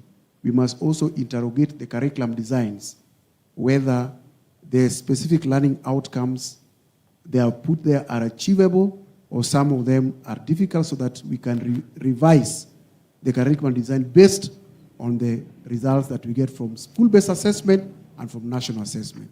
Thank you very much, the chair and the panelists, for that interactive engagement. Allow me to get the microphone back to the chair to tell us what to do. Thank you very much, Dr. Okay. Unfortunately, we don't have much time. We are being reminded time is over. Otherwise, we would have wanted you to ask questions to these panelists. But I think it gives you an opportunity to network with them. We have had some very insightful discussion about the whole issue of data. So let me just summarize a bit what we have had. The key thing about data, seeing assessments, results as data, is basically so that we may establish strengths and also we may establish weaknesses, that we may analyze the gaps. There is a gap, whether it is because of underachievement, we do the error analysis, or even if there is an overachievement, analyze why is there an overachievement. We have also been able to discuss and have been advised that every assessment, the result should not just be a figure, an A, a B, or exceeding expectation. Basically, we need to have interpretation. What does it mean? What does it mean? And so therefore, we need to always package the reports with the end user in mind. We have also been alerted that we need to think about the process. How did you collect that data? We have had instances of maybe cheating in exams. And when people cheat, they all pass. But what does that tell us? Those are questions we need to think. What is the performance level? What are the outcomes? What will the outcomes be used for? Where will they place the learner? Also, let us see how we can leverage content experts for areas of weakness that has come out from the plenary. So at the end of it, let us give our panelists an applause so that I can release them. Thank you very much. I want to hand over the meeting to the MC. Thank you.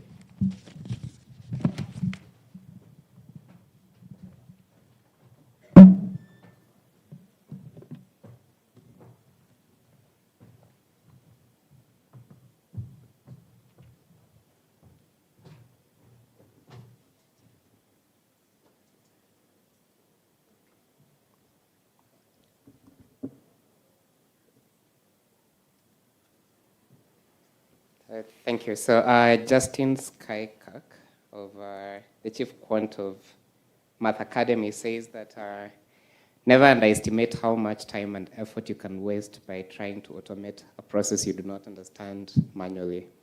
So today's theme has been digitalization. And yes, never underestimate how much time you can waste by trying to digitalize data if you really don't understand data. So thanks so much for the panel that we just had that gave us a real deep dive into the use of data in assessment. So our next presentation is going to be by Dr. Njoroge. So I'll tell us just a second. So Dr. Mungai Njoroge is a distinguished educationist and researcher currently serving as the Principal Quality Assurance and Standards Officer at the Ministry of Education in Kenya. With over 25 years experience in the sector, his career has spanned roles as secondary school teacher, a national trainer at Semaster, and an adjunct lecturer and academic supervisor at the University of Embu. Dr. Njoroge holds a PhD in teaching and curriculum from Syracuse University. His professional expertise centers on quality teacher education, ICT integration, inquiry-based learning to enhance STEM outcomes. He has played a pivotal role in national education reforms, including the development of online curricula on competency-based assessment for the Kenya National Examination Council. Dr. Njoroge has published numerous peer-reviewed articles and book chapters on transformative leadership and teacher professional development. His international recognition includes membership in the Phi Beta Delta Honor Society for International Scholars and serving as lead discussant on global education workshops. Currently, Dr. Njoroge continues to influence the educational landscape through his research on teacher preparedness and student access to effective learning. Dr. Njoroge is going to take us through a session on enhancing assessment hubs through quality assurance and standardization to support ongoing improvements in competency-based assessment implementation. Give a hand to Dr. Njoroge as he joins us.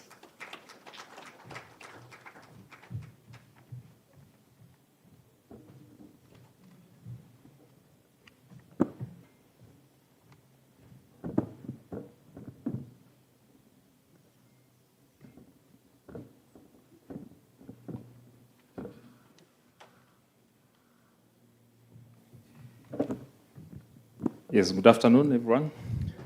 Yes, I was listening to that introduction and I thought, now, what is the first thing that I do when I get here? So I would say shake the hand of your neighbor or just greet them and say, umesalimiwa na Mungai Njoroge.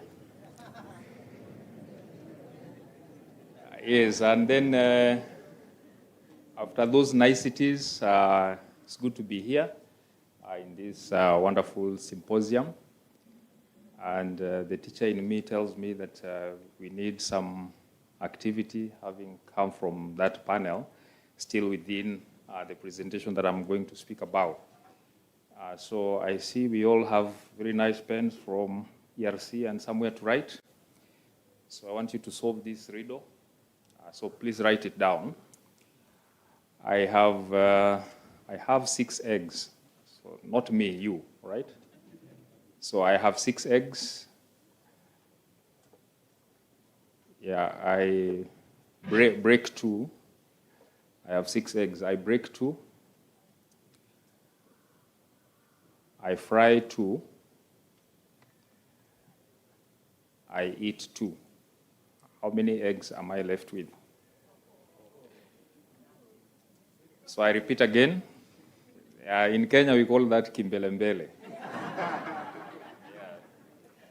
And since we are talking about assessment, and one of the transition in our classroom that has to take place is that we have to stop picking the first learners that give the correct or the wrong response. We have to give every learner an opportunity to do what?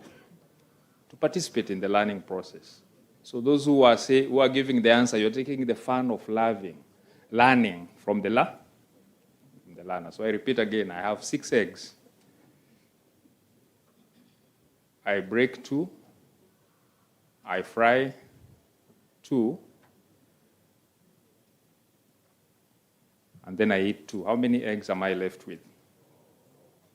You see, again, Kimbelembele is here.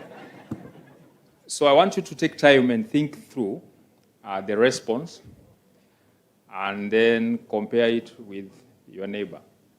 What do they have? And let's see. So that is a thinking time first. And those who are looking at the teacher, it means that you are not engaged. Or it was a mental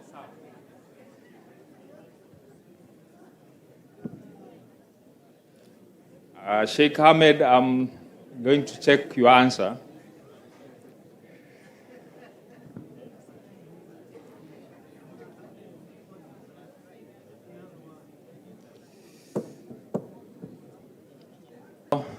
How many have 4? How many have 4 by a show of hand?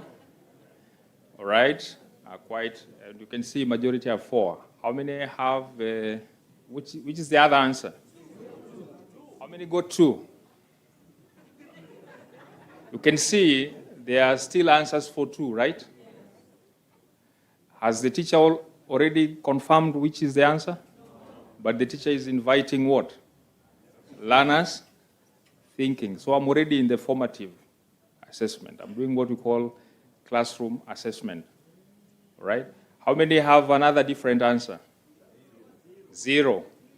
So which is the correct answer? As teachers, we want to go to the correct answer. We want to cover, in the 844, cover the syllabus very fast. In CBE, one of the curriculum imperatives, if you could move to the next, if you are following the presentation, I will give you a cue to the next slide. That we are undergoing curriculum transformation in Kenya, moving from 844 to competency-based education. And there are curriculum imperatives for the competency-based education. And one of the key features is that we must have transformative pedagogies within our classroom. And one of the transformative pedagogy is actually, as indicated in the competency basic education curriculum framework, is inquiry-based learning. You have to engage the learner and give the learner an opportunity. The learner comes from home, from the society. They must be given their own independent time to engage. When I post that question, you must step back, aside, as the teacher, and allow the learners to do that arithmetic. Then you must allow communication and collaboration. So in CBE, one of the key features is to ensure that we have what we call transformative pedagogies. And one other key feature is integrating or enhancing competency-based assessment. We must move from the high-stake examinations to formative assessment. And the teacher has a role. Within the classroom, we must have a classroom assessment, and thanks to the innovation of Kenya National Examination Council, towards just enhancing the aspect of formatively ensuring that we are getting feedback, not just at the end of a given level. We have what we would call the school-based assessment. That I would call an innovation. So if you move to the next slide, that we are not leaving teachers as government. I work in the Directorate of Quality Assurance and Standards in the Ministry of Education. We are happy that the Education Assessment Resource Center, NEC through Education Assessment Resource Center, has established what is called assessment hubs. So that for me, and I would call it an innovation. Within the ministry, one of the support systems that we are putting in place for the teachers is to ensure that we have internal quality control. And I can see one of the partners who is assisting us even in developing the institutional based quality assurance as an internal system to ensure that the institution itself is able to put up systems and structures to help them ensure that these imperatives that are required, that actually indicate the transition from teacher-centered to learner-centered actually takes place. So for me, we need to see now, how do these two innovations come together to add to that synergy? We must define what is the future of the CBA. What is the future of the CBA support, especially now that we are in the uppermost level of the CBE, and that is competency, that is the senior school. So innovation, we have to be innovative. Establishing an institution is one thing. So we have one innovation, there at the schools. How many teachers are from the hub schools? You can see. So we have that innovation as an institution. We have that concept. And for us, in the Ministry of Education, we have that innovation which we're calling institution-based quality assurance to help in one of the quality dimensions. In quality, we have 5 parameters that we assess quality education within an institution. One of them is leadership and management within this institution. The second one is how the curriculum is organized within at the school level and how it's being implemented. So by a show of hand, you can use this index to be the leadership and management. This one now becomes the quality curriculum organization and implementation. Then this one is those who want to be engaged. They call it engagement finger. So this now becomes what you have to engage the community. You can't deliver quality education if you don't know who are your partners, who are your stakeholders. And that's why as ERC, we are called in the symposium as partners. So we are engaged in the process of ensuring that we have competency-based assessment effectively implemented in schools. Then we have this one, for those who are already in paradise or in jail like me, we have an infrastructure finger, isn't it? So it is the finger that wears the infrastructure. So we look at the quality of infrastructure. So in the assessment hubs, ERC and NEC, you have to check, do those model schools that are supposed to advance the idea of competency-based assessment, do they have the proper, what are the infrastructure requirements for competency-based assessment, in particular formative assessment? Then in terms of sizes, this finger is the smallest, right? It has to be protected. This is the learner. We can't have proper leadership within the school. We can't have curriculum that is not addressing the learner. When I walked in, that was a conversation. Have you forgotten? Or are the other learners, including the special learners with special needs? And one of the strengths within the competency-based education is ensuring that we have a curriculum for the age, okay? Those who are moving with the age, PP1, PP2, all the way to grade 10. And then we have also those who are stuck at a given stage, the stage-based curriculum. So that's one of the strong points of this noble curriculum within the education system. So the leader, one strength with this finger that we call the leadership and management is that it is able to move. Maybe you can try, you may think that I'm performing any magic. So if you raise up your hand, you can see the only finger that is able to touch all the others is this index finger, isn't it? Is able to touch.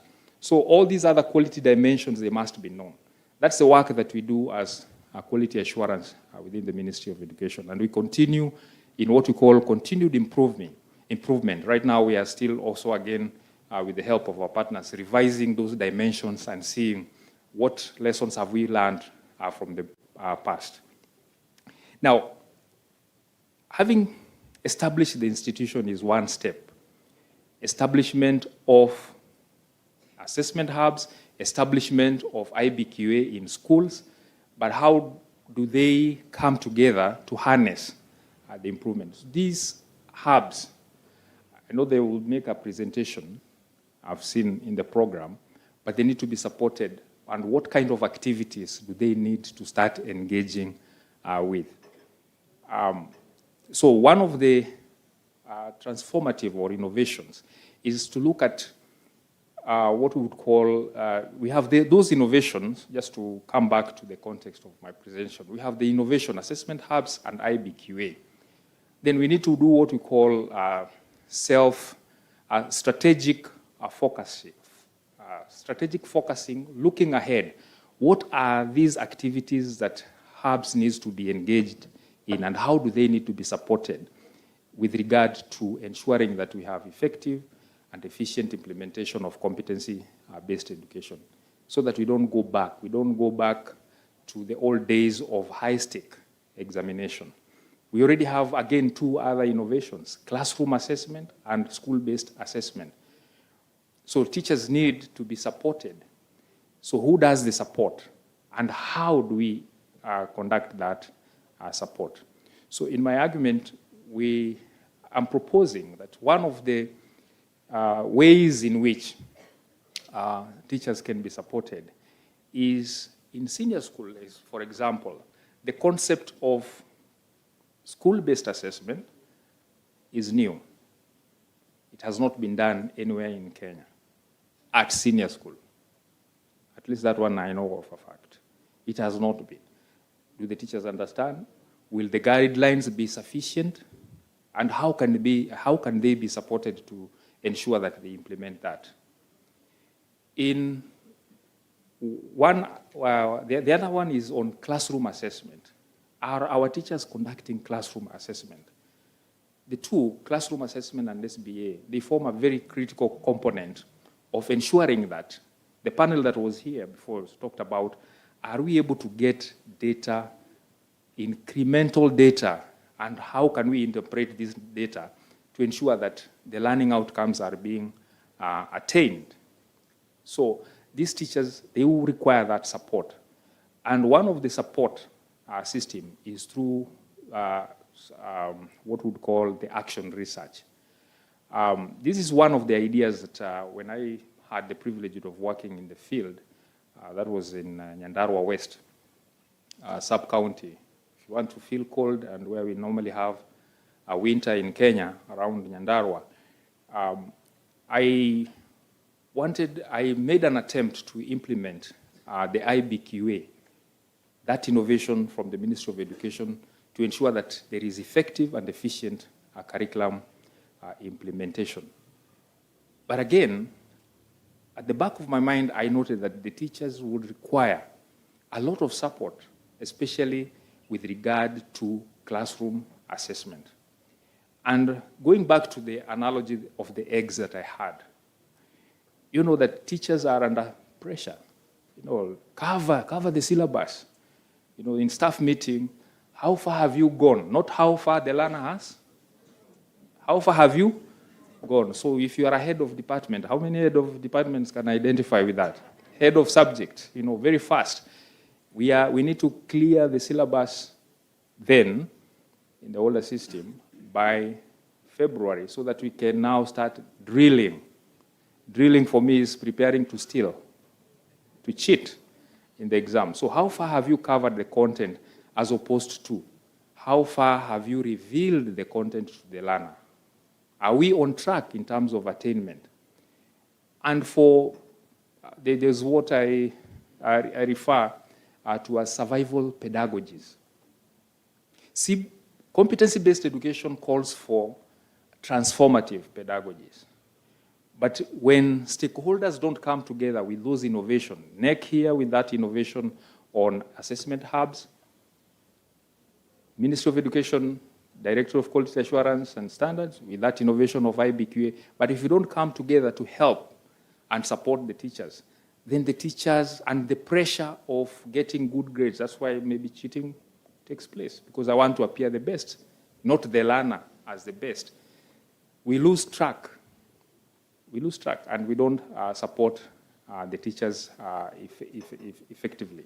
So you saw that one of the survival pedagogy that teachers would use, in my analogy of the eggs, I would want to go to the best fast answer. So I have 6 eggs, I fry 2, I eat 2. How many eggs am I left with? I know the answer. But if I step aside and do now inbuilt the formative assessment in terms of classroom assessment, I would want the 3 learners.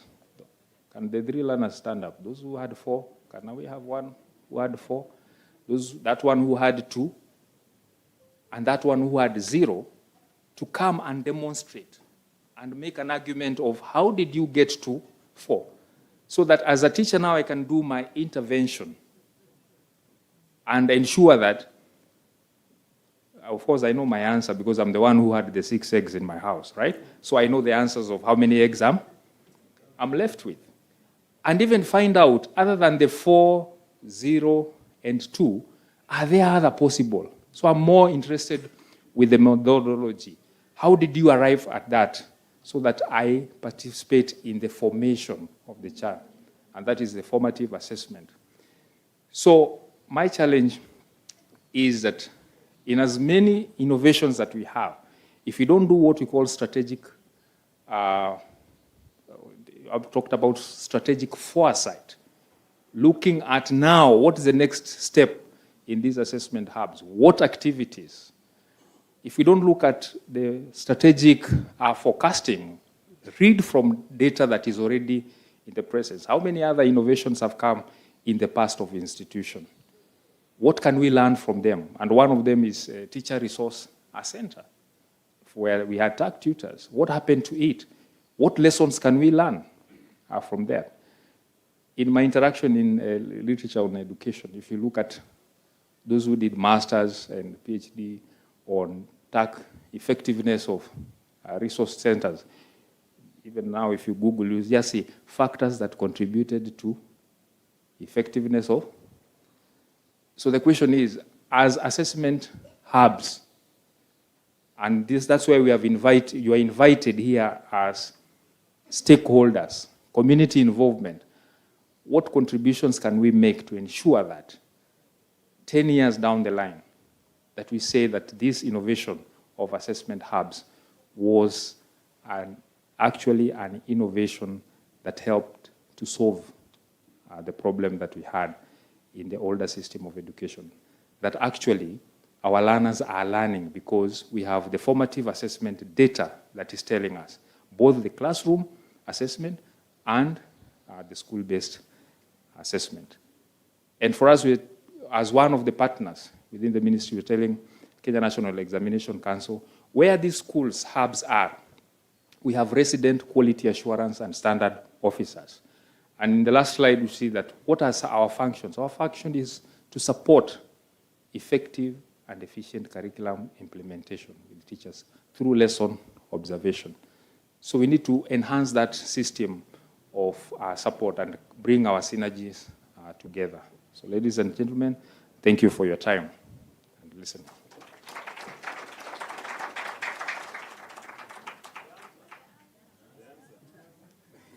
Yeah, the answer is that you allow learners to continue engaging and be interested with, and I mentioned that I'm interested with the methodology. I don't have the correct answers, but we can hear, we can sample a few with the permission of the MC, just to hear.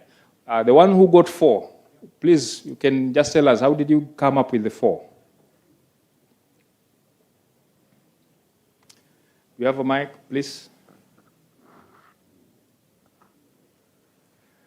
The one who had 2, where are you? And the one who had 0? Nothing left. They ate.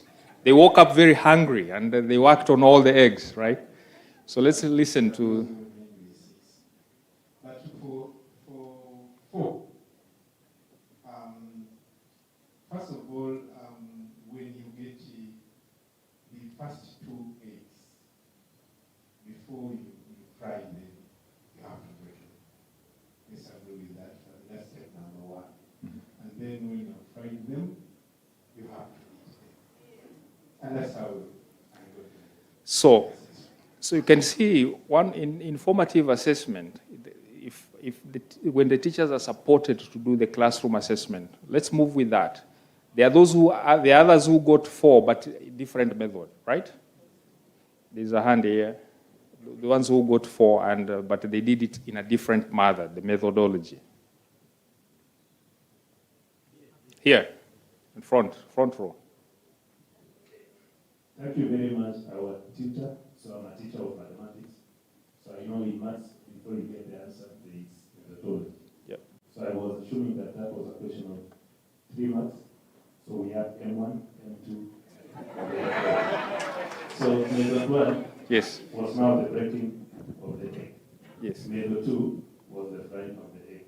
And then A1 is answer. The United States. 4. Thank you. Okay. The 2, there was a 2 here, and there is another 2. Yeah. You got 2? Yes. You got 4? 2. All right, let's listen to 2, and then we'll come back to another 2. We'll take another variable for 2. Sure. Yes, go ahead, sir. Thank you so much. My name is Job. I will come from the point of semantics, the idea of breaking and what we are used to know and the pragmatics at the same time. When we say the egg is broken, it means it is destroyed. And now that the eggs are destroyed, 2 of them, the balance is 4. Now, of the 4, I've had to fry 2. Those 2 are the ones I've eaten, and therefore the balance is 2. Thank you. All right, there's a nice lady there on this side. Their hand was up.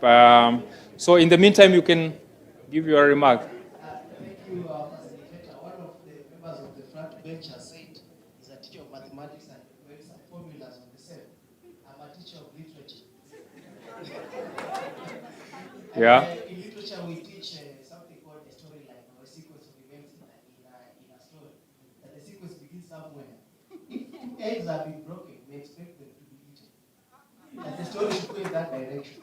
So if he broke 2 out of 6, those 2 are the ones he fried.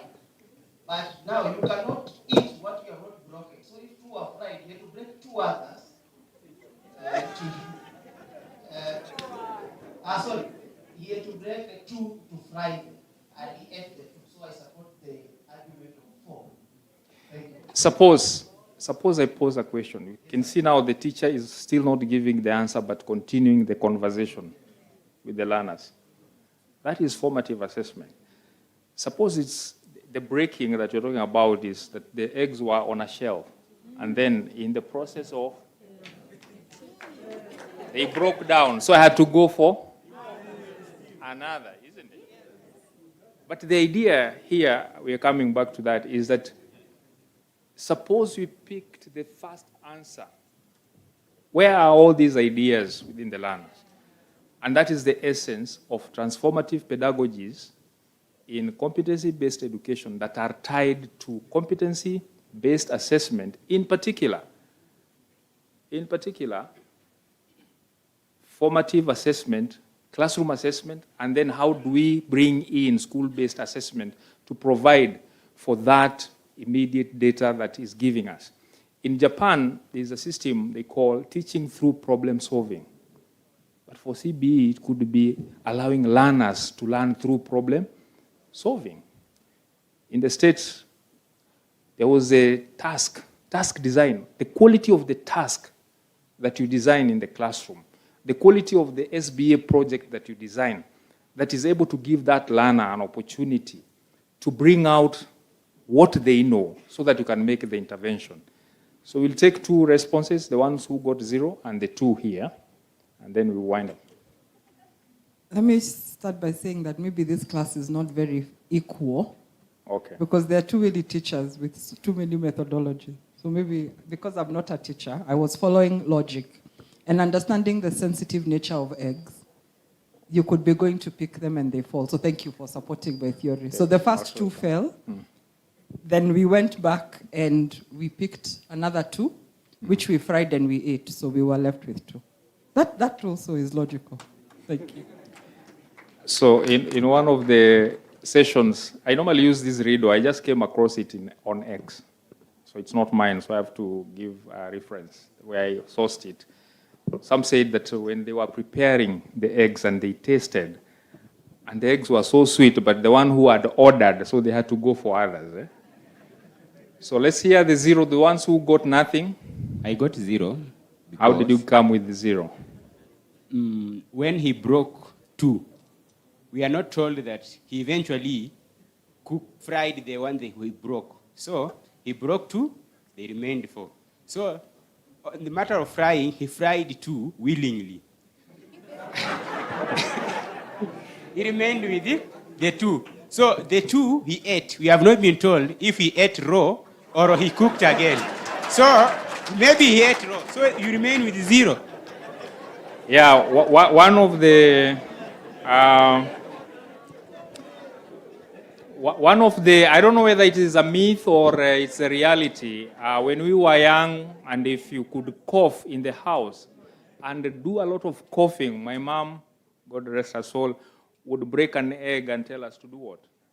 I don't know whether there's any medical evidence. And I really sympathize with my brother because the egg could not go past the throat. And he really received very good blessings from my mom for pouring that egg. So one last time. Oh, they're through. And then there are those who still had 6 eggs. I just want to comment from an unscholar perspective. So whose lens are we supposed to consider as the truth?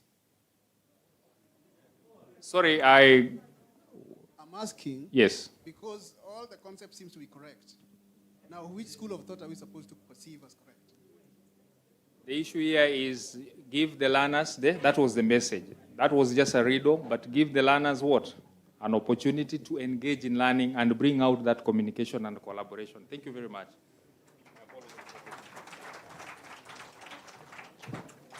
Thank you, Dr. Njoroge. That was such a great reflection on enhancing effective competence-based assessments, classroom level, school level. And again, thanks for taking us back to the basics. Again, if you automate or digitize a process you don't understand, you're going to waste a lot of time. So again, thanks for the reflection. So we're going to go back a little bit more digital. We'll be reflecting on a sub-theme of credential verification. And for this, I'll be inviting 2 presenters. So there's Ahmed Mutanga from the Kenya National Examination Council. So Ahmed Mutanga is an accomplished ICT leader with an extensive background in directing large-scale technology operations. Currently serving as the head of the Management Information Systems Department. He specializes in the strategic alignment of technology with organizational goals, system analysis and design, and robust data management frameworks. The co-presenter is Francis Lekupe, who is an ICT officer, again, at the Kenya National Examinations Council. He holds a bachelor's degree in computer science from Chuka University, which he completed in 2018. And he's an experienced mobile application developer with strong expertise in modern development technologies. So Ahmed and Francis will take us through a session on the launch of the Kenya Certificate of Secondary Education Verification QR code. Welcome, Ahmed and Francis. And let's give them a hand as they come up.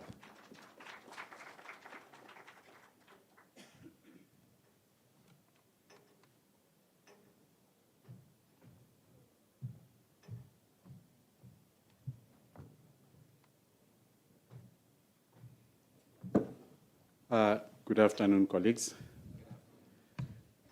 Distinguished guests, ladies and gentlemen, good afternoon once again. And I must confess I've been in a number of forums with Dr. Mungai, and it's very difficult to talk after him. He's one of the best teachers. But in my history as a teacher, at some point I taught mathematics, and the worst lesson was teaching maths before lunch. So don't switch off, tafadhali. I know it's almost lunch. Presenting issues to do with IT also can get very, very technical. Some of us are used to being very brief. So if I lose you along the way, you are not a Gen Z. Sawa sawa. I believe the slide is up. You can give the other slide, the one which was an introductory slide. Presenters.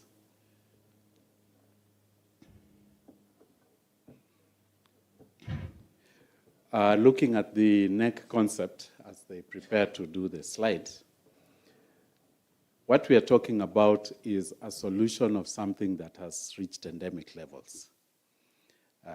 What Dr. Mungai referred to, the competency-based education system, is supposed to bring out other things other than just a certificate. Before that, we had a panel that was talking about reporting. Again, reporting is not necessarily a certificate. But because of our desire to have very good certificates, we did things which were not very good. And the Examination Council risks suffering from a reputational risk in terms of the certificates that we issue. And therefore, for us going forward, we have looked at two solutions. One of them we implemented from 2023. We partnered with our security printers, where we introduced a unique QR code which can be scanned by a mobile phone in order to determine whether that certificate is genuine. I also need to confess that within the Examination Council, we had a very manual process of verifying certificates, where if you went to an institution either for employment or any other form of recruitment, or if you are going into a learning institution, what was demanded of you is that you get a verification or authentication from the Examination Council. And therefore, that used to take quite a bit of time, and people sometimes missed opportunities because of that.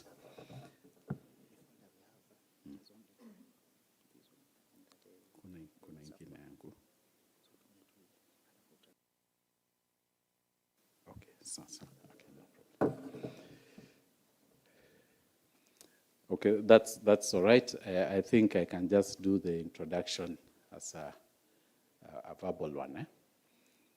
Now, people have missed opportunities. And sometimes what we feel in the Examination Council is that we are not being proactive enough. We are being preventive. We are waiting for people to present credentials which are not valid, and then we verify them and inform the consumer that that document was not valid. Now, if we introduce the QR codes, if you look at 2023, and assuming that those who did KCSE will be retiring from service, whether it is public or private, when they are 60 years old, it means by the time they finish university and work maybe for another 30 or more years, we are still talking of a long time to come, where we are going to have credentials which are not valid. But going backwards, and majority of us in this room, I'm sure, in fact, not majority, 100% of the people in this room did their examinations, their KCSE before 2023. So what do we do about that? Those are certificates which we have digitized and encrypted them using blockchain technology, such that they can be verified. You can now get a digital certificate and verify it using our portal, our system, which we shall also be demonstrating. My colleague, Mr. Kataka from Quality Assurance, is on standby to demonstrate the blockchain technology. So with that introduction, Mr. Francis Lekupe, an established mobile app developer, will demonstrate this app for scanning the certificates which we issued with the QR code. And then Mr. Kataka will demonstrate the one for the blockchain technology. So welcome, and give us your attention without thinking about lunch. Thank you.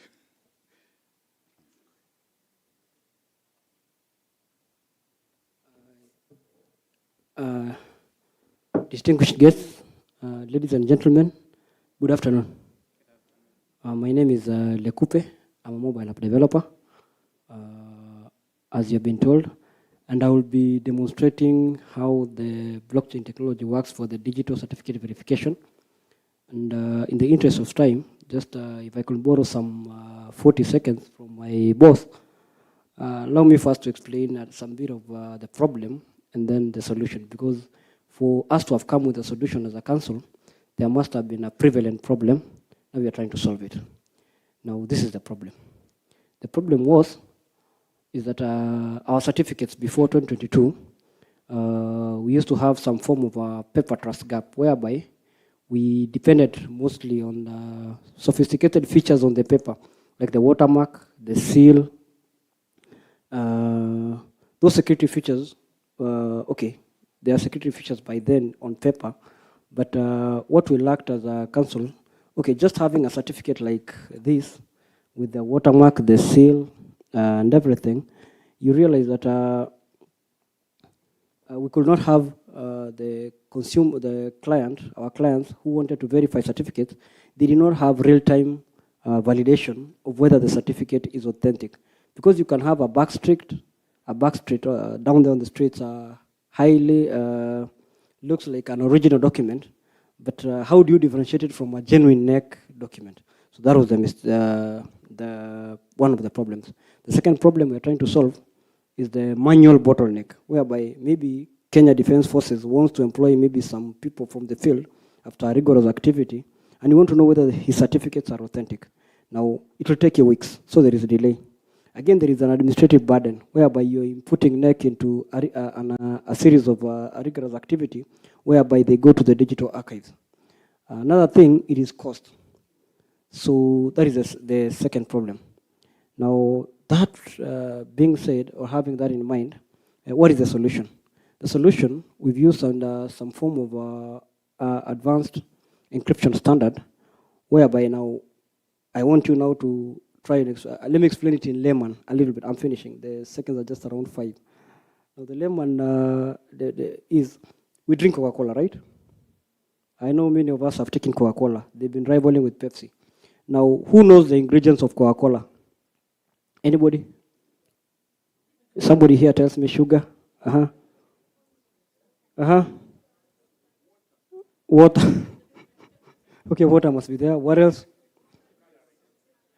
Which color? Gas. I can assure you that those are not the ingredients of Coca-Cola. There's some form of phosphoric acid. Yeah, some form of Coke, a little bit.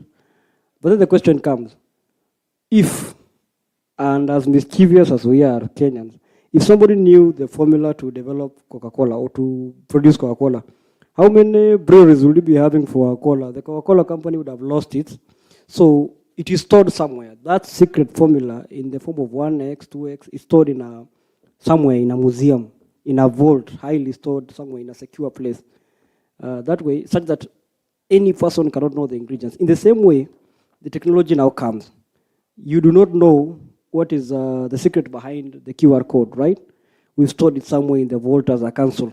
So because you do not know, as long as you have not known, you have not produced a brewery for Coca-Cola, you will never produce this. So that is how secure it is. It's in our vault. That being said, I'm going to quickly go and demonstrate. So please, somebody to showcase the slides for the TrueCert. Can I get the slides for TrueCert? It is there. Yes? Yeah, let's start with the video clip first. I'm supported by so much, the staff, the videos, the slides. Let's start with the video. And let's be attentive to watch the video.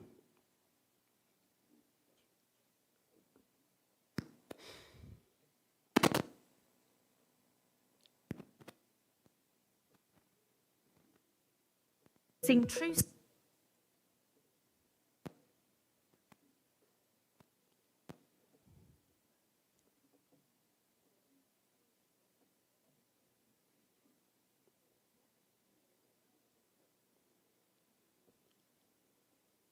Pressed across multiple levels with advanced encryption.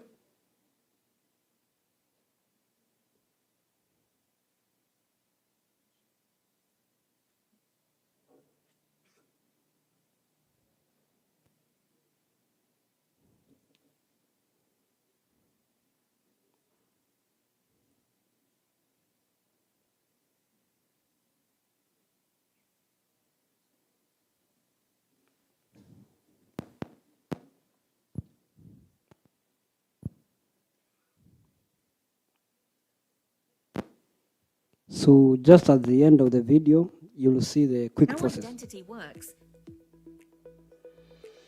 Our application introduces Smart ID, a revolutionary QR code that's digitally signed, securely encoded, and compressed across multiple levels. With advanced encryption and unique design, Smart ID ensures your data stays compact, secure, and impossible to backtrack or tamper with. As of today, the way certificates are printed does not guarantee authenticity. They can be duplicated or forged with ease. Government-issued IDs also lack built-in proof that they truly belong to the person carrying them. University and corporate ID cards face the same challenge, often being tampered with or misused. These gaps in identity security make it harder to trust documents and credentials in critical areas where accuracy is everything. Smart ID's 10 key advantages, tested with 2 million records, customizable application, dedicated Android app, compact and secure QR code, works offline, cyber-safe, multi-phase encryption and compression, cost-effective versus RFID and chips, cross-sector compatibility, future-ready scalability, print-friendly and low deployment cost. Now let's have a quick demo on TrueCert Android application. On opening the Android application, tap on Scan to scan the QR code. Focus the camera properly over the QR code. The decoded data will appear on your screen. Thank you for watching. We appreciate your time. That is the video. Let me do the demo live on stage. Is it okay? Mr. Masoy and your team, you need to work hard. The camera should be able to display what I'll be doing with my phone, unfortunately, to the audience. So can I go somewhere where there's a camera as I'm being advised?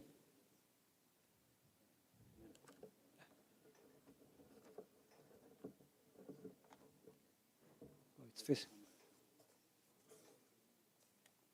The camera is on me. Okay. Now, because it's a mobile application,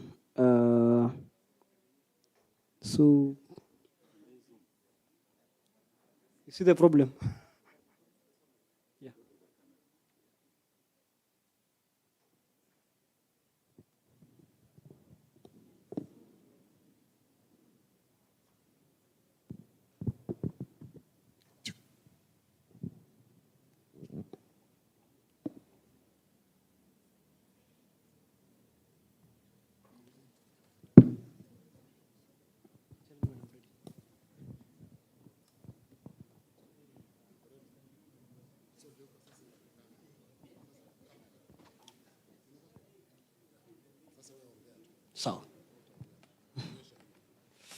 So I have a phone.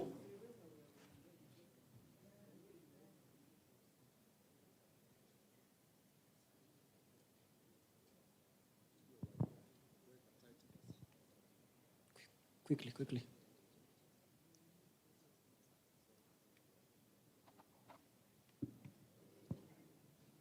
So, it's okay. Do I start? Okay, I'm being told to relax. I'm at gunpoint here. It's a camera. Okay. Now, we have the app. I've just tapped it. There is a green background, which is a splash. I will go straight to the digital certificate verification. This is our neck app. And then I will now find a place where we have the launch the scanner. That's where I am. You can see the screen. And then I will now launch the scanner. I will try to scan the QR code. It's good.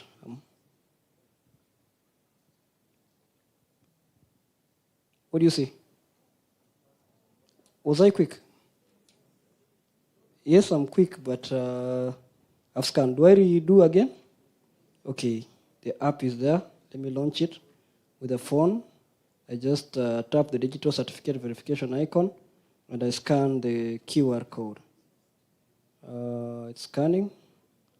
Yeah, it has decoded the information. Now the information, as you can see on my phone, you see someone's head, right? Then there is some blue line somewhere, code, subject, and grade. Now, just to highlight what I'm seeing in my phone, I can see the face. Can somebody tell right now, Can you see that person's face and the face on the certificate as from my phone and the certificate? It's the same contours of the head, right? Thank you very much. And there is a green icon known as certified, right? Exactly. Now let me read what is on the certificate and what is on my phone from the decoder, from the decryptor. His name is Kathendu Kennedy Munene, Hongwe Secondary School. Then he has I apologize for his failure, but he has a D- in English, a D in Kiswahili, several E's, mathematics, biology. But what is on my phone essentially is what I'm seeing, right? Now that is a real certificate. Now let me demonstrate with a fake certificate. Is it okay? Now this one I've done is real. So quickly, let me get to, let me balance gender. There is a lady there. Now there is let me scan. I'm scanning the QR code on the certificate on the fake one.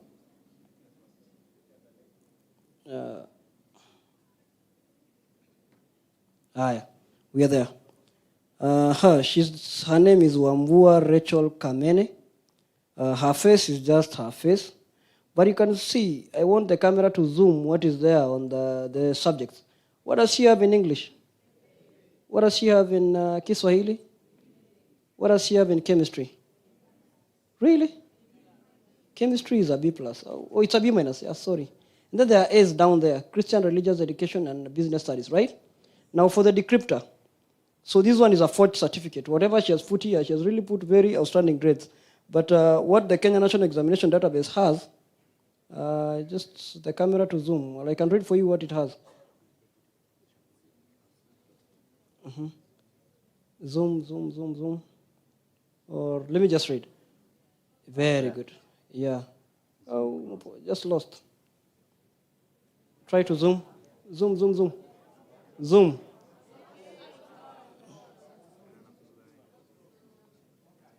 The cameraman is in trouble. Try to zoom. Zoom, zoom, zoom, zoom. Very good. English, Kiswahili, mathematics, down there, business studies, down there, business studies, E, chemistry. Chemistry is an E, right? Now let's go back to the certificate. Zoom the certificate. Well, are they the same? Yeah, exactly. That is, thank you. I've just demonstrated how to decrypt the information on the certificate. So whatever the app is trying to do, the app is trying to check whether the information which is in our NEC database is what the person out there on the field is having. Now, we have all seen that you can tell from what you can verify the face, the biometrics, you can verify the specific subjects. So before I stood there to demonstrate, there are so many things I've solved, right? You see now our paper is not that reliable. You have noticed that the paper itself, it can be so authentic. Okay. If you check this paper has all this fake certificate. It has all the seals. It has all the seals, it has the watermark, it has everything. It is so legit. So the person who has forged this one is from the back street. He's beyond so technical, right? But how do you verify? Is the use of the QR code, the advanced encryption standards from the vault I told you. So this is the digital certificate verification. Now I want to introduce my partner who's coming. I know it's not in my power. I'm a very young official. But let me just introduce him. You see, the certificates have been encrypted from 2023 to 2026. But the question comes, what about now that you came with the technology from 2023? What about those people who did exams from 1989 to 2022? That is where my partner comes in. Thank you. Give Francis a more hearty clap. He's an upcoming junior officer. He says he's junior, but we wish him well in his career. I want the communication desk to confirm that you have gotten connectivity. Okay, fine. I understand there's an issue with the connectivity, which we were supposed to use the laptop there to demonstrate. But we're inviting you to a booth which we have I'll be happy if our distinguished guests, maybe after lunch, we shall give you priority and take you through the digital certificates and the verification process using our blockchain technology. Otherwise, thank you for your attention, and let me now pass it back to the MC. Thank you very much.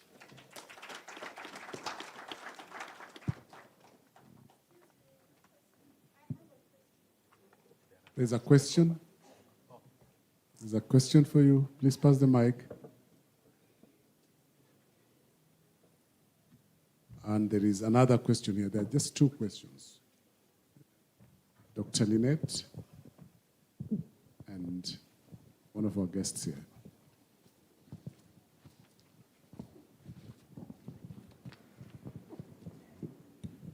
Good afternoon. I think from the look of my hair, probably I'm so old that I'm not understanding just one thing in that demonstration.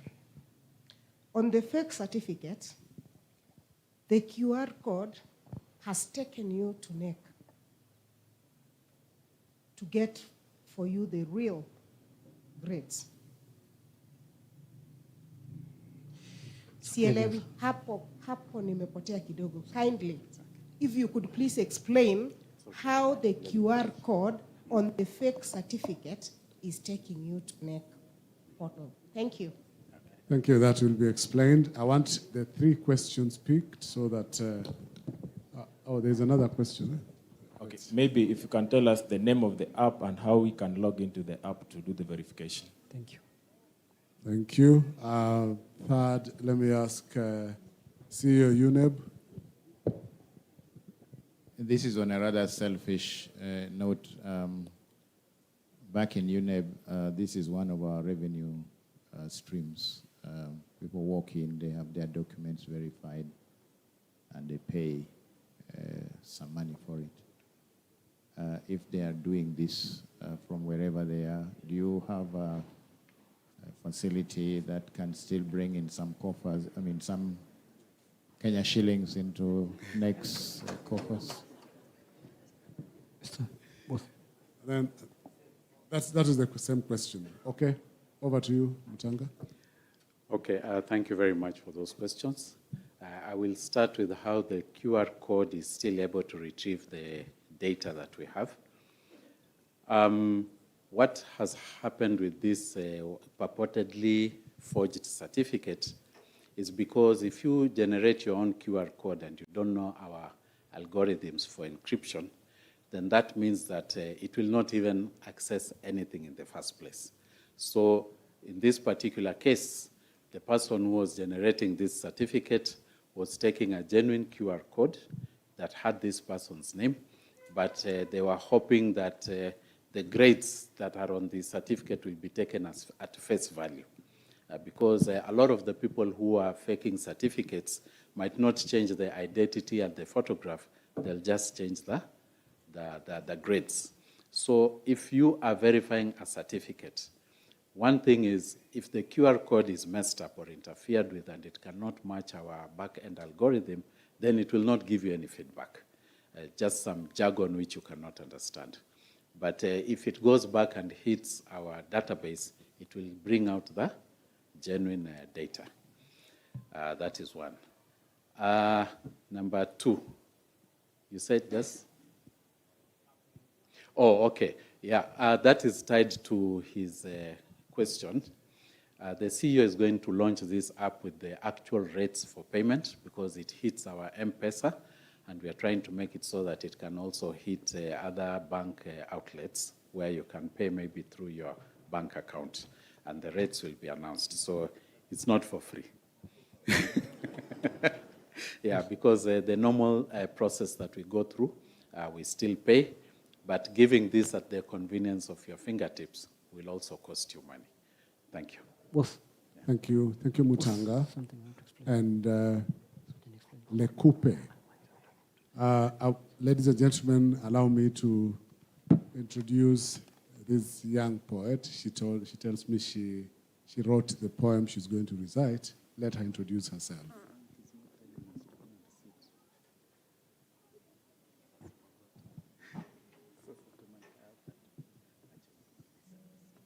As words find their rhythm and thoughts take flight, Adeline Wangare, a student at Damakre School's Dogoto, invite you into a world where poetry speaks to the heart. Sit back and let the verses carry you away. In a world of screens and endless light, I learned to read what's wrong or right. Not just to scroll, just to see, but understand what's shown to me. Digital literacy, a guiding skill. To think with care, to choose with will, to question sources, check what is true, and not believe each thing I view. I learned to search with mindful eyes, to spot the truth behind disguise. To spot the truth behind disguise. For not all headlines speak what is real. Some hide the truth, some twist reality. I learned that what I post can stay long after I've turned away. So what I share, I choose with care, with truth, respect, and thought to bear. This skill I carry every day. It lights my path, it leads my way. For being wise in what I see, that is digital literacy.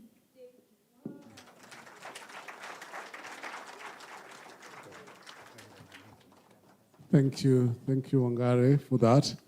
Over to you, MC, for the next presenter.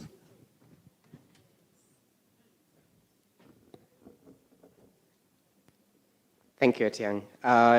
So I'll ask us to give us 30 more minutes. So we had the first session that was to be on Monday. So you pardon us. We hope the tea break, we took a little bit more food.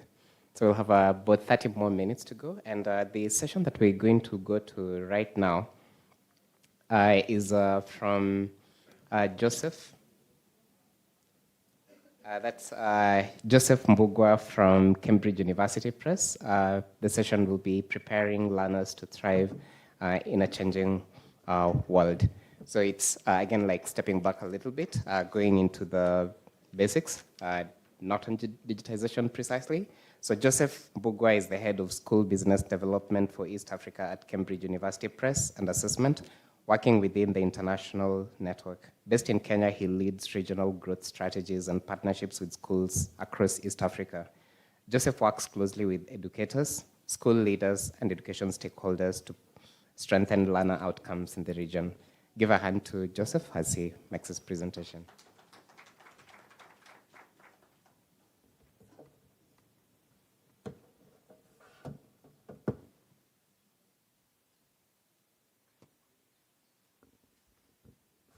Thank you very much for the warm welcome and that introduction. I'm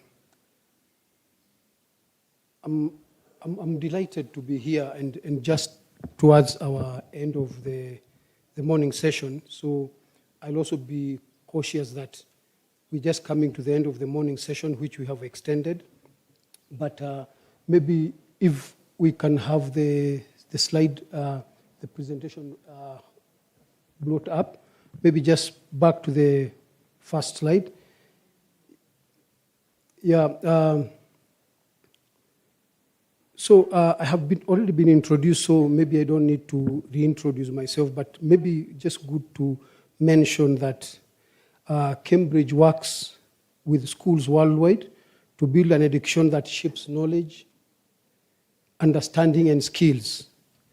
So together with the schools, we ensure students are ready for the world. So as we continue with the slides, we ensure that together with school, we ensure that students are ready for the world so they can thrive and make an impact in the changing world. So maybe at this point, we may need to ask ourselves, what does it mean to thrive in a changing world? And I think that's a genuine question that we need to ask ourselves. If you can go to the next slide. We want students to face the future with confidence and agency, to feel that their future is something they can shape and influence, not just something that happens to them. But at this time of rapid change, that's not a given. Climate change, technological advances, geographical shifts, as well as are all impacting the way we live and work. And for young people on the brink of adulthood, it would be understandable for the future to feel more complex and difficult to navigate. So next slide. At Cambridge, we believe that listening is a catalyst for action. Only by understanding can we better shape the pathways students need to thrive. As the world's largest education provider, we recognize the responsibility we have to listen to our community, share what we learn, and respond to what we learn. Next slide, please. That's why we embarked on a global conversation with our community of schools around the world. At this moment, we wanted to understand how students and their teachers feel about how ready students are for their future. The skills and attributes that teachers and students think are most important, and the changes they perceive in developing them. So very critical things there. We did a thorough combination of quantitative and qualitative research, which is what I would like to share with you today. The response, if you go to the next slide, highlighted, the response highlighted just how critical the conversation is. We heard from over 3,000 teachers who are educating students aged 14 to 19, and nearly 4,000 students aged between 16 and 19. Responses came from about 150 countries. Importantly, this isn't just a survey of Cambridge community, but the international education community. Many of the teachers and students who responded teach at or learn with Cambridge, but a good number also teach and learn with other curriculum. Now we went further, we also consulted around 50 experts. Those are included policymakers, academics, education leaders, and more, to shape our understanding of the implication of what we learned. So next slide, please. So what did we learn? We learned 5 things, 5 key things that we learned. We learned that students are more prepared for the future than they think they are. We also learned that subject knowledge is considered essential for students progressing from progression through formal education, but undervalued in the long term. That is subject knowledge. We learned that students see communication skills as important for their future, but teachers say students' fear of judgment can actually be a barrier to them learning communication skill and things like that. That teachers and students view self-management skills as critical for the future, but difficult to teach.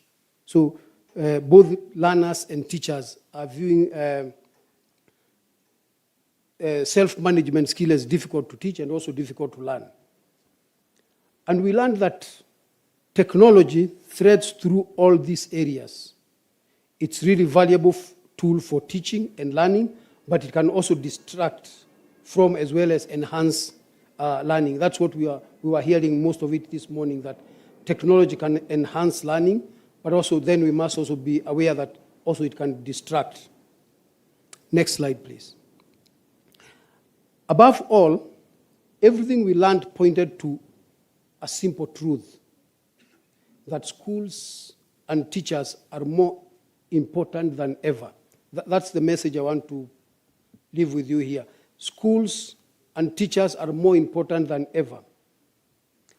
At a time of profound global change, great schools, great teachers, and a clear, purposeful curriculum remain the foundation of a great education.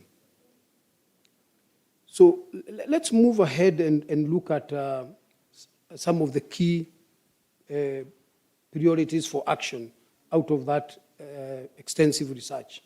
Next slide, please. Yeah, no, the slide before that. The slide before. Yeah. So some of the key, I want to look at the key priority for action. Number one, if you go to number one, yeah, that one. We're looking at, as educators, as schools, as teachers, increase students' awareness of skills they are developing. We need to increase awareness, students' awareness of the skills they are learning, because it appears that although learners are learning some skills, they are maybe not aware that they are learning them. So by signposting what skills they are learning, then it would be very helpful. Then the second one, the second of our key priority for action is reframe the role of subject knowledge. So we want to ensure that we are also able to reframe that role of subject knowledge so that they can carry it over even in the long term. Then key priority number 3, create opportunities to support students to self-management skills. And that was very critical because the research was showing that although they said that it was very important to learn self-management skills, both the teachers and learners found it difficult to teach or difficult to learn. So then, as educators, as teachers, how do we ensure that then we are able to create opportunity to support students to develop self-management skills? Then the fourth major priority that we want to look at, or we thought that we could take action on, is strengthen communication skills. Because we knew that learners who had good communication skills, who are doing it deliberately, then that would help them to move forward. One of the tools or the way that you can do that is through oracy. And we are looking at all that so that then we can encourage learners to develop their communication skills. Now, very important also, one of the priority for action is position schools as vital environments. So our schools will remain to be vital environments for learning, for interaction, for collaboration, and all these things that we're talking about. So those are some of the 5 key priority for action that research came up with or informed us. So next slide. So where do we go to next? We have learned a lot. We have an idea of what happens and what schools can do to make a difference. But how is Cambridge responding? So I just wanted to share with you a few things that how Cambridge is responding to all those things that we talk about. And if you go to the next slide, these findings will continue to inspire our work now and in the future.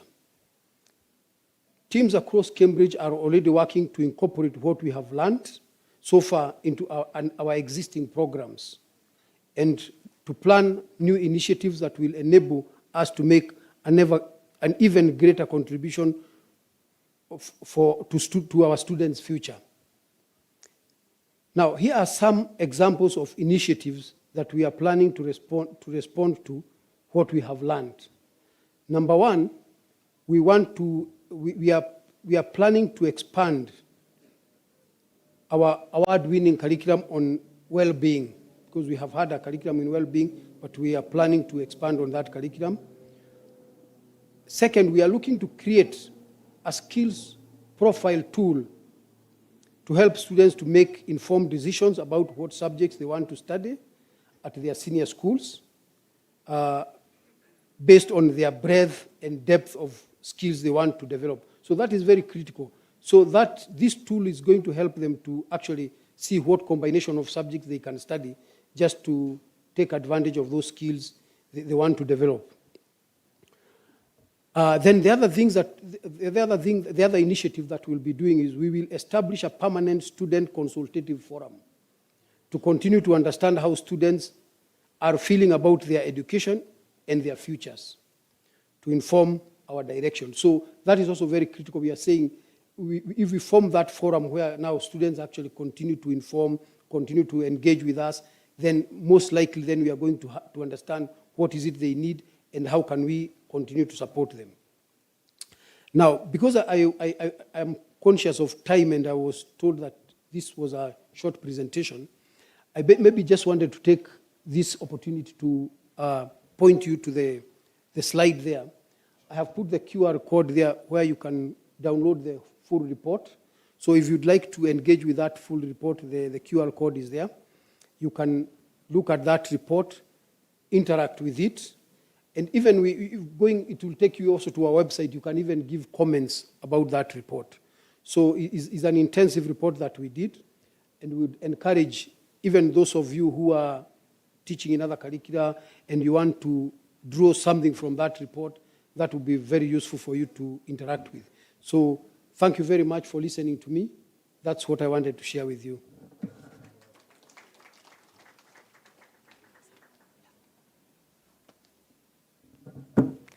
Thank you, Joseph. And thanks to Joseph, I have an update of the quote that I gave in the morning. I don't remember the name of the gentleman I quoted, but I can quote Joseph. Technology can be a distraction if it's not well used. And I think that's like a very apt way to summarize the conversation, or great insight to share for this morning when we're talking about digitalization in assessments. Most people will think, and I think like being a practitioner in this space, we always tempted to overthink or overemphasize the role of technology. But the technology framework, they call it the PPT, people, process, before technology. And that's a really great reflection to get from Joseph Mbugua and several of the presenters that we've had this morning, that before we get the insight, whether it's on data, whether it's on assessment, whether it's on the goals of education, then technology will be a distraction. So the last session we're going to have before lunch, we're not going to be able to have the session on the role of video-based assessments because we're out of time, but we'll spend the next 5 to 10 minutes just having the demo of the certificate verification system that we had. That's from Francis and Ahmed. So over to you. Thank you so much. My name is Busolo Kataka. I'm right behind, but you can see me on the screen the lower right corner. Thank you so much for being patient. Allow me to ride on the protocol already established in the interest of time. We are demonstrating the e-certificate system, which is an online system to support the QR code system, since the QR code system is supporting certificates from 2023 onward. What about those earlier certificates that had no QR code? There is an online system that can help them get e-certificates. E-certificates can be verified digitally using the blockchain system, so it's an authentic system, the way forward for the current digital world, where somebody can easily apply using a digital certificate. I'll quickly demonstrate how an individual, first of all, will get an e-certificate. You're required to sign in. We'll skip that step for now. An individual is supposed to sign in. And then after signing in, check their profile. Then come back and log in. So we are on the login screen right now. That's where we begin. You enter your email, and then you will receive what we call a one-time password on the user's email. So the one-time password will be the one that we use to log in. Here it comes, the one-time password. That is 348814. I hope that is right. Can we see that? What was it? 384414. So we're not sleeping. 38. 348814. Thank you. So 348814. When we sign in, the user will now see their profile. This is a test profile. It's a test system, so we'll see a lot on the user's profile during testing. Do not mind about that. You'll be allowed to update your profile. This profile must use your ID issued by the government. That's for Kenyan citizens, and the names as that in your ID, without which you may not proceed beyond that step. So when you update your profile, I'll just show you the screens. Put your name, ID, the year of birth. You'll proceed to verification. You check that page. If it is okay, then you can continue with the verification process. But in the meantime, we'll cancel that for now so that we can go back to the main and see how a user will get their e-certificates, without which, of course, you may not use the e-certificate service. So you have to generate your e-certificate by putting the correct details. The index number, your index number. Then the type of exam you have to select, that is KCSE or KCP. These are Kenya National Examination Council examinations. Then the year you start your exam. That means if I put the incorrect year and try to get my certificate, the system will try to verify and tell me the record is not matching until, say, I put the correct year of examination. I have the route. I can choose or type in. If I proceed, then it means my certificate is available. I don't know whether the screen is very visible. Those who are far may not be seeing clearly. Sorry for that. But the green shows that I am fully registered and my e-certificate is available. For I to proceed, I have to pay. It's a paid service. Currently, we are demonstrating the payment through the e-citizen, the government e-citizen system. So the system will be waiting for payment. So when I proceed to pay, as the user, I get a message on my phone telling me, M-Pesa message has been sent on your phone, please check. So when I check, I'll see a pop-up telling me the amount I'm supposed to pay. So when I put my M-Pesa PIN and accept the payment, then the system will confirm my payment, and automatically I'm ready now to download my e-certificate. So it means my certificate is ready and a copy will be sent to my email. So as a user now, I have an e-certificate that I paid for, ready for use, either to apply for a job, to apply for promotion, for verification purposes as required by government, and any other service that may require an e-certificate. You do not need to print this version of an e-certificate. Although we are demonstrating the system, but these are live certificates, so I may not show it here. There is also another option for now organizations to log in and also generate their, generate. Organizations can also have their interface. I'll be very quick on this one in the interest of time. If an organization has created their profile, they can also have an interface where an organization will verify e-certificates that individuals have submitted.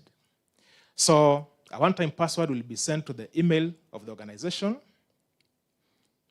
Can we read that? 279068. If it's the correct one, it should accept. 279068.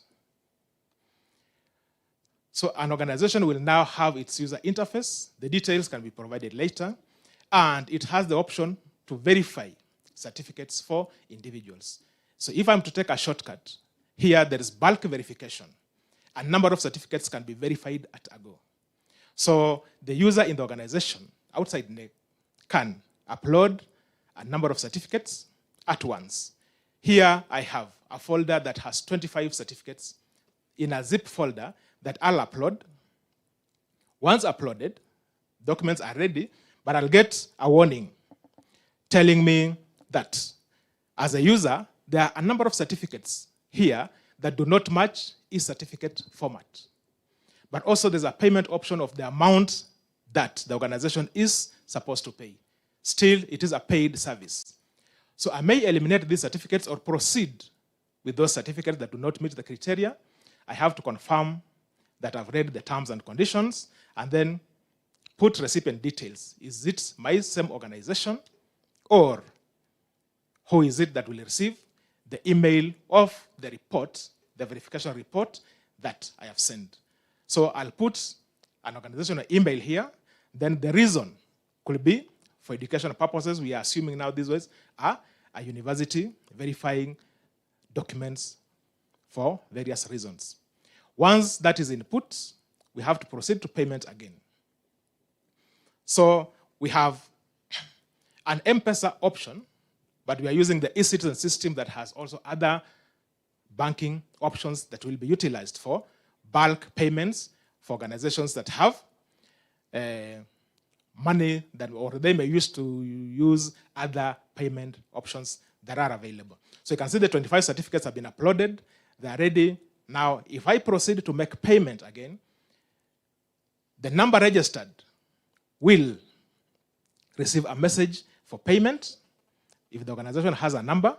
And then once the payment is done, I'll have to put my password again, the one I'm using for the demonstration. Once the payment is received and confirmed, the system will automatically process the documents. You can see the system has received the payment. Now it is processing the documents, trying to verify whatever documents that were received. And here the report is ready, showing which documents were genuine, which documents were referred to NEC. Any document that has an issue in red is referred to NEC, so that at NEC, the officers can confirm, was it the mistake of the individual? Could they have uploaded an incorrect document? Or what is the issue to be resolved at a later date? And then communication is sent. Then a report can be downloaded for the organization, a consolidated report telling the organization the status. The same report we're seeing here will go to the organization as a PDF. You can see that from Kenya National Examinations Council with all the status, verifying, and with a summary, how many were verified, how many were successful down here, and all those that were referred to NEC. This system is automated to save on time. You can see somebody in an organization can sit, do verification automatically at the click of a mouse, which will save a lot of time that we've been spending currently when trying to verify these documents. I hope I was brief enough. Sorry if I didn't explain well. You are welcome to the booth for further clarification on the operation of the system. It is under testing, but we hope it will be rolled out very soon to give our customers easy access to e-certificates for use. Thank you so much. I hate thank you. And hands again together. So apologies for taking more time than we intended.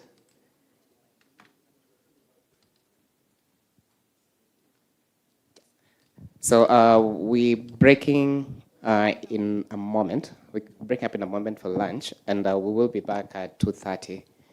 2:30. We will be here at 2:30, and again, the theme for the day is still digital assessments across basic and teacher education. In the afternoon, the breakaway sessions are going to be focusing on digital assessments in enhancing curriculum delivery, sub-themes around ethics, data protection and governance, AI, QA, assessments of competencies. So we welcome you to join us here at 2:30 before we break for our sessions. So thank you so much.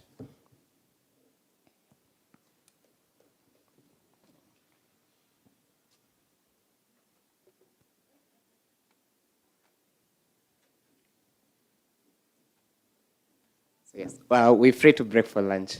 Thank you.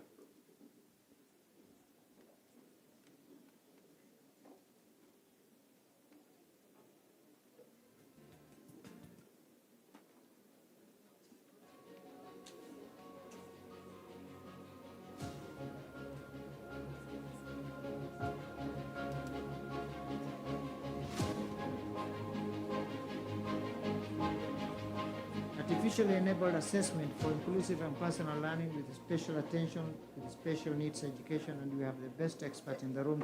We begin with the experiential hands-on AI demonstrations designed to move AI from theory to classroom reality. That will critically also focus on teacher competence and capability in delivery. The most important institution, I believe, in getting us to better livelihoods and a better country is education. And again, various researchers have estimated that 25.6% of children with disabilities, again, 25.6% of children with disabilities in Kenya are not accessing education. Here is that the teacher could have provided more input on the purpose of the assessment, how the data might be used, the student-specific learning need. We are going to enhance the quality, the reliability, validity, and transparency of competence-based assessments. And similarly, internet connectivity showed a moderate strong relationship with assessment quality, and this suggests that improved connectivity enhances real-time feedback. Annual competence-based assessment symposium, which is ongoing from 4th of May to 8th of May, has presented an art gallery as part of showcasing the real, authentic projects and artwork pieces of works that have been done through the Education Assessment Resource Center established hubs as approved by the CEO of the National Examinations Council.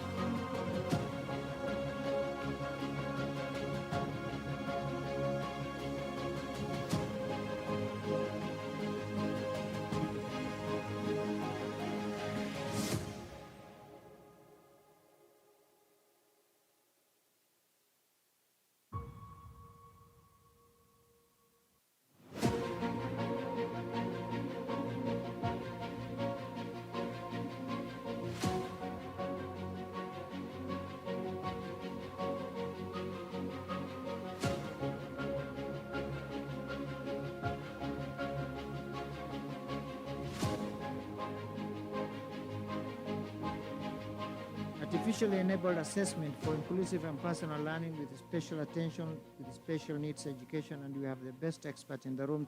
We begin with the experiential hands-on AI demonstrations designed to move AI from theory to classroom reality. That will critically also focus on teacher competence and capability in delivery. The most important institution, I believe, in getting us to better livelihoods and a better country is education. And again, various researchers have estimated that 25.6% of children with disabilities, again, 25.6% of children with disabilities in Kenya are not accessing education. Here is that the teacher could have provided more input on the purpose of the assessment, how the data might be used, the student-specific learning need. We are going to enhance the quality, the reliability, validity, and transparency of competence-based assessments.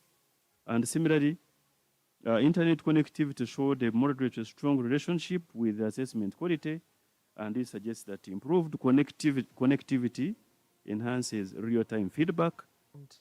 Annual competence-based assessment symposium, which is ongoing from 4th of May to 8th of May, has presented an art gallery as part of showcasing the real, authentic projects and artwork pieces of works that have been done through the Education Assessment Resource Center established hubs as approved by the CEO of the National Examinations Council.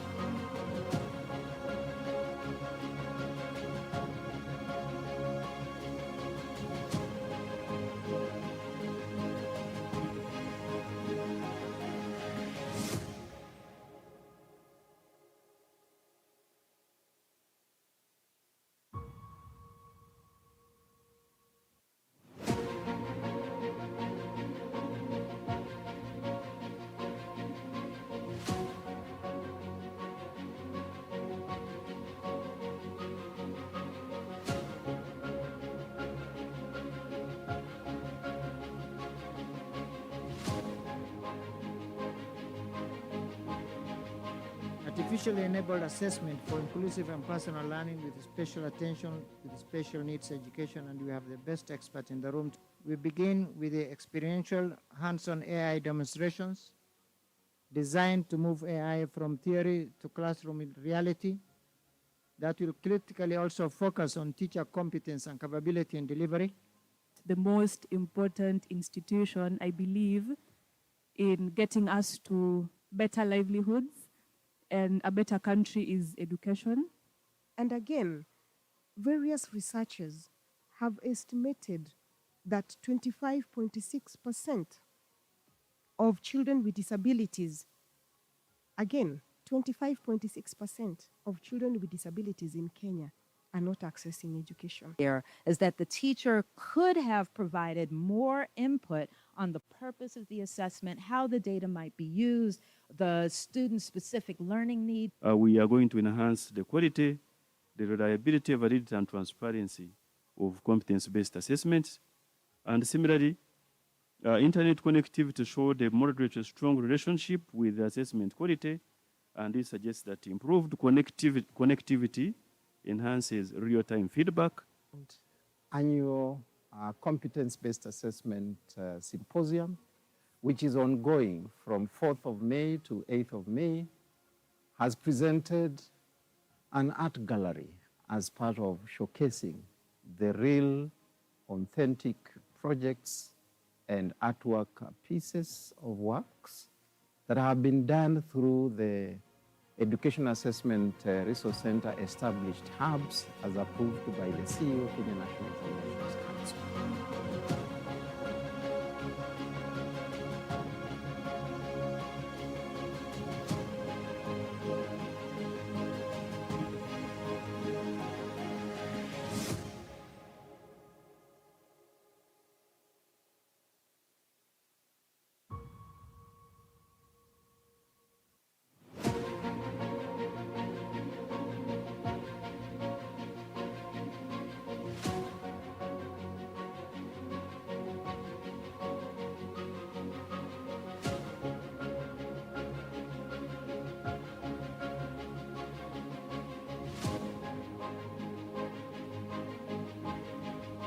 Artificially enabled assessment for inclusive and personal learning with special attention with special needs education, and we have the best expert in the room. We begin with the experiential hands-on AI demonstrations designed to move AI from theory to classroom reality that will critically also focus on teacher competence and capability in delivery. The most important institution, I believe, in getting us to better livelihoods and a better country is education. And again, various researchers have estimated that 25.6% of children with disabilities, again, 25.6% of children with disabilities in Kenya are not accessing education. Here is that the teacher could have provided more input on the purpose of the assessment, how the data might be used, the student-specific learning needs. We are going to enhance the quality, the reliability, validity, and transparency of competence-based assessments.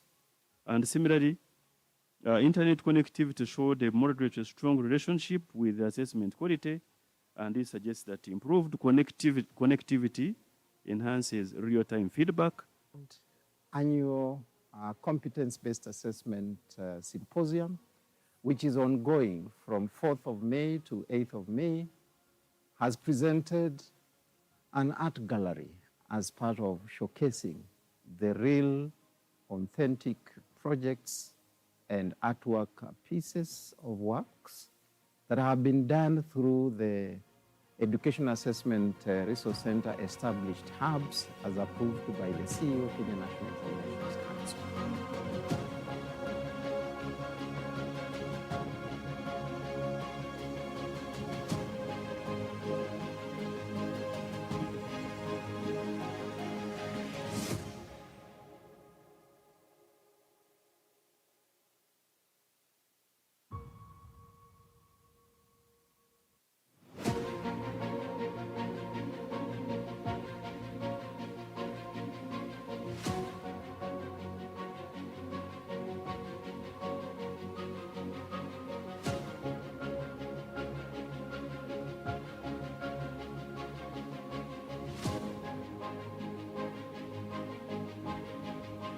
Artificially enabled assessment for inclusive and personal learning with special attention with special needs education, and we have the best expert in the room.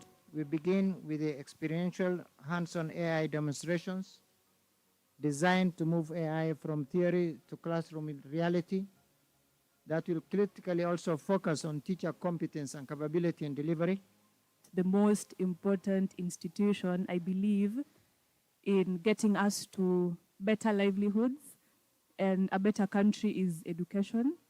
And again, various researchers have estimated that 25.6% of children with disabilities, again, 25.6% of children with disabilities in Kenya are not accessing education. Here is that the teacher could have provided more input on the purpose of the assessment, how the data might be used, the student-specific learning needs. We are going to enhance the quality, the reliability, validity, and transparency of competence-based assessments. And similarly, internet connectivity showed a moderate strong relationship with the assessment quality, and this suggests that improved connectivity enhances real-time feedback. Annual competence-based assessment symposium, which is ongoing from 4th of May to 8th of May, has presented an art gallery as part of showcasing the real, authentic projects and artwork pieces of works that have been done through the Education Assessment Resource Center established hubs as approved by the CEO, Kenya National Examinations Council.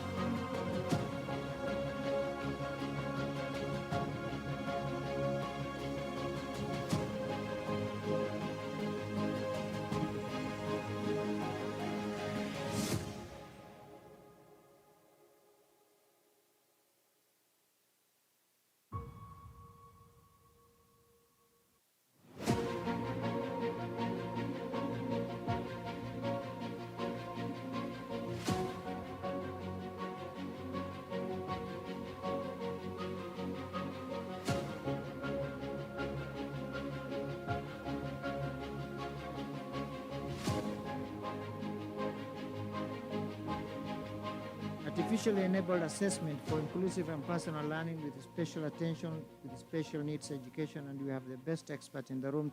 We begin with the experiential hands-on AI demonstrations designed to move AI from theory to classroom reality that will critically also focus on teacher competence and capability in delivery.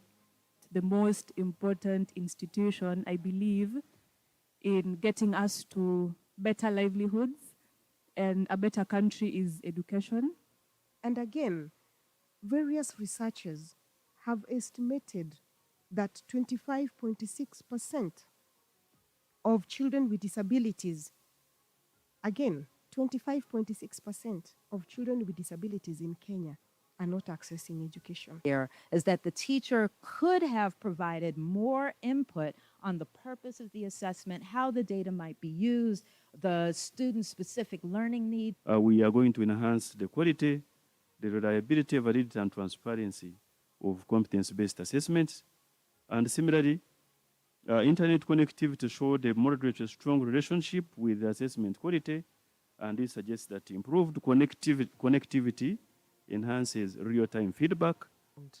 Annual competence-based assessment symposium, which is ongoing from 4th of May to 8th of May, has presented an art gallery as part of showcasing the real, authentic projects and artwork pieces of works that have been done through the Education Assessment Resource Center established hubs as approved by the CEO, Kenya National Examinations Council.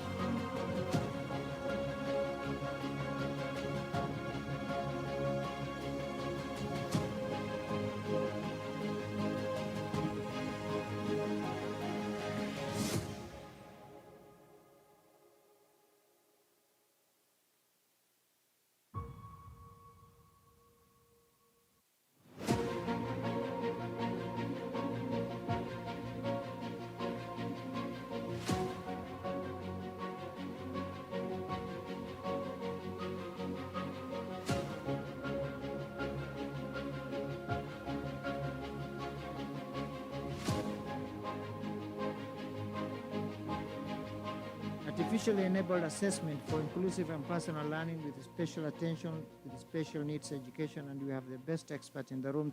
We begin with the experiential hands-on AI demonstrations designed to move AI from theory to classroom reality that will critically also focus on teacher competence and capability in delivery. The most important institution, I believe, in getting us to better livelihoods and a better country is education. And again, various researchers have estimated that 25.6% of children with disabilities, again, 25.6% of children with disabilities in Kenya are not accessing education. Here is that the teacher could have provided more input on the purpose of the assessment, how the data might be used, the student-specific learning need. We are going to enhance the quality, the reliability, validity, and transparency of competence-based assessments. And similarly, internet connectivity showed a moderate strong relationship with assessment quality, and this suggests that improved connectivity enhances real-time feedback. Annual competence-based assessment symposium, which is ongoing from 4th of May to 8th of May, has presented an art gallery as part of showcasing the real, authentic projects and artwork pieces of works that have been done through the Education Assessment Resource Center established hubs as approved by the CEO of the National Examinations Council.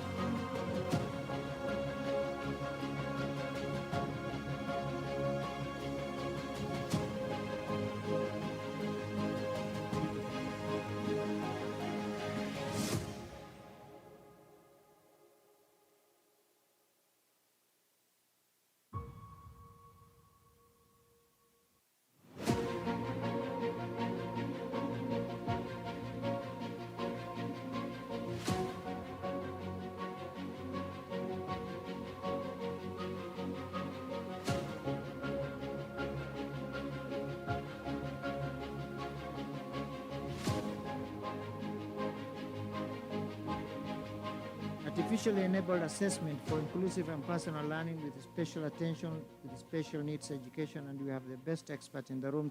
We begin with the experiential hands-on AI demonstrations designed to move AI from theory to classroom reality that will critically also focus on teacher competence and capability in delivery. The most important institution, I believe, in getting us to better livelihoods and a better country is education.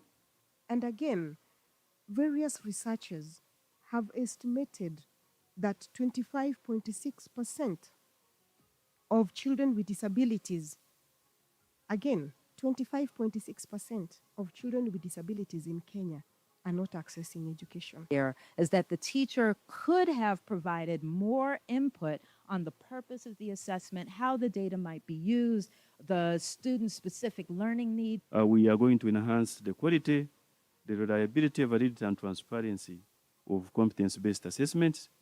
And similarly, internet connectivity showed a moderate strong relationship with assessment quality, and this suggests that improved connectivity enhances real-time feedback. Annual competence-based assessment symposium, which is ongoing from 4th of May to 8th of May, has presented an art gallery as part of showcasing the real, authentic projects and artwork pieces of works that have been done through the Education Assessment Resource Center established hubs as approved by the CEO of the National Examinations Council.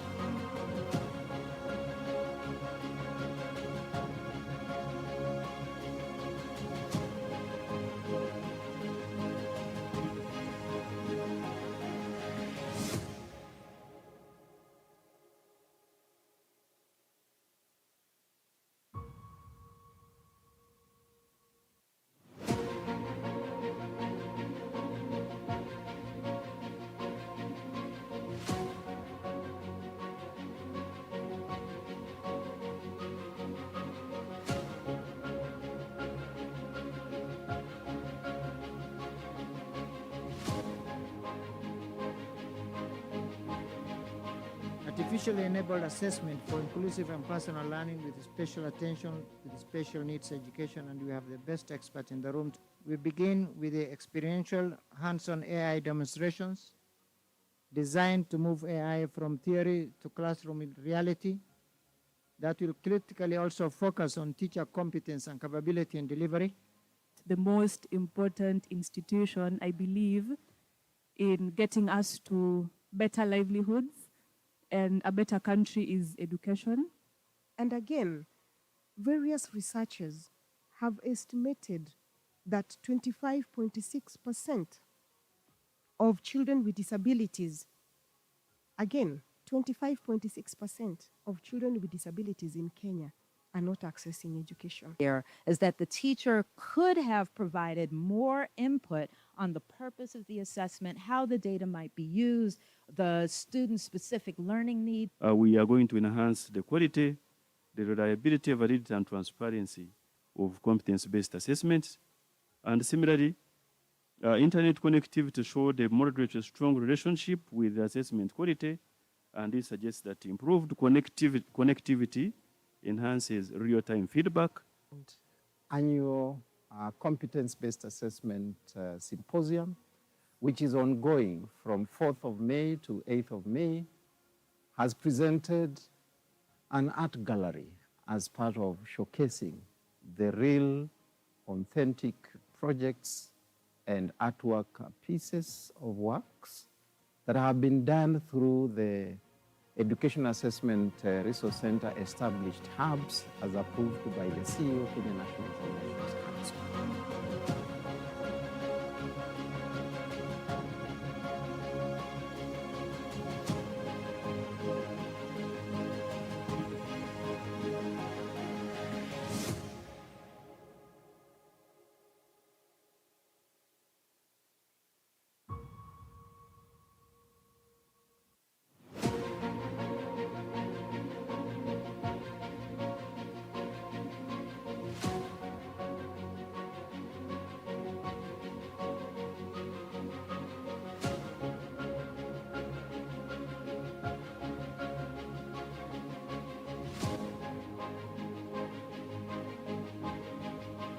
Artificially enabled assessment for inclusive and personal learning with special attention with special needs education, and we have the best expert in the room.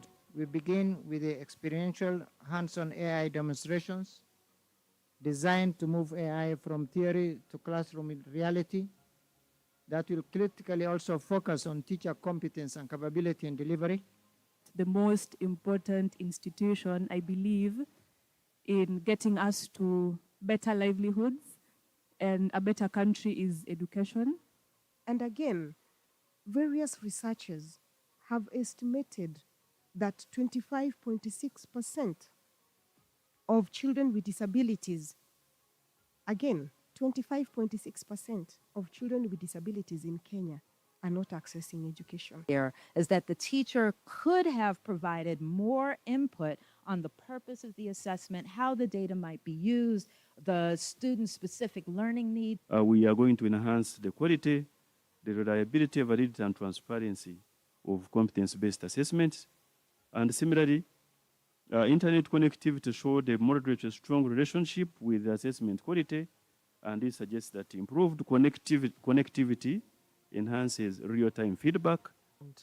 Annual competence-based assessment symposium, which is ongoing from 4th of May to 8th of May, has presented an art gallery as part of showcasing the real, authentic projects and artwork pieces of works that have been done through the Education Assessment Resource Center established hubs as approved by the CEO of the National Examinations Council.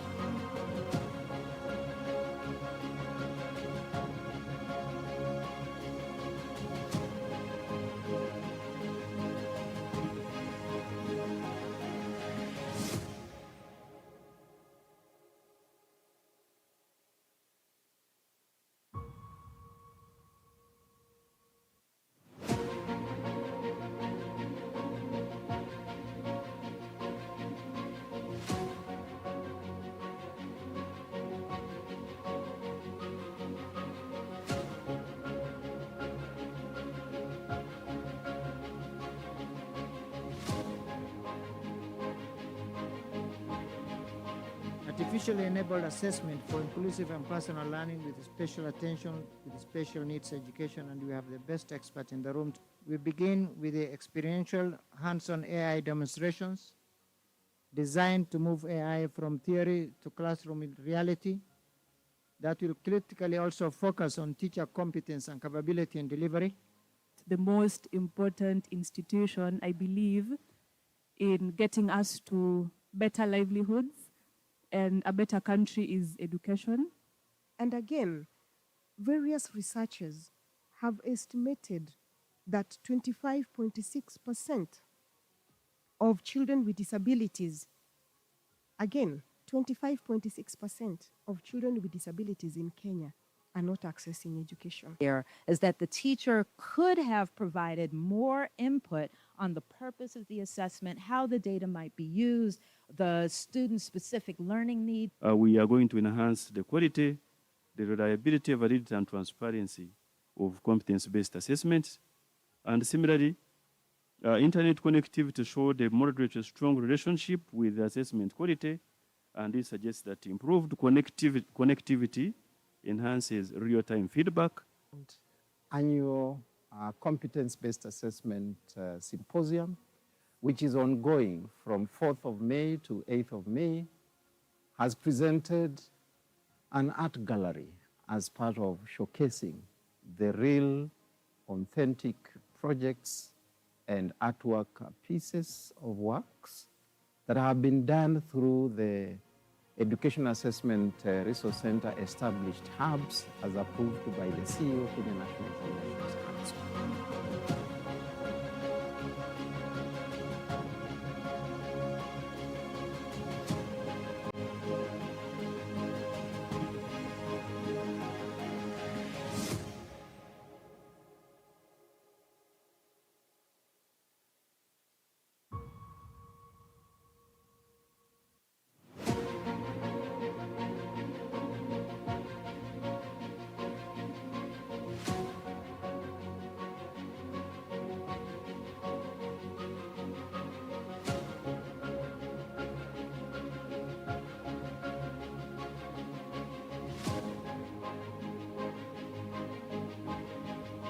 Artificially enabled assessment for inclusive and personal learning with special attention with special needs education, and we have the best expert in the room.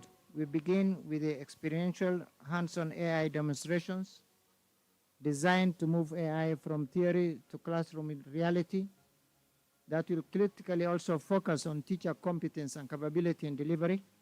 The most important institution, I believe, in getting us to better livelihoods and a better country is education. And again, various researchers have estimated that 25.6% of children with disabilities, again, 25.6% of children with disabilities in Kenya are not accessing education. Here is that the teacher could have provided more input on the purpose of the assessment, how the data might be used, the student-specific learning needs. We are going to enhance the quality, the reliability, validity, and transparency of competence-based assessments.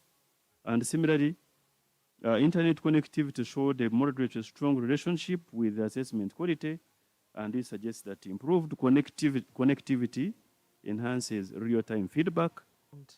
Annual competence-based assessment symposium, which is ongoing from 4th of May to 8th of May, has presented an art gallery as part of showcasing the real, authentic projects and artwork pieces of works that have been done through the Education Assessment Resource Center established hubs as approved by the CEO of the National Examinations Council.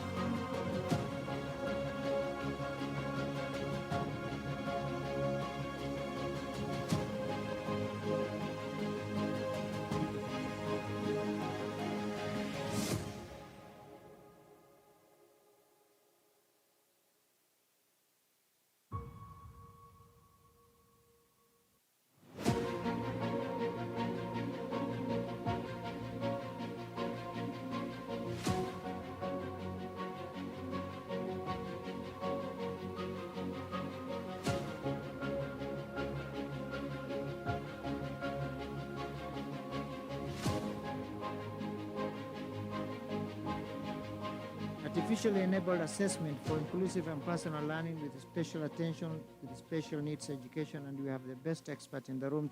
We begin with the experiential hands-on AI demonstrations designed to move AI from theory to classroom reality that will critically also focus on teacher competence and capability in delivery. The most important institution, I believe, in getting us to better livelihoods and a better country is education.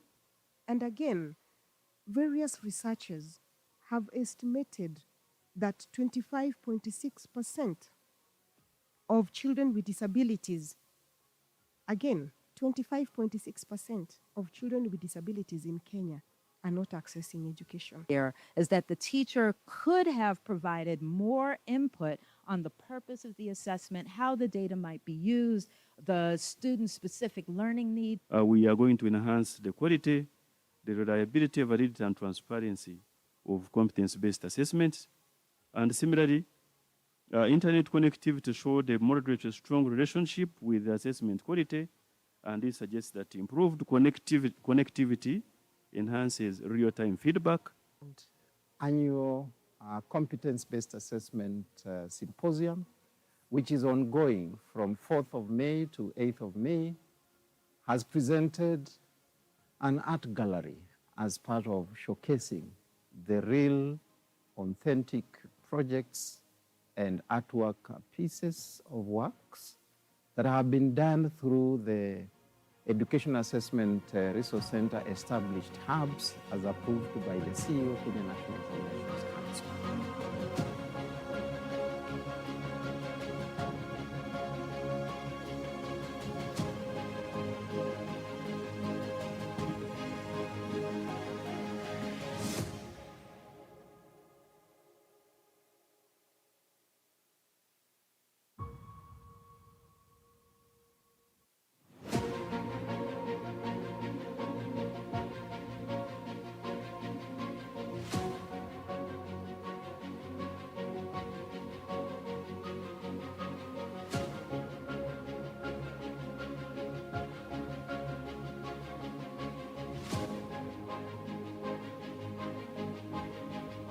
Artificially enabled assessment for inclusive and personal learning with special attention with special needs education, and we have the best expert in the room. We begin with the experiential hands-on AI demonstrations designed to move AI from theory to classroom reality that will critically also focus on teacher competence and capability in delivery. The most important institution, I believe, in getting us to better livelihoods and a better country is education. And again, various researchers have estimated that 25.6% of children with disabilities, again, 25.6% of children with disabilities in Kenya are not accessing education. Here is that the teacher could have provided more input on the purpose of the assessment, how the data might be used, the student-specific learning needs. We are going to enhance the quality, the reliability, validity, and transparency of competence-based assessments. And similarly, internet connectivity showed a moderate to strong relationship with the assessment quality, and this suggests that improved connectivity enhances real-time feedback.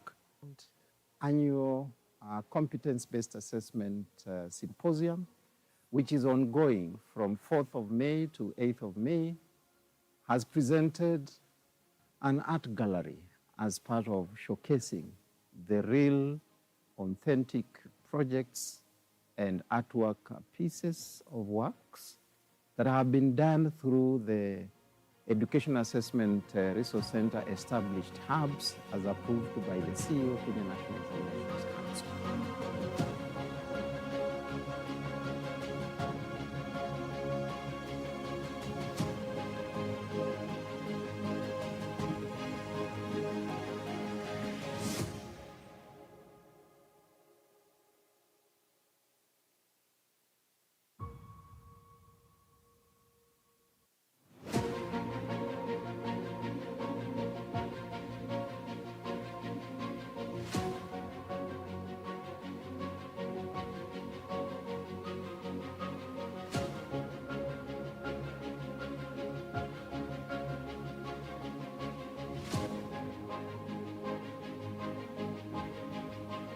Artificially enabled assessment for inclusive and personal learning with special attention with special needs education, and we have the best expert in the room.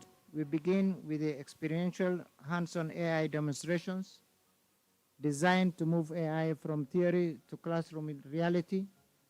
That will critically also focus on teacher competence and capability in delivery. The most important institution, I believe, in getting us to better livelihoods and a better country is education. And again, various researchers have estimated that 25.6% of children with disabilities, again, 25.6% of children with disabilities in Kenya are not accessing education. Here is that the teacher could have provided more input on the purpose of the assessment, how the data might be used, the student-specific learning needs. We are going to enhance the quality, the reliability, validity, and transparency of competence-based assessments. And similarly, internet connectivity showed a moderate to strong relationship with the assessment quality, and it suggests that improved connectivity enhances real-time feedback. Annual competence-based assessment symposium, which is ongoing from 4th of May to 8th of May, has presented an art gallery as part of showcasing the real, authentic projects and artwork pieces of works that have been resource center established hubs as approved by the CEO of the National Examinations Council.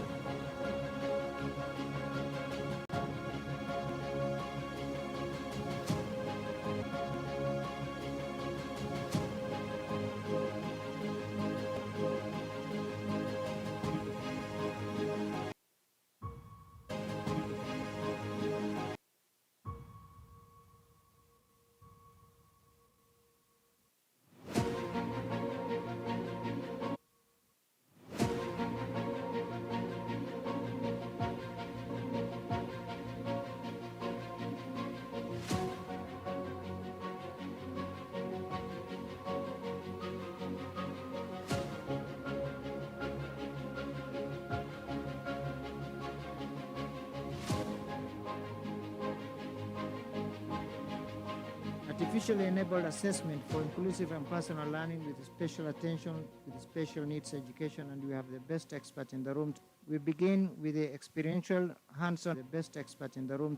We begin with the experiential hands-on AI demonstrations designed to move AI from theory. The most important institution, I believe, in getting us to better livelihoods, and a better country is education. And again, And a better country is education. and again, various researchers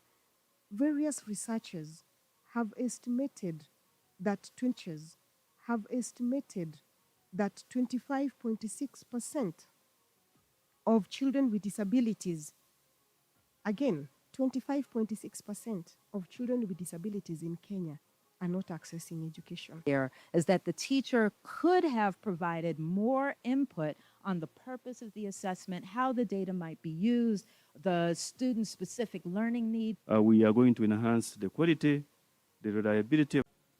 That will critically also focus on teacher competence and capability in delivery. The most important institution, I believe, in getting us to better livelihoods and a better country is education. And again, various researchers have estimated that 25.6% of children with disabilities, again, 25.6% of children with disabilities in Kenya are not accessing education. Here is that the teacher could have provided more input on the purpose of the assessment, how the data might be used, the student-specific learning needs. We are going to enhance the quality, the reliability, validity, and transparency of competence-based assessments. And similarly, internet connectivity showed a moderate to strong relationship with the assessment quality, And this suggests that improved connectivity enhances real-time feedback. Annual competence-based assessment symposium, which is ongoing from 4th of May to 8th of May, has presented an art gallery as part of showcasing the real, authentic projects and artwork pieces of works that have been done through the Education Assessment Resource Center established hubs as approved by the CEO of the National Examinations Council.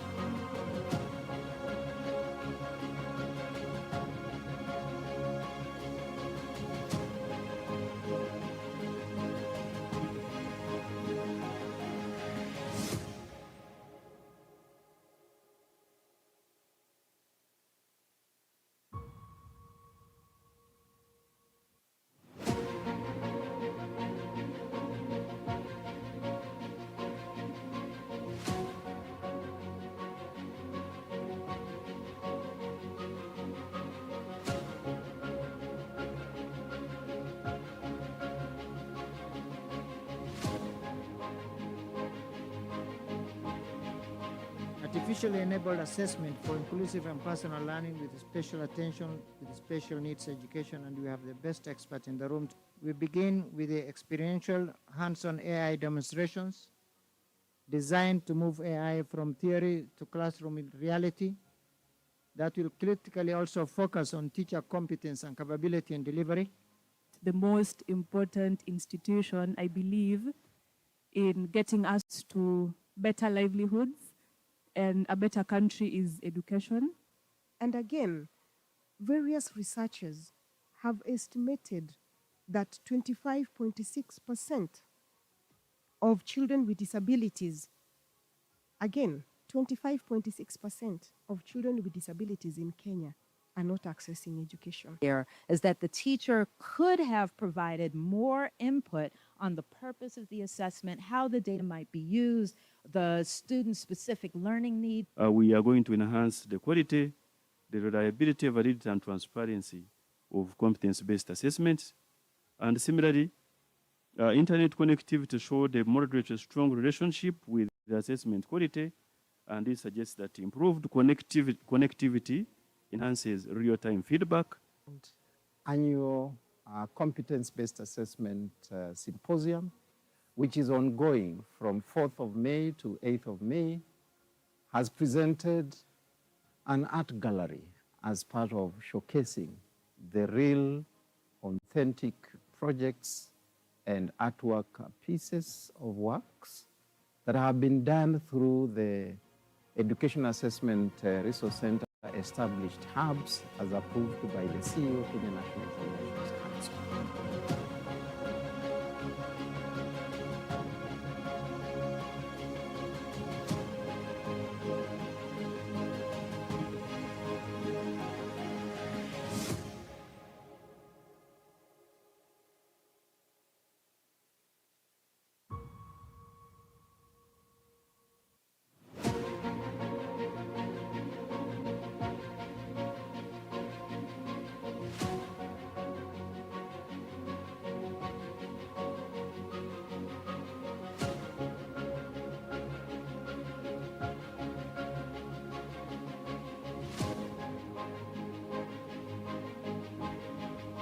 Artificially enabled assessment for inclusive and personal learning with special attention with special needs education, and we have the best expert in the room. We begin with the experiential hands-on AI demonstrations designed to move AI from theory to classroom reality that will critically also focus on teacher competence and capability in delivery. The most important institution, I believe, in getting us to better livelihoods and a better country is education.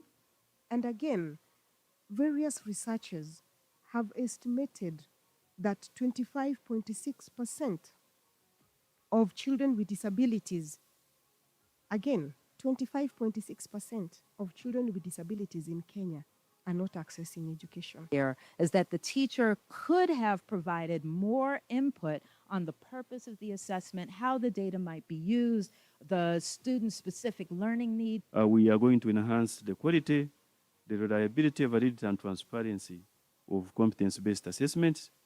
And similarly, internet connectivity showed a moderate to strong relationship with assessment quality, and this suggests that improved connectivity enhances real-time feedback.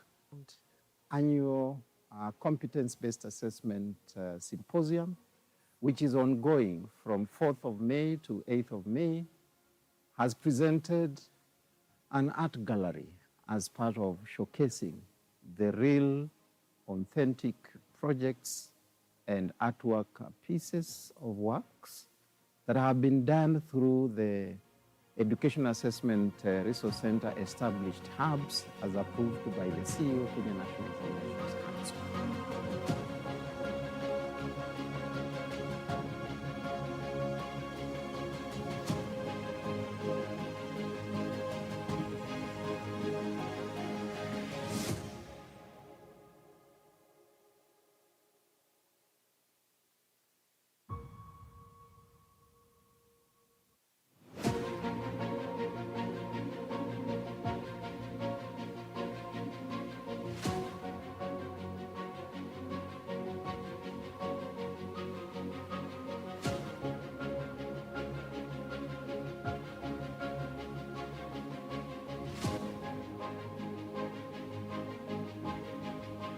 Artificially enabled assessment for inclusive and personal learning with special attention with special needs education, and we have the best expert in the room.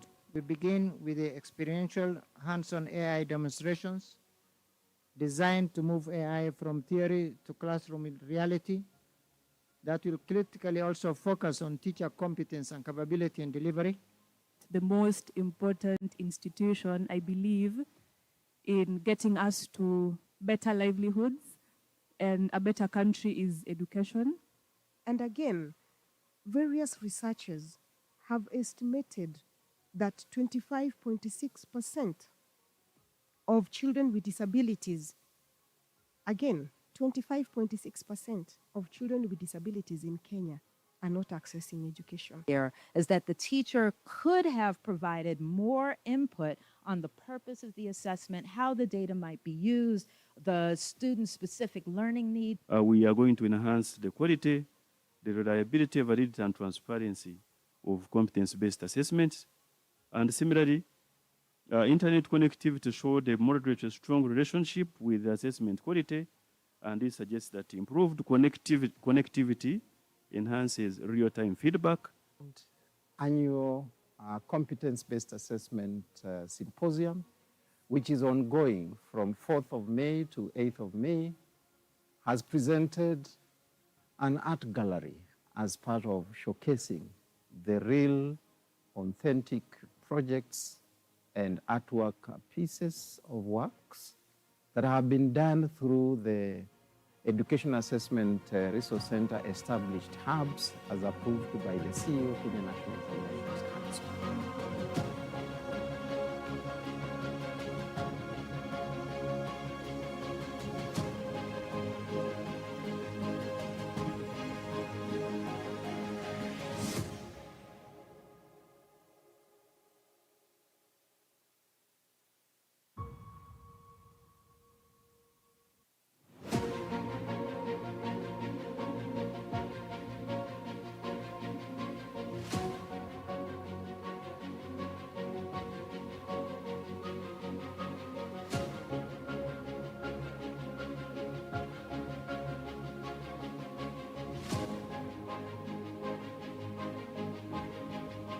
Artificially enabled assessment for inclusive and personal learning with special attention with special needs education, and we have the best expert in the room. We begin with the experiential hands-on AI demonstrations designed to move AI from theory to classroom reality that will critically also focus on teacher competence and capability and delivery. The most important institution, I believe, in getting us to better livelihoods and a better country is education. And again, various researchers have estimated that 25.6% of children with disabilities, again, 25.6% of children with disabilities in Kenya are not accessing education. Here is that the teacher could have provided more input on the purpose of the assessment, how the data might be used, the student-specific learning needs. We are going to enhance the quality, the reliability, validity, and transparency of competence-based assessments. And similarly, internet connectivity showed a moderate strong relationship with assessment quality, and this suggests that improved connectivity enhances real-time feedback. Annual competence-based assessment symposium, which is ongoing from 4th of May to 8th of May, has presented an art gallery as part of showcasing the real, authentic projects and artwork pieces of works that have been done through the Education Assessment Resource Center established hubs as approved by the CEO of Kenya National Examinations Council.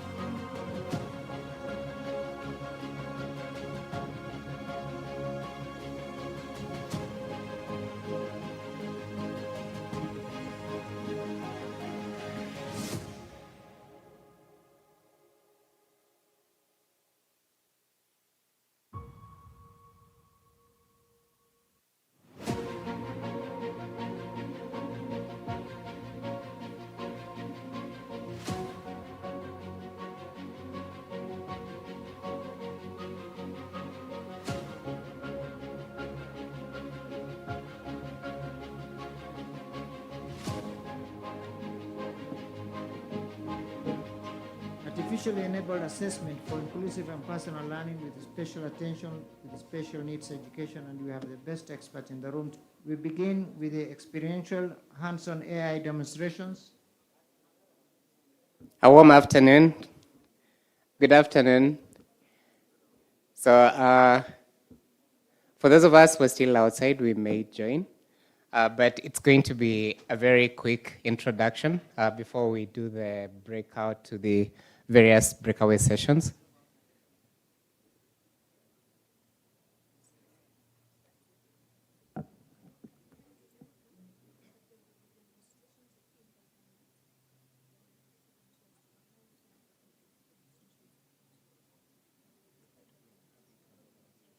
Here is that the teacher could have provided more input on the purpose of the assessment, how the data might be used, the student-specific learning need. We are going to enhance the quality, the reliability, validity, and transparency of competence-based assessments.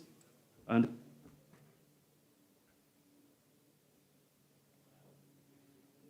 all right, so we shortened time, so I'll just give the highlights of what we'll be covering this afternoon. So we'll have 3 sessions. The first session is going to be held in this hall. That will be the SYMBA plenary. That's session 1.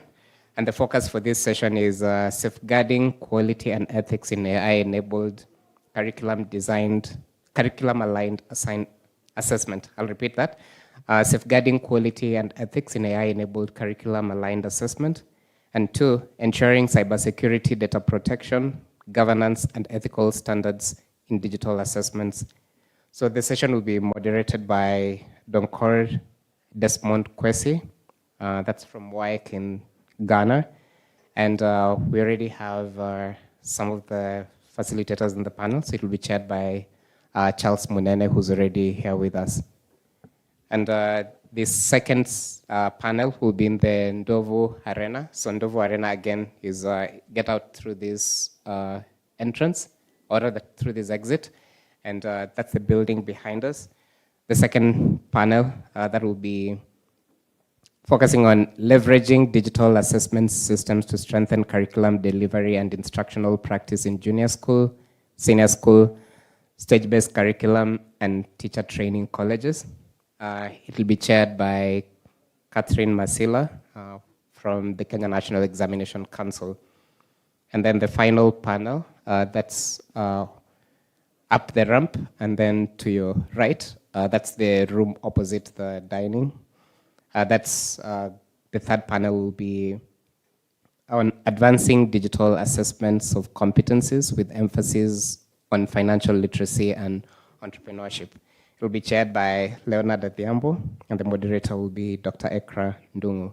So the key is we're going to have demos within the panels. So the panel moderators, just a highlight, please give time for the demos. And the whole session is going to take 1 hour. So right now is 2:38 p.m. So let's be back at 3:38 p.m. So for the panel that's here, Charles and Tim, welcome.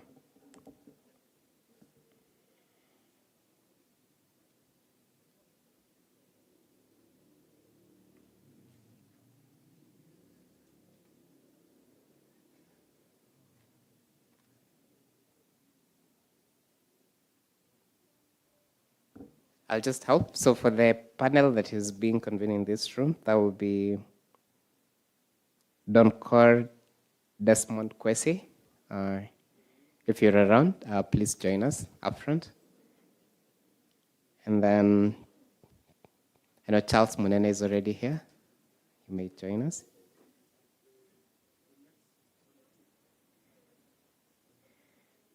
And then Petronila Mutwiwa from the Kenya National Examination Council. Thank you. Please join us. James Lochomi, also from the Kenya National Examinations Council.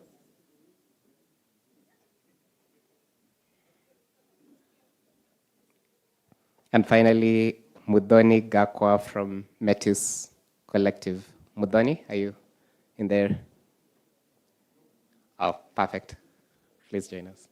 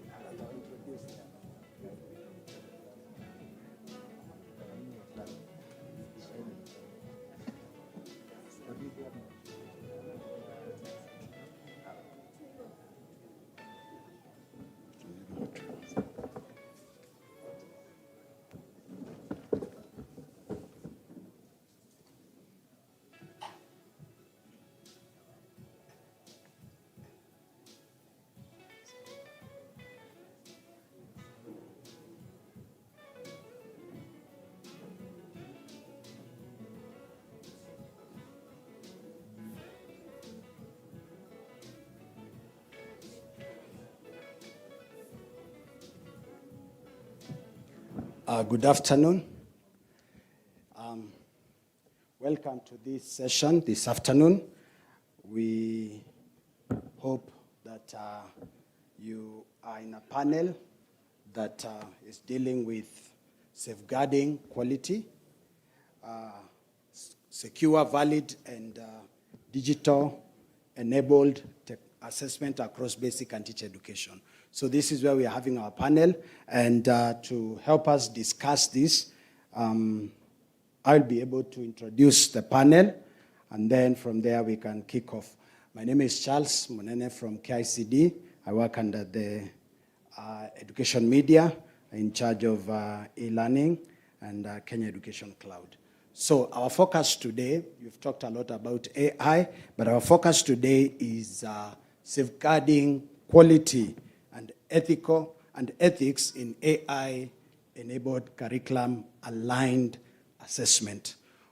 Also, we'll be ensuring how can we ensure cybersecurity, data protection, and governance and ethical standards in digital assessments. You are aware that there is a lot we need to safeguard even as we do the assessments digitally.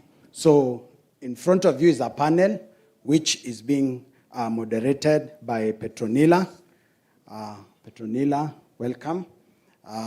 Also, we are happy to have the two gentlemen. They will introduce themselves when we start. Welcome, Petronila. You can speak from where you are. Yeah. Thank you, my chair. Good afternoon, participants.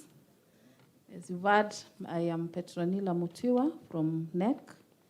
I will be moderating this session, and I want to invite the panelists to introduce themselves. Okay, good afternoon. I'm James Lachomin from the Kenya National Examination Council. Thank you.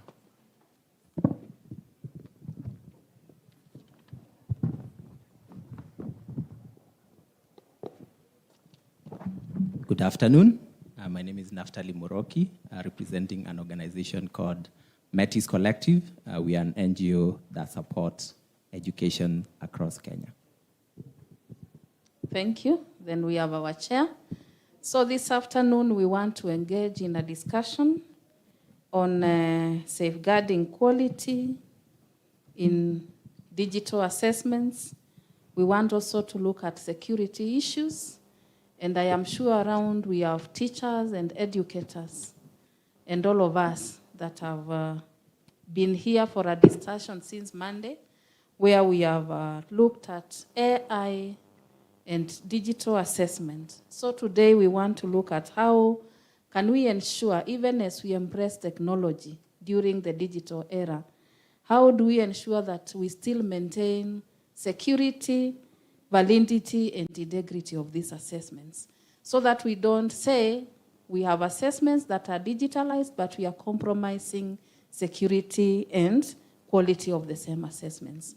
So that is the discussion that we shall engage in the next 50 minutes or so. So to begin with, I want to engage you as my audience. I know at school level, at experience level, we have one time or another been involved in digital assessments. Would you tell us some of the challenges that you have experienced when dealing with either the digital tools to implement assessments or data that has been generated using these digital assessments. Maybe a participant, feel free to engage with us. What are some of the challenges that you have been able to face when using digital assessment tools? Someone?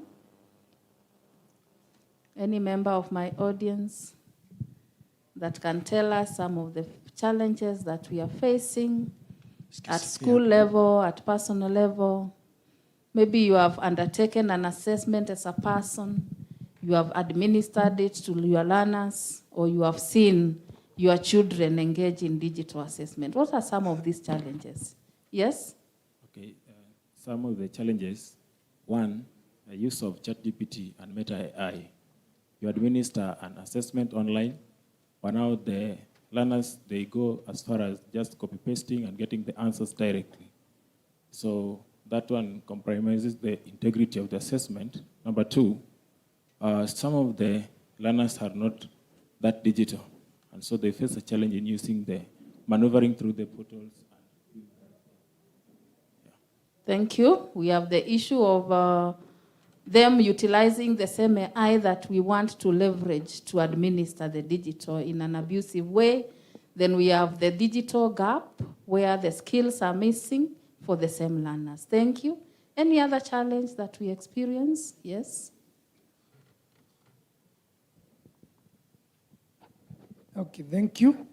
Some of the challenges we experience is infrastructure. For example, you may find that you're handling a large number of students, and then the network, the server, is not able to support all of them. You find that in the middle of the assessment, the infrastructure fails. Thank you. We have infrastructure in terms of devices, in terms of internet, server capacity. Those are critical issues that will be part of our discussion. Any other challenge? Yes? Another challenge, misinterpretation of the questions. Students are not able to interpret the question as they are, so it means they give implied answers and not the correct answers. Interpretation of the same tool, the questions that are there. Let's give a chance to Madam there as our last response for this session.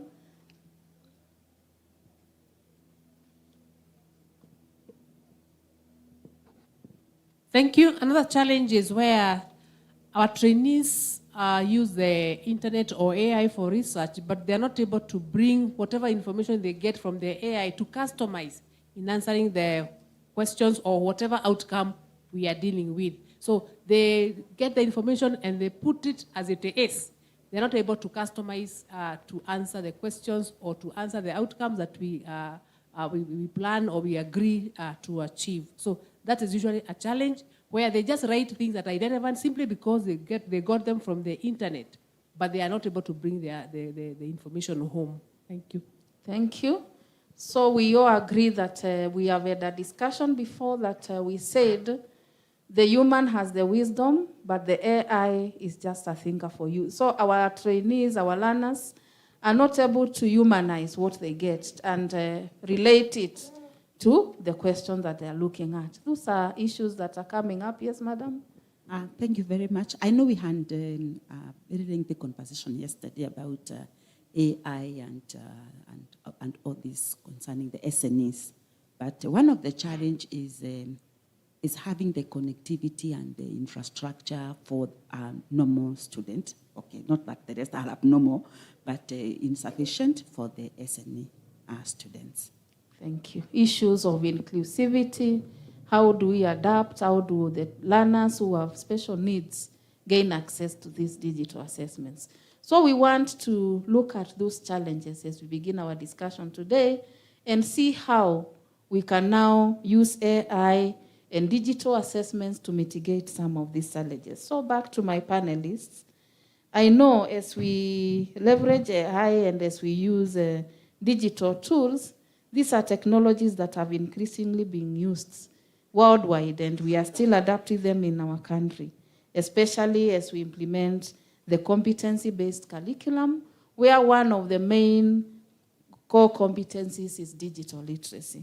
So to my friend Muthoni Gakwa, I want to ask you just to tell us, even as we leverage these digital tools, how can our education system ensure that AI-enabled digital assessments remain valid, reliable, fair, and well aligned to the CBC curriculum, while still upholding the ethical standards in the society? So how do we ensure that these assessments hold the main principles of assessment of reliability, validity, fairness, and alignment to this curriculum? How do we ensure this as teacher educators and maybe implementers of curriculum at the various levels of education in the country? Thank you. I'm obviously not Muthoni. I'm Naftali, representing Muthoni, who is our executive director. And to answer your question, Petronila, for us, we view this at two levels. The first level is, and as far as the AI is concerned, and this could apply to any technology, is how has it been developed? And this matters a lot for AI specifically, because a lot of the models that we are using and implementing in our country are not necessarily built here. The data that was used to train those models, we don't have access or control or a lot of knowledge around those models. So the question becomes, if you are going to use AI to manage, either to create or mark assessments, the first layer is asking the question of the underlying technology that we are using for this. Because how do we ensure validity? How do we ensure CBC alignment if we don't know what the underlying model is actually built on, and we don't have access to model cards, for these AI models? That's the first layer. The second layer is on our preparedness as educators, as teachers, but also our learners. Issues of how we use AI currently have been raised, where you generate or someone generates something using AI and they take it as the ultimate truth without understanding that the human judgment and contextual knowledge is actually needed to make sense of whatever has been generated. It's a tool. It's supposed to help, but ultimately, the teachers, the humans in the loop, and I'm going to use that word a lot today, the humans in the loop need to be sufficiently prepared to make sure that we actually use these technologies for our benefit and they do not hinder or compromise the quality of how we learn or how we assess. Yeah. Thank you, Naftali. My brother Ochomin, I don't know whether you have something to add on how these tools, we can ensure validity, reliability, and fairness as we leverage the AI-enabled digital assessments. Okay, thank you for that. I think this is a space that we are getting in. It is the AI in assessment, or the digital assessment of examination. So it is a departure from what we used to do. There is a pen and paper. But all the same, we need to make sure validity is measured, and also the reliability of this. Since also we are involving the CBC, so this also needs to align. So, and I will echo what my colleague has also alluded to about underlying technology. So for us to measure reliability, I think we need to make sure that we, how can I say that? We need to make sure we we make sure whatever we set as education stakeholders, let's say educators, so we set each question to align or to map with the specific outcomes. And then another issue, we need to make sure we are doing what is called authentic tasks. That means we do more of practicals. We do scenario-based or the real-life situation, so that we shift a little bit from recalling. So I think those are the key things that we may need to do. So we need to adjust, because somebody raised about copying, pasting, and all that. So I think we also need to align how we set the items to make sure we put more emphasis on the authentic task that is a scenario-based and the real-life situation. Thank you, Back to. Thank you very much, my panelists. We all agree that for it to be valid, reliable, and fair, we need actually to align it to the curriculum outcomes. So as we leverage these digital tools, let's make sure that we have the human factor that will check and ensure that these tools are aligned to the design, they are authentic, we have engaged the human factor, as our brother Naftali is saying, and as educators at school level, then we will ensure that these tools are fair, valid, and reliable. Then again, I'll come back to you, Naftali, because we know with the growing use of digital assessments, protecting learner information and ensuring that system security is observed has become a critical concern. Because with AI, we have all had a discussion and we have seen that it has a lot of data that we are collecting.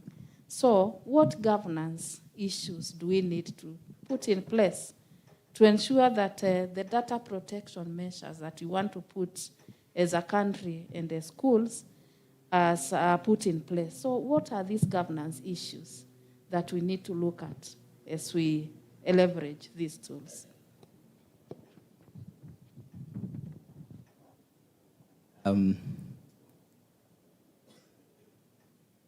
Our understanding is we already have a baseline, right? A while back, as a country, we passed the data protection law. We also have the mandate of different government agencies. NEC can speak to how they manage user data or student data. The Ministry of Education can speak to the policies that exist to safeguard this data. But where we see substantial gaps is in how this is being implemented across the ecosystem. And this will become more challenging as we adapt AI systems, because they consume data like nobody's business. So this is something we need to be aware of and think through. How do we enhance the systems that already exist to ensure that we protect our data, we protect our teachers' data, we protect our student data. And I know there's a bill in Senate currently on AI, has a raft of proposals, and I know the education stakeholders specifically have submitted their input on this to ensure that, yes, we are being safe, but also we are not over-regulating to an extent where we don't get to the level where we are actually building, and we end up becoming consumers of these technologies that, like we saw with the social media. So that's something we need to be careful about. And from a practical standpoint, the way we see or think this can actually happen is to adapt genuine co-creation across the ecosystem. So government agencies or relevant government agencies working with education companies, working with teachers in the development of these technologies, so that early on we test them in real classroom with real teachers, with real students, because then we are able to learn very quickly and mitigate any potential issues with our data, any potential compromises that might happen at some point in future. So that's something practically we've seen work. We currently piloted an AI a suite of AI tools with teachers. And what has been critical in that process is the co-creation with the teachers, because that builds trust, ensures that everyone is involved in the design journey, and it's not a black box where no one knows what is happening, but you actually know, if you type your name or your email, how it's being used. So we build collective ownership so that we can ensure our data is safe, and if there are any issues, we can course correct early on before they go to the world. Thank you. To you, Mr. Lochomin, I know as a council, we have many systems that hold a lot of data for learners across the country at different levels. We also have a lot of learners' data that are stored in our systems. So I don't know what you can tell our audience today. What data protection measures, what cyber security measures can they put in place to ensure that whatever data they hold in their institutions is kept safe and ethical, so that we don't go against the Data Protection Act and other policies that have been put in place. So Lochomin kindly highlight some of the cybersecurity and data protection measures that us as institutions can put in place to ensure that the integrity of data and the integrity of the systems that are held in our institutions is maintained. Okay, thank you for that. Actually, there is a very important question in regards to how data is being safeguarded. There is also the issue of governance. So if we talk about the governance, I think my colleague has already alluded about the governance. So we are guided by the what we call Data Protection Act 2019. So, and we need to make sure there are those governance in place in such a way that if we contract, maybe we contract a firm to set for us a system, we need to put those rules and regulation to be part of the contract, what need to be shared, and also the tunnel in which that data need to be shared. We need to have a lot of security. Taking an example of the council, so we've done quite a lot of systems, and the first thing we normally consider what is called data security in all operation. And it starts from the design, even before the application is developed or even application is installed. We start on how can we design it to be secure first. So even before anything. So that is the key things to make sure that is considered. That is the security. And then there are also other layers of security that we put in place. That is access control. Who are these people accessing this system? Who should see what? Who should access what? So those are the key things that need to be there in every application. And they are bare minimum.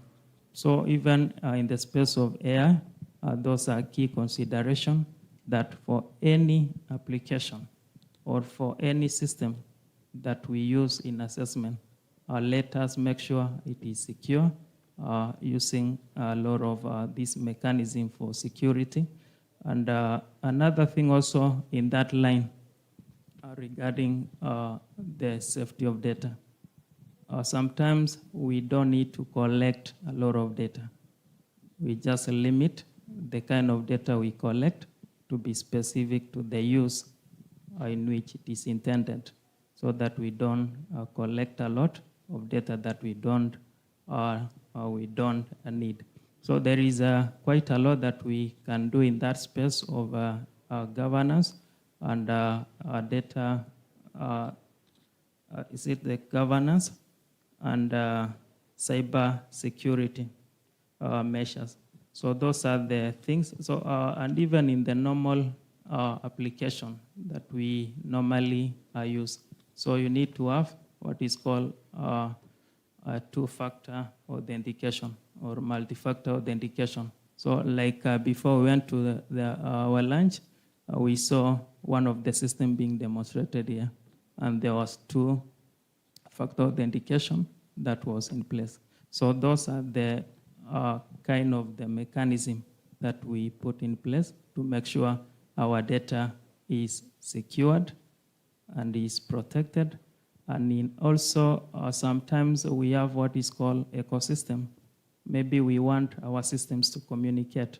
Maybe we have the next system need to communicate from maybe TSE system and other stakeholders.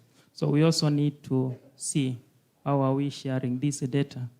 Is this data safe during the transit, the movement, and also the means of integration, the APIs that we use to integrate the data.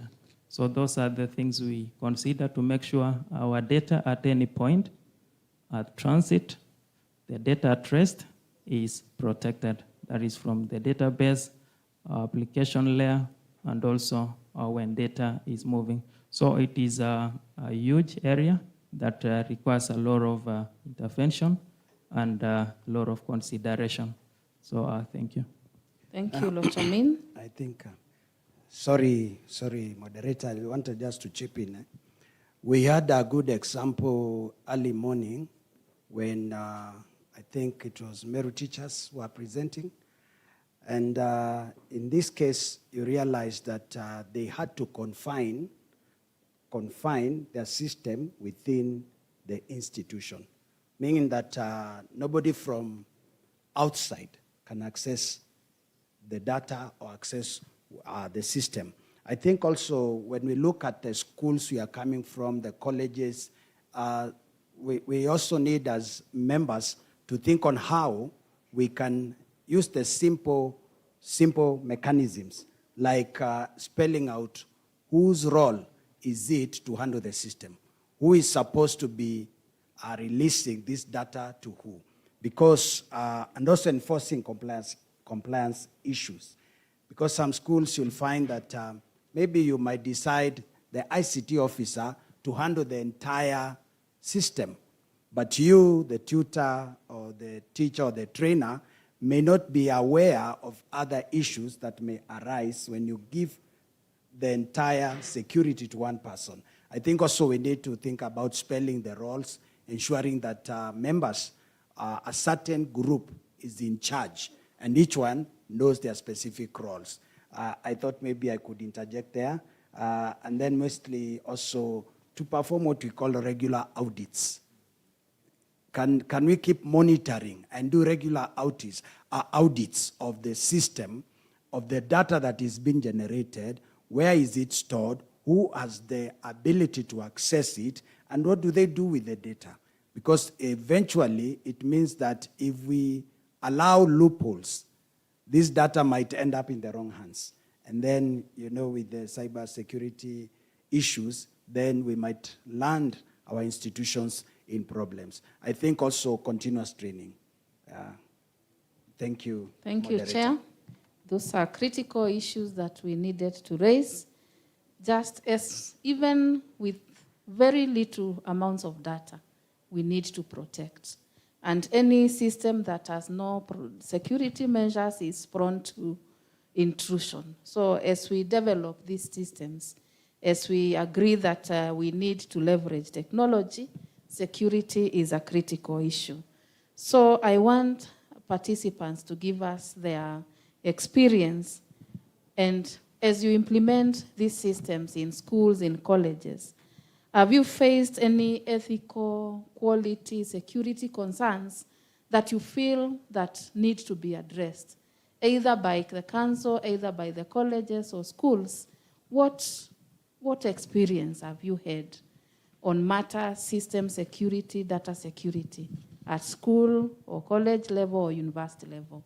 Any participant with an experience that they can share with us? We have a hand there. I just want to share about reliability of data regarding AI. I think it is almost zero achievability, because when you generate anything from the AI, it does not give you the source of that particular data. So the first question we need to ask ourselves is, where does the AI fetch its data? So that we can check whether that data is peer-reviewed. Because what is its source? I think ideally sometimes the AI is able to fetch data maybe from Google, And Google is an open source. Anybody can post anything. So it is not really educational material. So that means it will not be reliable. So I think that's a great challenge. And also, if you allow maybe for the pupils to go, use ChatGPT, for example, it will not give them the voice that represents them, for example, because it will have a generic kind of reasoning. So it means the output they're getting is irrelevant because it will not speak to their position or their class or their grade. Thank you.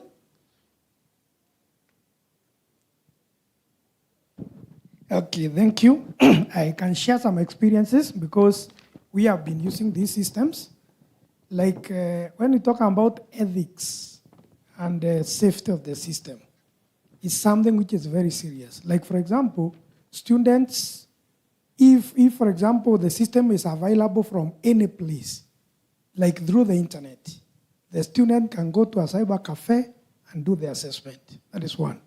Number two, they can share the login details. Like, for example, I give someone my login details. When the assessment is going on, I'm logged in, and he can log in and see my responses. So both of us are copying from each other because we are logged in. Now I'm logged in his system, and he's also able to log in our system. So like in that case, we implemented one login session such that there is only one login session per user because of that sharing of credentials, even if we have the logins. And the NEC, of course, is doing very well on that because when you introduce tokens, it was able to solve that problem. Thank you. Thank you, Mberia. Any other experience that we can share from our institutions? Thank you. So as we are the ambassadors of AI and digital assessments, we are reminded that security is key, and as we develop these systems, as we design them, we should be thinking of security even during design, not an afterthought after the system is implemented. So I will go back to Lochomin, and we know that the educational stakeholders have a role to play, even as the AI system developers are helping us advance digital assessments. The stakeholders have a role to play. So how can collaboration between the educational stakeholders and the system developers ensure that innovation does not compromise assessment integrity and public trust? Because as a developer, what you want is a system that is working, but the stakeholder has the background of what or how we should implement these assessments. How will collaboration help us achieve compliance and help us also achieve the issues of integrity and accountability as we develop these systems? Thank you for that question. Actually, to achieve, maybe I will start from just the normal, maybe systems that we have in our institution. Good example is maybe a payroll system. So before that system is installed and run in the institution, so there is a need for what is called user requirement, so that the system that will be developed or that will be installed will meet specific user requirement. So it is the same thing even in assessment, that we need to involve all our education stakeholders before we come up with any application. And the reason is very basic, that for developers, not necessarily all of them are from education background. So they need to take the feedback or the input from the professional. In Kanzo, we call them the process owners. Those people who understand the process, those people who understand what needs to be solved. So they have the problem at hand. So, and that's why we need stakeholders, all of the stakeholders to be involved. And also there is an aspect of just to branch a little bit, there is also an aspect of training that stakeholders need to know what is it, what is AI, even from the basic definition. They need to know what is AI, how is it. Those terms like machine learning, what is machine learning? So how is AI related with the machine learning? So those, once stakeholders know the background of that, so it will make even the deployment of this system take short time, and also it will avoid back and forth issues. And also at that point, it will,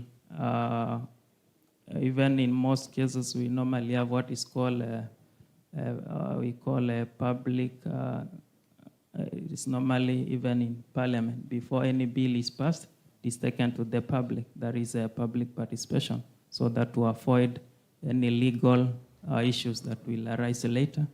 And it also involves stakeholders, will avoid a lot of biasness because everybody is involved. The SNE is involved.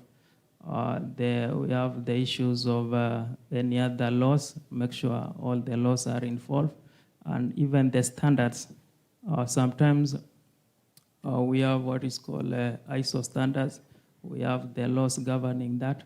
So if stakeholders work closely with the system developers, so you find most of these things are resolved even before the application is rolled out. So there it is a very, very important area that even before anything is done, that collaboration need to be there.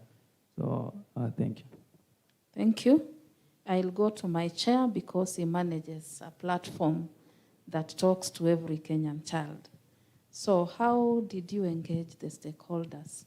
I know you are so much in e-learning and the Kenya Education Cloud, where even my child will log in and listen to content that is there. So maybe you can highlight how you ensured collaboration of all stakeholders as you are coming up with that tool that is accessible to every Kenyan. Thank you, moderator. I think one of the things that we managed to do, a system can be used by anyone. But the key thing is what content is going through this system. And the validity of the content that is being used, that makes the system more friendly or more available or more user-friendly. I think one of the things that we did was to ensure that whatever content that we are bringing to our users has been vetted to ensure that is of quality and vetted within the standards. Something else that we had to do is to ensure that the content developers, so the people who are developing the content for the learners, are trained on the best way to develop content that is targeting these learners, meaning that is curriculum aligned and of quality, so that when it is released through the system, whoever accesses that content is assured that the content is of quality and it is also well developed and can meet the learning outcomes that we are seeking. Of course, when you're developing any system, once it is ready, you have to call your key stakeholders, like what we have been shown here, of how to validate your certificates. That system, or how to check the validity of your certificates, before it is released to the public, all key stakeholders have to be taken through, and we get the buy-in that indeed this system is working and it is good for our country or for this level. So, moderator, I think that is one of the key things. Taking the stakeholders through before you release it and ensuring that whatever material, content that is going out is quality assured and content that is aligned with the curriculum designs and the curriculum that is being offered. Thank you. Thank you very much. And as we draw nearer to the end of this discussion, I want to agree that schools and institutions of learning are spread across our country.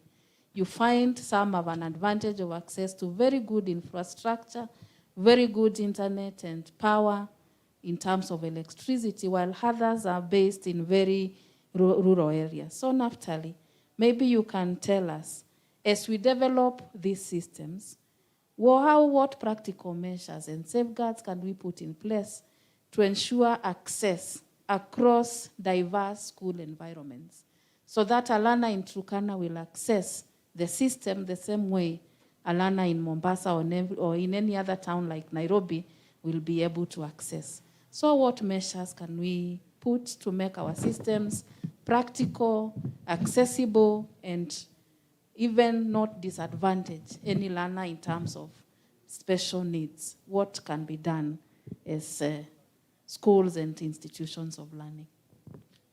Thank you, moderator. I think the first step is to start with a genuine reflection of where we are, because you will notice when it comes to technology or infrastructure, there's the variability, but also there is the difference in understanding of what it actually looks for us as a country, right?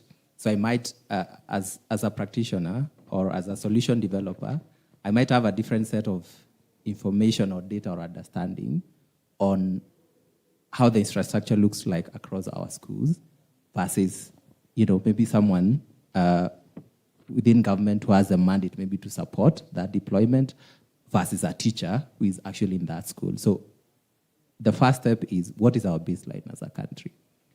Am I able to know across different counties what infrastructure, what support systems are there? And even from a content perspective, for the tools that we are developing, are all of them, is there a mandate to say, for instance, every tool has to be inclusive? It has to support learning for all learners, or it has to be able to be used by all teachers. So that's a very first step, because by understanding or having a common and shared understanding of where we are, then we can genuinely build solutions that respond to the needs of different regions of this country. That's one. The second part to this is, again, how we build. How do we develop these systems? How do we develop these tools? Because if everyone is developing for a school in Nairobi, and not to say all schools in Nairobi are well-resourced or all schools in Nairobi and environs are well-resourced, but if everyone is targeting the easy-to-reach places, then it means we'll never learn what would have worked in Turkana or in Wajir or in another region that might not necessarily have access to the same tools or resources that a school in Nairobi might have. So what we need to be intentional, even as people sitting on the government side of things, to say, for instance, if I want to pilot something, can there be a requirement that at least 1 or 2 counties have to be maybe in a region that typically would not have access to this technology? And what would that look like practically? Maybe it has to be, my tool also has to take care of the SNE needs, right? So that collectively we are actually building inclusive technologies and tools that will work for the majority of our schools. Yeah. Thank you.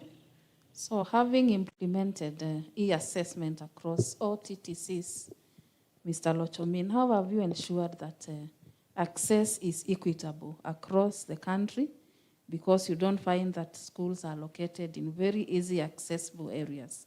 So how have you ensured that the systems that are being used are accessible, even ONEC systems that are pertaining assessment, registration, even payment, and all those systems? How have we ensured that access is equitable, irrespective of the school environment and location and how far they are located? What measures have you put in place? Okay, thank you for that. Actually, to make sure this is achieved, so we need the practical systems to be in place. That is the systems that will make sure the whole process of e-assessment is done. So e-assessment is, if I may say, it is not a single system.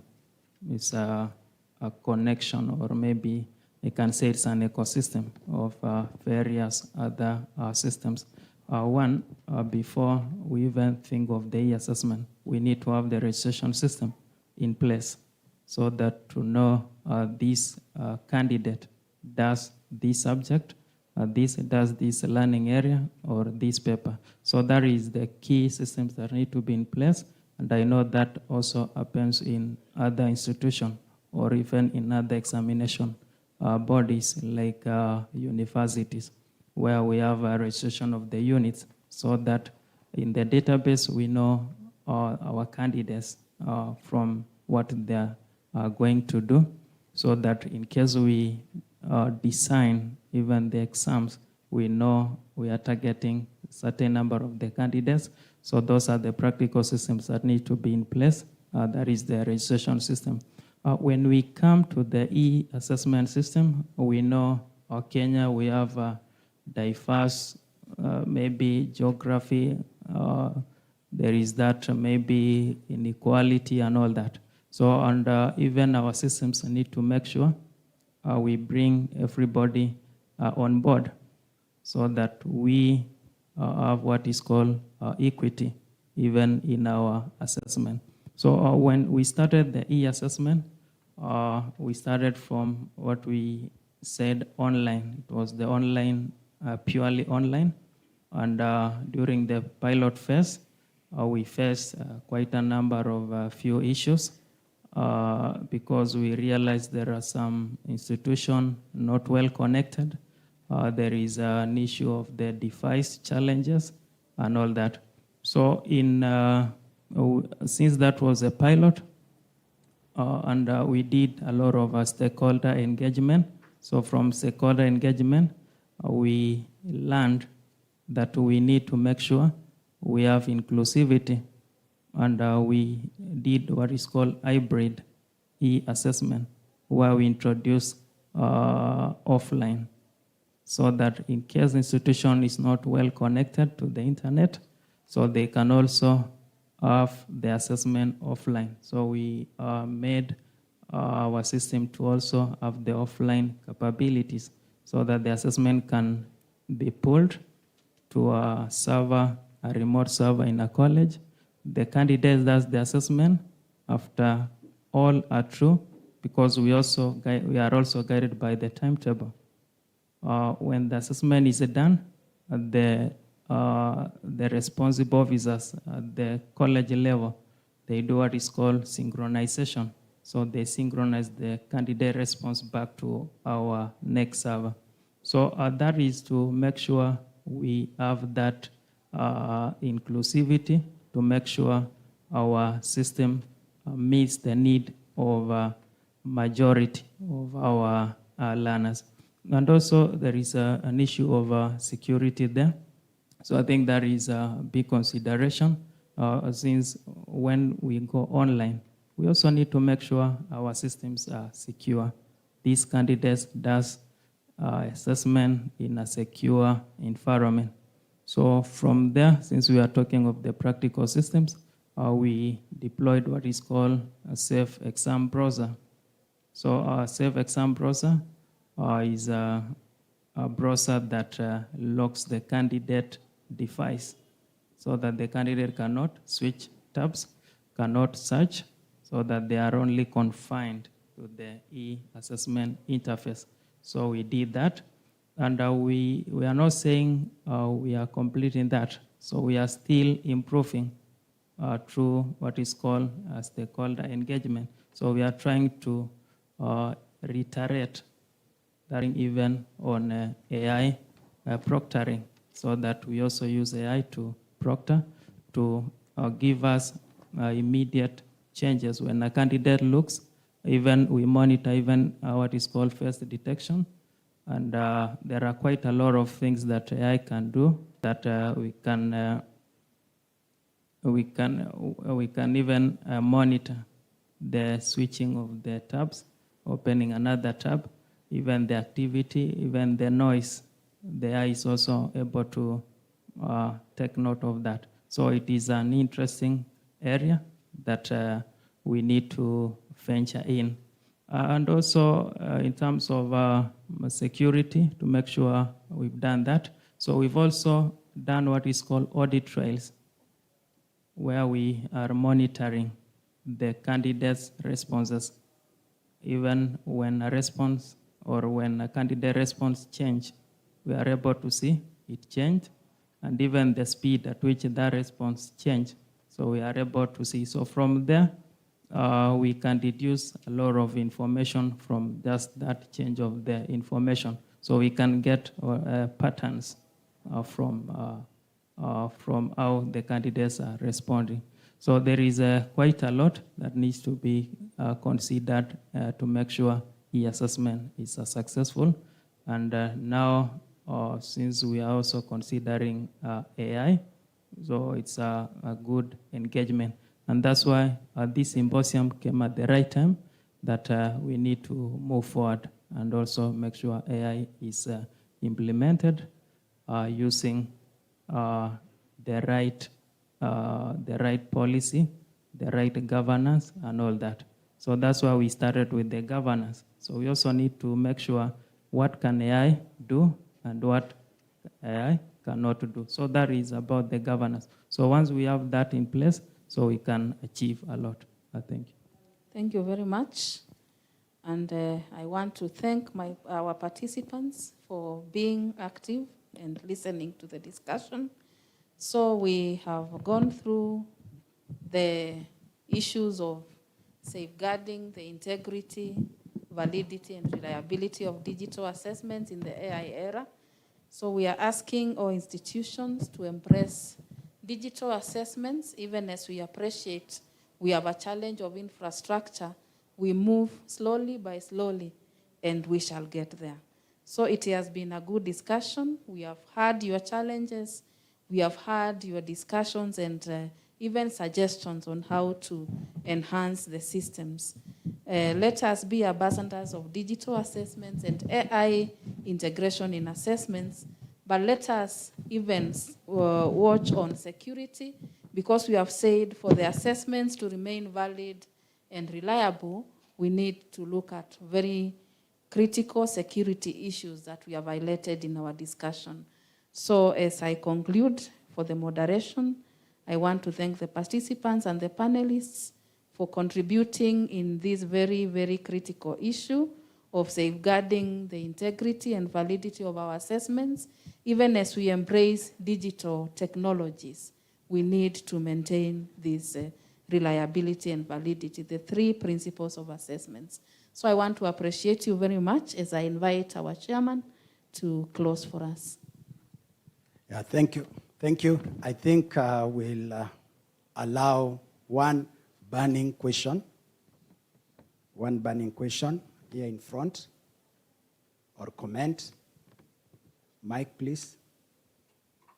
Here.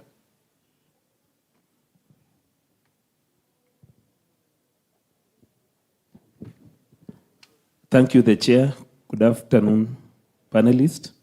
So I think our first member who had given a reaction was asking, where does the AI fetch its information? So I wanted to ask a question, if we can develop an AI tool which we can only limit to maybe interrogate curriculum and maybe the content within the syllabus.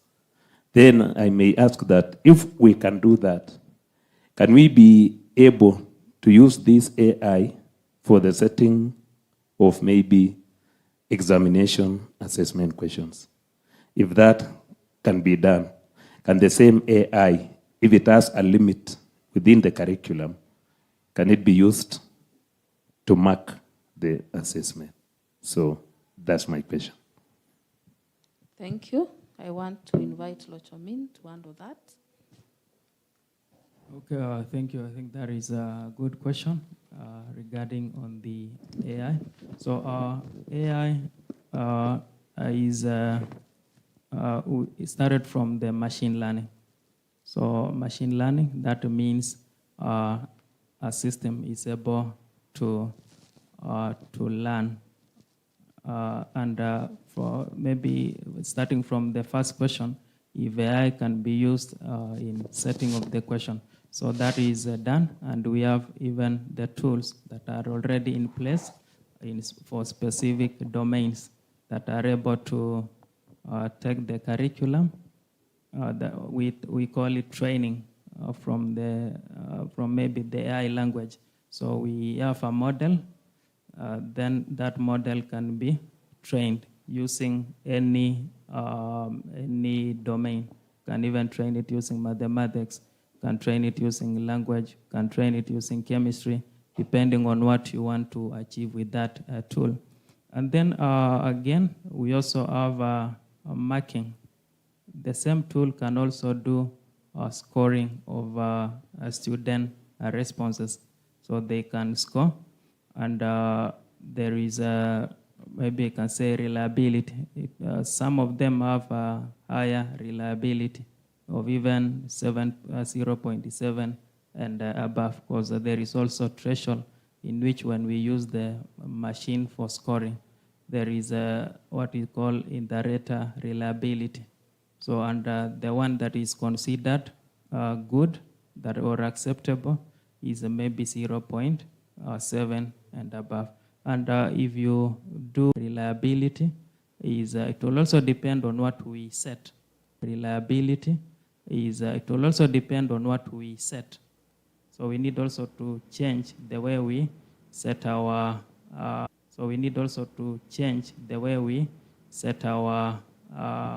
Items, so that we focus more on the scenarios, we focus more on things that are authentic. So I think that is a good question. Thank you for that.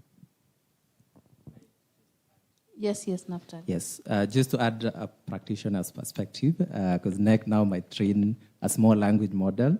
What we are seeing in the ecosystem, and we've done this practically, is you take the large language models, so whatever is running ChatGPT or Cloud or Gemini, and then you build on top of that, right? So for the Kenyan specifically, we have a platform that a teacher can use to generate an assessment. And the way we make sure it's actually curriculum aligned is we build again on top of these systems, but then we input our local curriculum. So when I ask that specific system to give me, let's say, a set of discussion questions for the classroom, and make sure it's CBC aligned, and make sure that it's inclusive, it's not going out to Google, to our friend's point there, to look for these things, right? It's already built into the system, and this is one of the practical ways we are seeing early on, because it can get quite expensive to build your own local system. So building on top of what already exists, but really contextualizing, and again, testing a lot, getting real feedback from teachers, from users. Is this actually performing as we had expected it to perform? Because you might build that layer, but still it goes out and picks something from the internet. So you want to keep fine-tuning it to a point where it actually responds the way you would have expected it to respond. Grade appropriateness, reading, learning levels appropriateness, and everything in between. So that's sort of what we are seeing from practitioners' perspective, and we've actually built a solution on this that works pretty well. Thank you. Back to you, Chair. Yeah, thank you. Another burning one? Yes.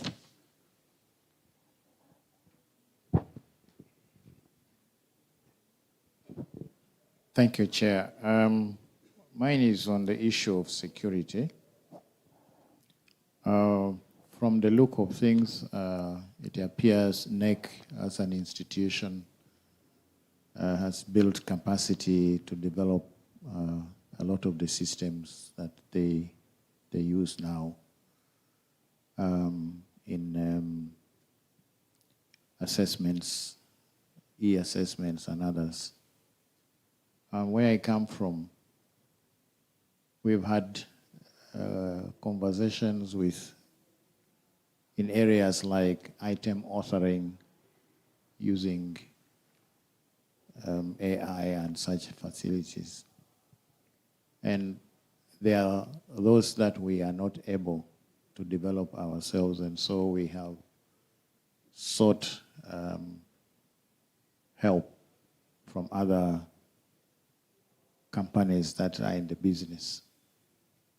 The belief that we have is that whatever system we access, we should be responsible. We should be able to customize that to solve our own local problems. But the challenge that we have, this is because we want to really be sure of the security of data and whatever else we put in. The challenge is that we have the companies that want to maintain control over the systems that you get from them. The licenses and so on. I wanted to hear from our panelists, Lochumin, and also the other panelists. What is the situation here, and how do you, if you have companies like that from whom you are sourcing some systems and they want to maintain some level of control, how do you go about this so that you maintain security over your data and other information? Okay, thank you for that. Maybe from on the, maybe if I talk about the NEC, majorly most of our systems are in-house developed, but nonetheless, we also have the system where we procure from the vendors. And that process, there is what we call the contract. So there is a contract they need to sign, and that contract specifies even the owner of the data who will be controlling the data and access. And we also need to have somebody from the NEC that manages that system. So we don't give that system to, let's say, to be fully managed by the vendor. So it is the NEC, as much as the system is developed by the vendor, but it is the NEC officers who manages the data, who are in charge of even the security of that system, and we are the one to host the system in our data center, because we have all that infrastructure in place. So we don't host it to maybe vendor's website or any other, maybe any other site. So that is the first control that we take. And we've also done most of our system in-house. Thank you.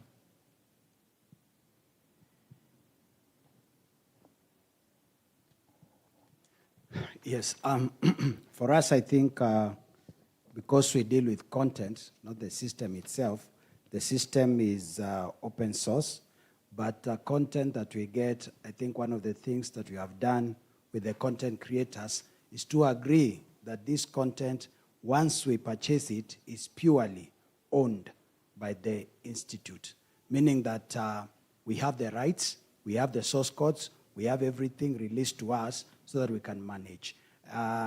When it comes to partnership, I think, like my colleague has said here, there is a need to agree on what levels, who owns the copyright, who is in charge, who will take what percentage of the system to run it or to maintain it. Some of them, they are left with the maintenance of the system, but they don't have the back end rights. The rights are within the organization. And I think that way we are able to control what goes out, because one morning you might wake up and find the person has already put off everything and you have no access to this and some of these systems are very expensive. So I think in the negotiation table, and when we are coming up with this, we need to agree at what percentage are we having the authority, or at what percentage are we in charge of the system that we are procuring. I think basically this we can continue discussing, networking after this. And one of the things that stood out for me in this highlight is that whatever system or tools that we are using, the human factor must remain in control. As much as we want to allow the AI to take charge, we also have to be in charge of that AI. That means that we be in control of what is happening.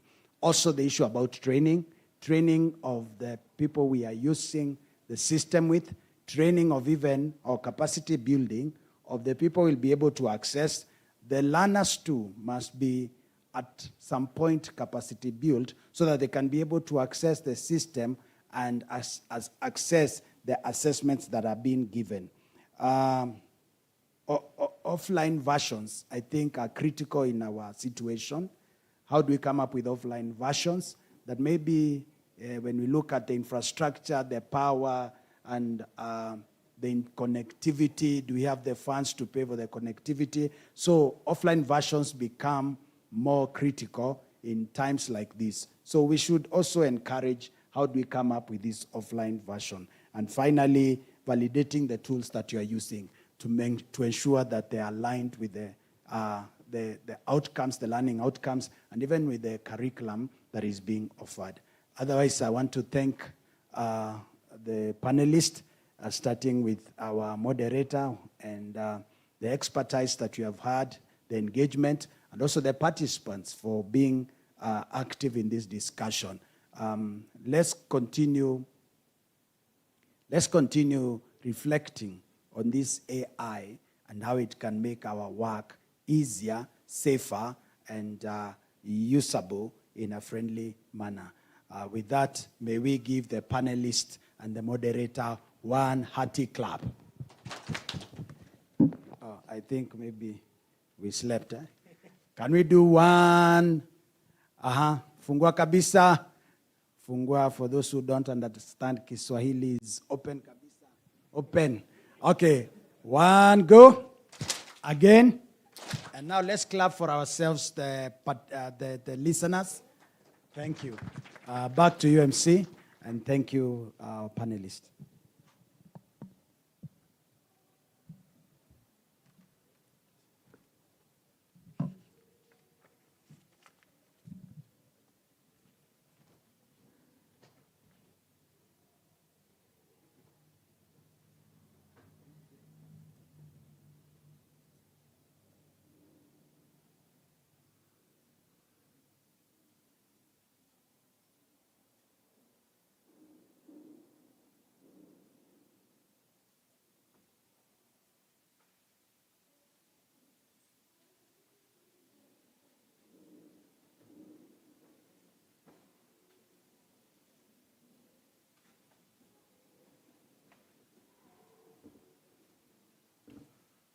Ladies and gentlemen, we will hold on a little. The other teams need to be here so that we can do a recap of what has gone on in the panel discussions. Very briefly, then we will have tea.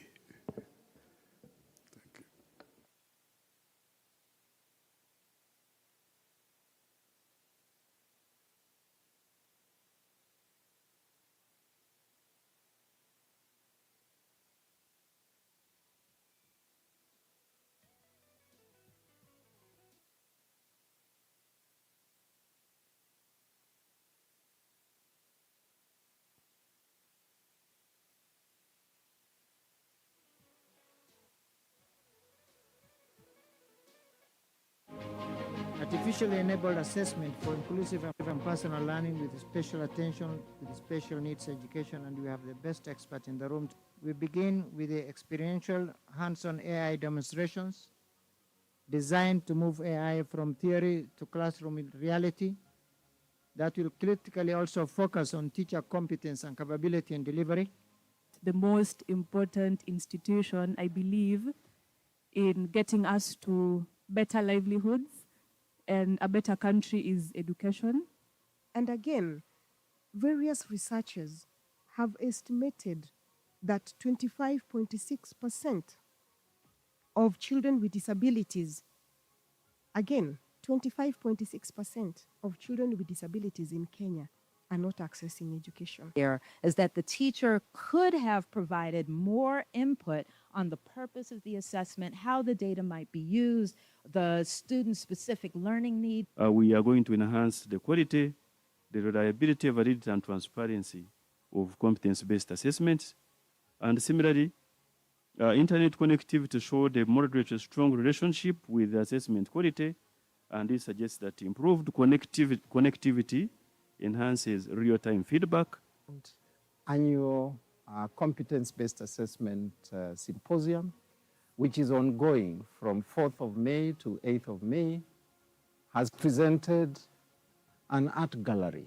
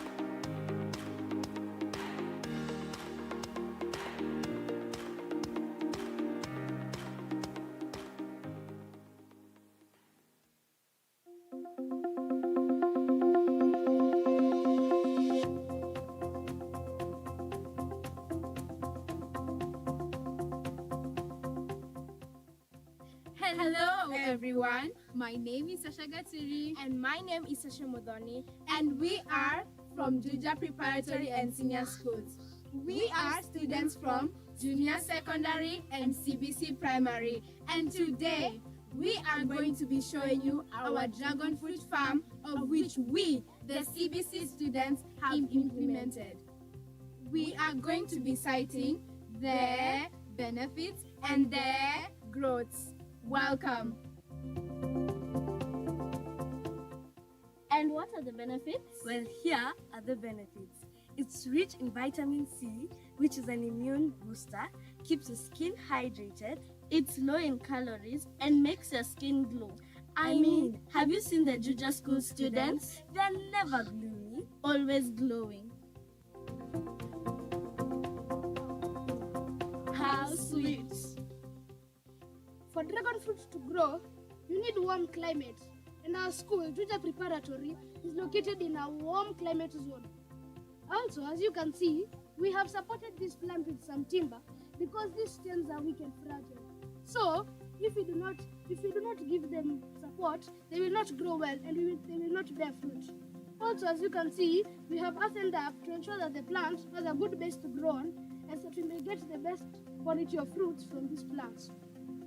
We also have trees that act as windbreakers to protect these stems from excess wind so they do not get damaged. Additionally, we have other management practices like irrigating or watering, and we have our water source, which is a dam next to our dragon fruit farm. We also have weeding, and as you can see, our dragon fruit farm is free from weeds. We also have pruning, as demonstrated, which is removing the unwanted branches. And lastly, we have mulching, which which mulching helps in conserving the soil moisture. The dragon fruit plant is part of the cactus family. The dragon fruit can be planted in two different ways, using either seeds or suckers. Here in our CBC dragon fruit farm, we have used the suckers. The product of the dragon fruit plant can come in two different variations, red or white. Here is a red dragon fruit, as you can see. And here is a white one. The dragon fruit plant... May I request that you get back in? We will be winding up in a short while. We need to...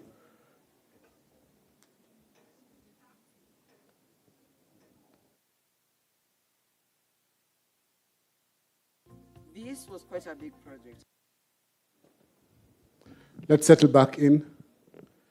Ladies and gentlemen, we need to do a recap of what has gone on in the panel discussions. And as we did yesterday, I would like to guide the chairs or the persons that were responsible for taking the notes. To be very brief, we adopt that framework of just three aspects. One is what specific questions were asked during the panel, and what the questions reveal, and then what next, if there was a way forward. So then allow me right now to invite the team, a representative from the team that was in Nyati, panel 3. The chair is Leonard Adhiambo, to come and give a brief report. He will be followed by panel 2, that was in Novo Arena, and finally panel 1. Just 4 minutes. Thank you very much, Frank. Ladies and gentlemen, good afternoon.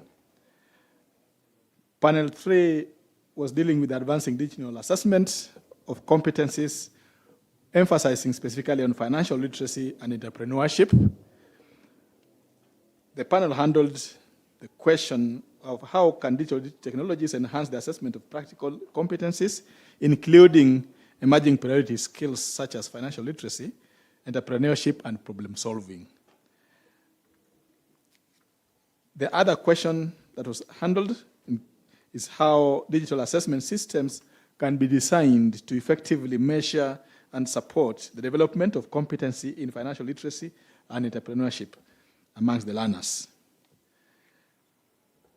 Those key questions, it emerged that digital literacy can enhance authentic assessments, continuous skills orientation, and promote feedback, because it helps in doing scenario-based games under gamification, and learners are able to manipulate digital tools to compile evidence-based learning on their competencies. So it promotes the development of e-portfolios.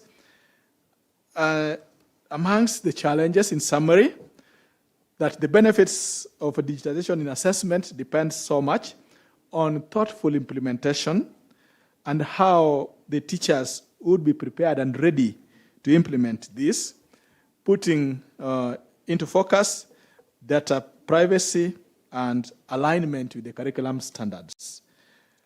On that note, it is seen that digitization of assessments is in line with the 21st century skills and therefore must be adapted. And in terms of entrepreneurship, there is no option. Entrepreneurship and financial literacy must become part of our lives. So it is a way of life. So children must be taught from the young age, from when they are toddlers. We should not wait until they are in high school or until they are at the university. That is the summary of our discussions. With that, I thank you for listening, ladies and gentlemen. God bless you. Thank you, Leonard. Of course, a summary of the notes will be submitted to the rapporteurs. Let me call upon panel 2 to give us a summary, very briefly. It was chaired by Catherine Masila.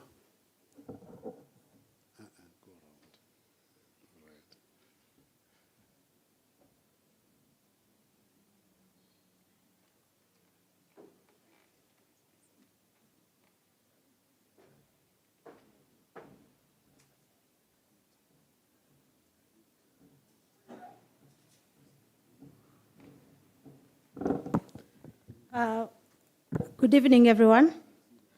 So in panel 2, we were focusing on leveraging digital assessment systems to strengthen curriculum delivery and instructional practice in all levels, that is the junior school, senior school, stage-based curriculum, and the teacher training colleges.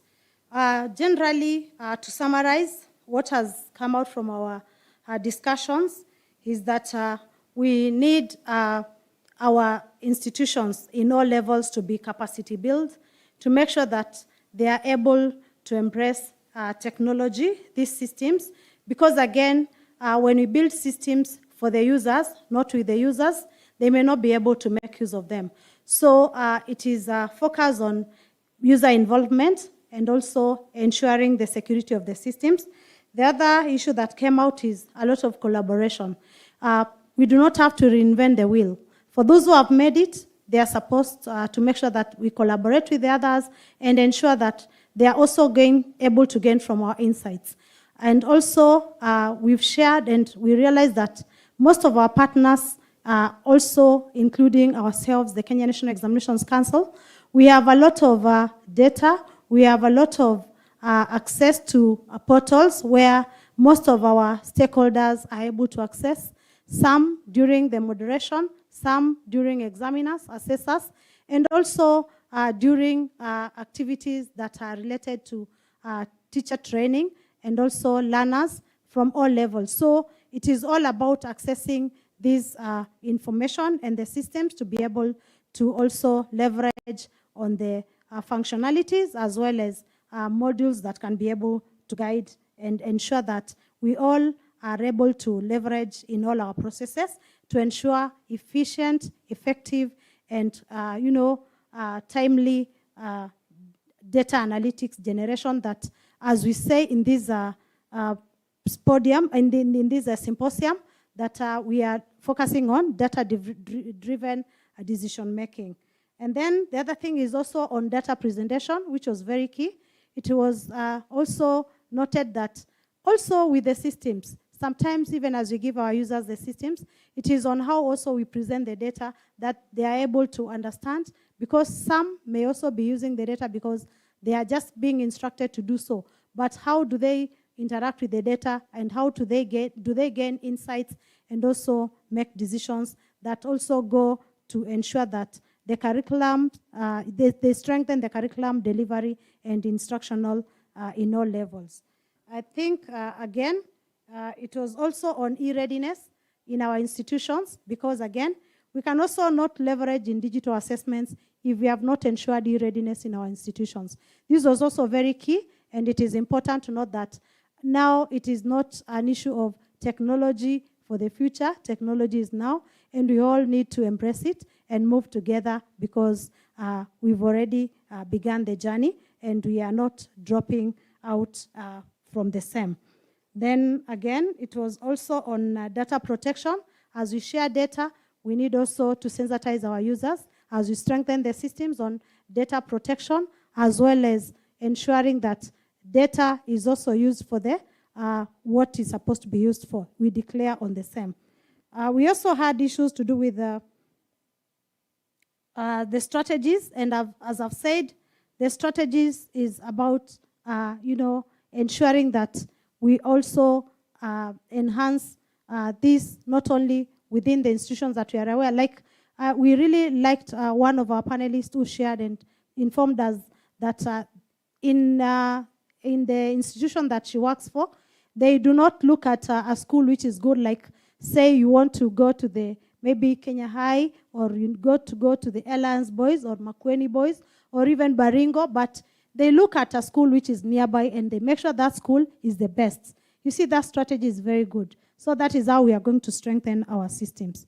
So generally, our focus has been also achieved, but what we realize is it is not just a small topic. We also need to really give feedback, and these feedback loops are the ones that are going to guide on decisions. Again, as we are also here, we are also asking you, you also can access our portal, our website, that is the EAC website, which is accessible through the earc.nec.ac.ke, and you'll also be able to access a lot of this information. So it's all about sharing information and sharing the information based on how it's classified. So we also build trust. When you're using system, it's always about trust. To just end the summary, it is about AI. How are we going to be using AI ethically, and how do we prepare our stakeholders, the users, to ensure that the AI is used to not to to everyone? How do we control this? How do we model? And I think a lot has been said about AI, and we are all aware that we are wiser than the AI because we are the ones who gives it instructions. The only thing is how we are going to instruct.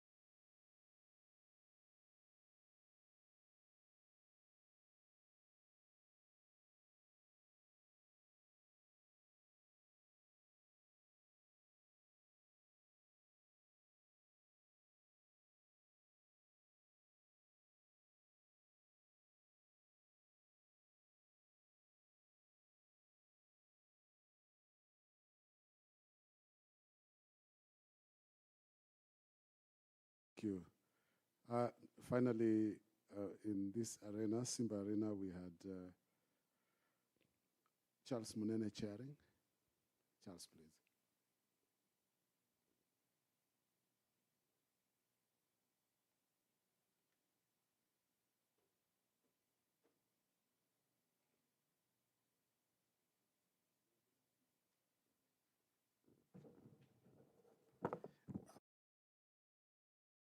Be very, very brief. The panel that was here was charged with the responsibility to discuss on safeguarding quality, ethics in AI-enabled curriculum-aligned assessment, and also to ensuring cybersecurity, data protection, governance, and ethical standards in digital assessments.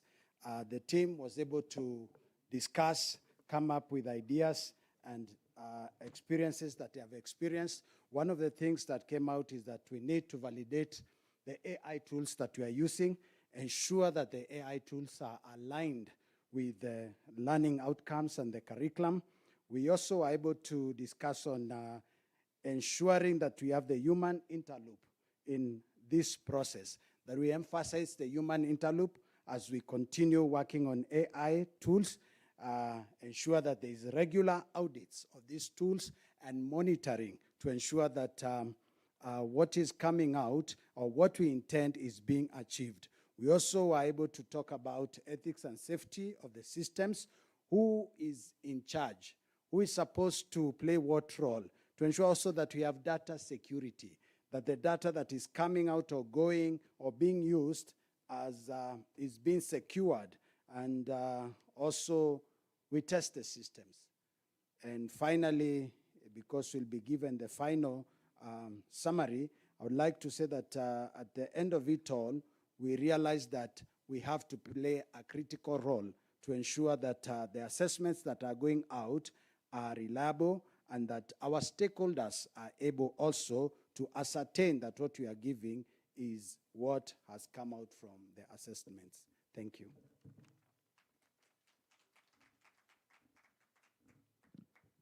Thank you. didn't tell us if there was any happiness in here, but this must have been a very serious one. Ladies and gentlemen, we are at the tail end of this meeting here today. I want to make two announcements. One, that tea is served. You're requested to pass by there and grab a cup.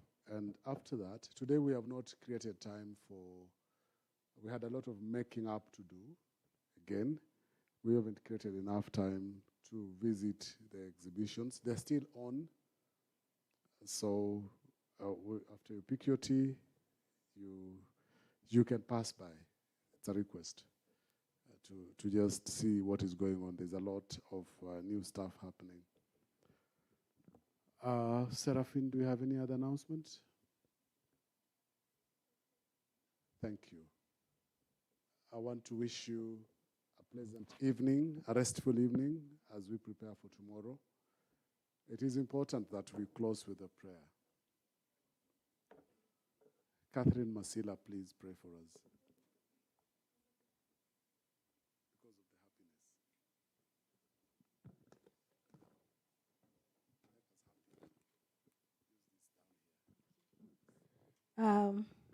happiness. Let us believe. We can stand to honor our God because since we started, we've not had any issues around, and we really thank God for the gift of life. Let us pray. Our dear and everlasting Father, we come before thee, Lord. We want to thank you for the gift of life that you've given unto us, Lord. We also want to thank you, Lord, for the team spirit that has been embraced in this symposium, Lord.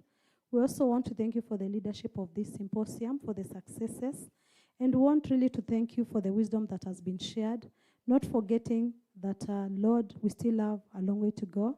We have some days to finish, and we have some tasks to accomplish. And Lord, we ask you that to continue guiding us. You guide everyone represented here also. And Lord, even as we depart to go to our residential places, Lord, we ask you that to continue guiding us and take care of us. Journey masses to those who are going to different areas, and also safety. And also, Lord, as we go to take the cup of tea and maybe the snacks, that you may bless those who are prepared the same. And also we pray for those who may not be having, and that the tea and the snacks may also be a blessing to all of us. Lord, we ask you for continued spirit of togetherness, collaboration, and Lord, in the spirit of the symposium, we ask you to guide us in everything that we do. For that I may not have prayed for, Lord, I ask that you forgive us, and anything that we may have done that does not please you, Lord, you forgive us. And also, Lord, as we see the day of tomorrow, glory and honor shall be upon thy name. We pray all this trusting and believing in Jesus' name. Amen. Thank you, and have a blessed evening.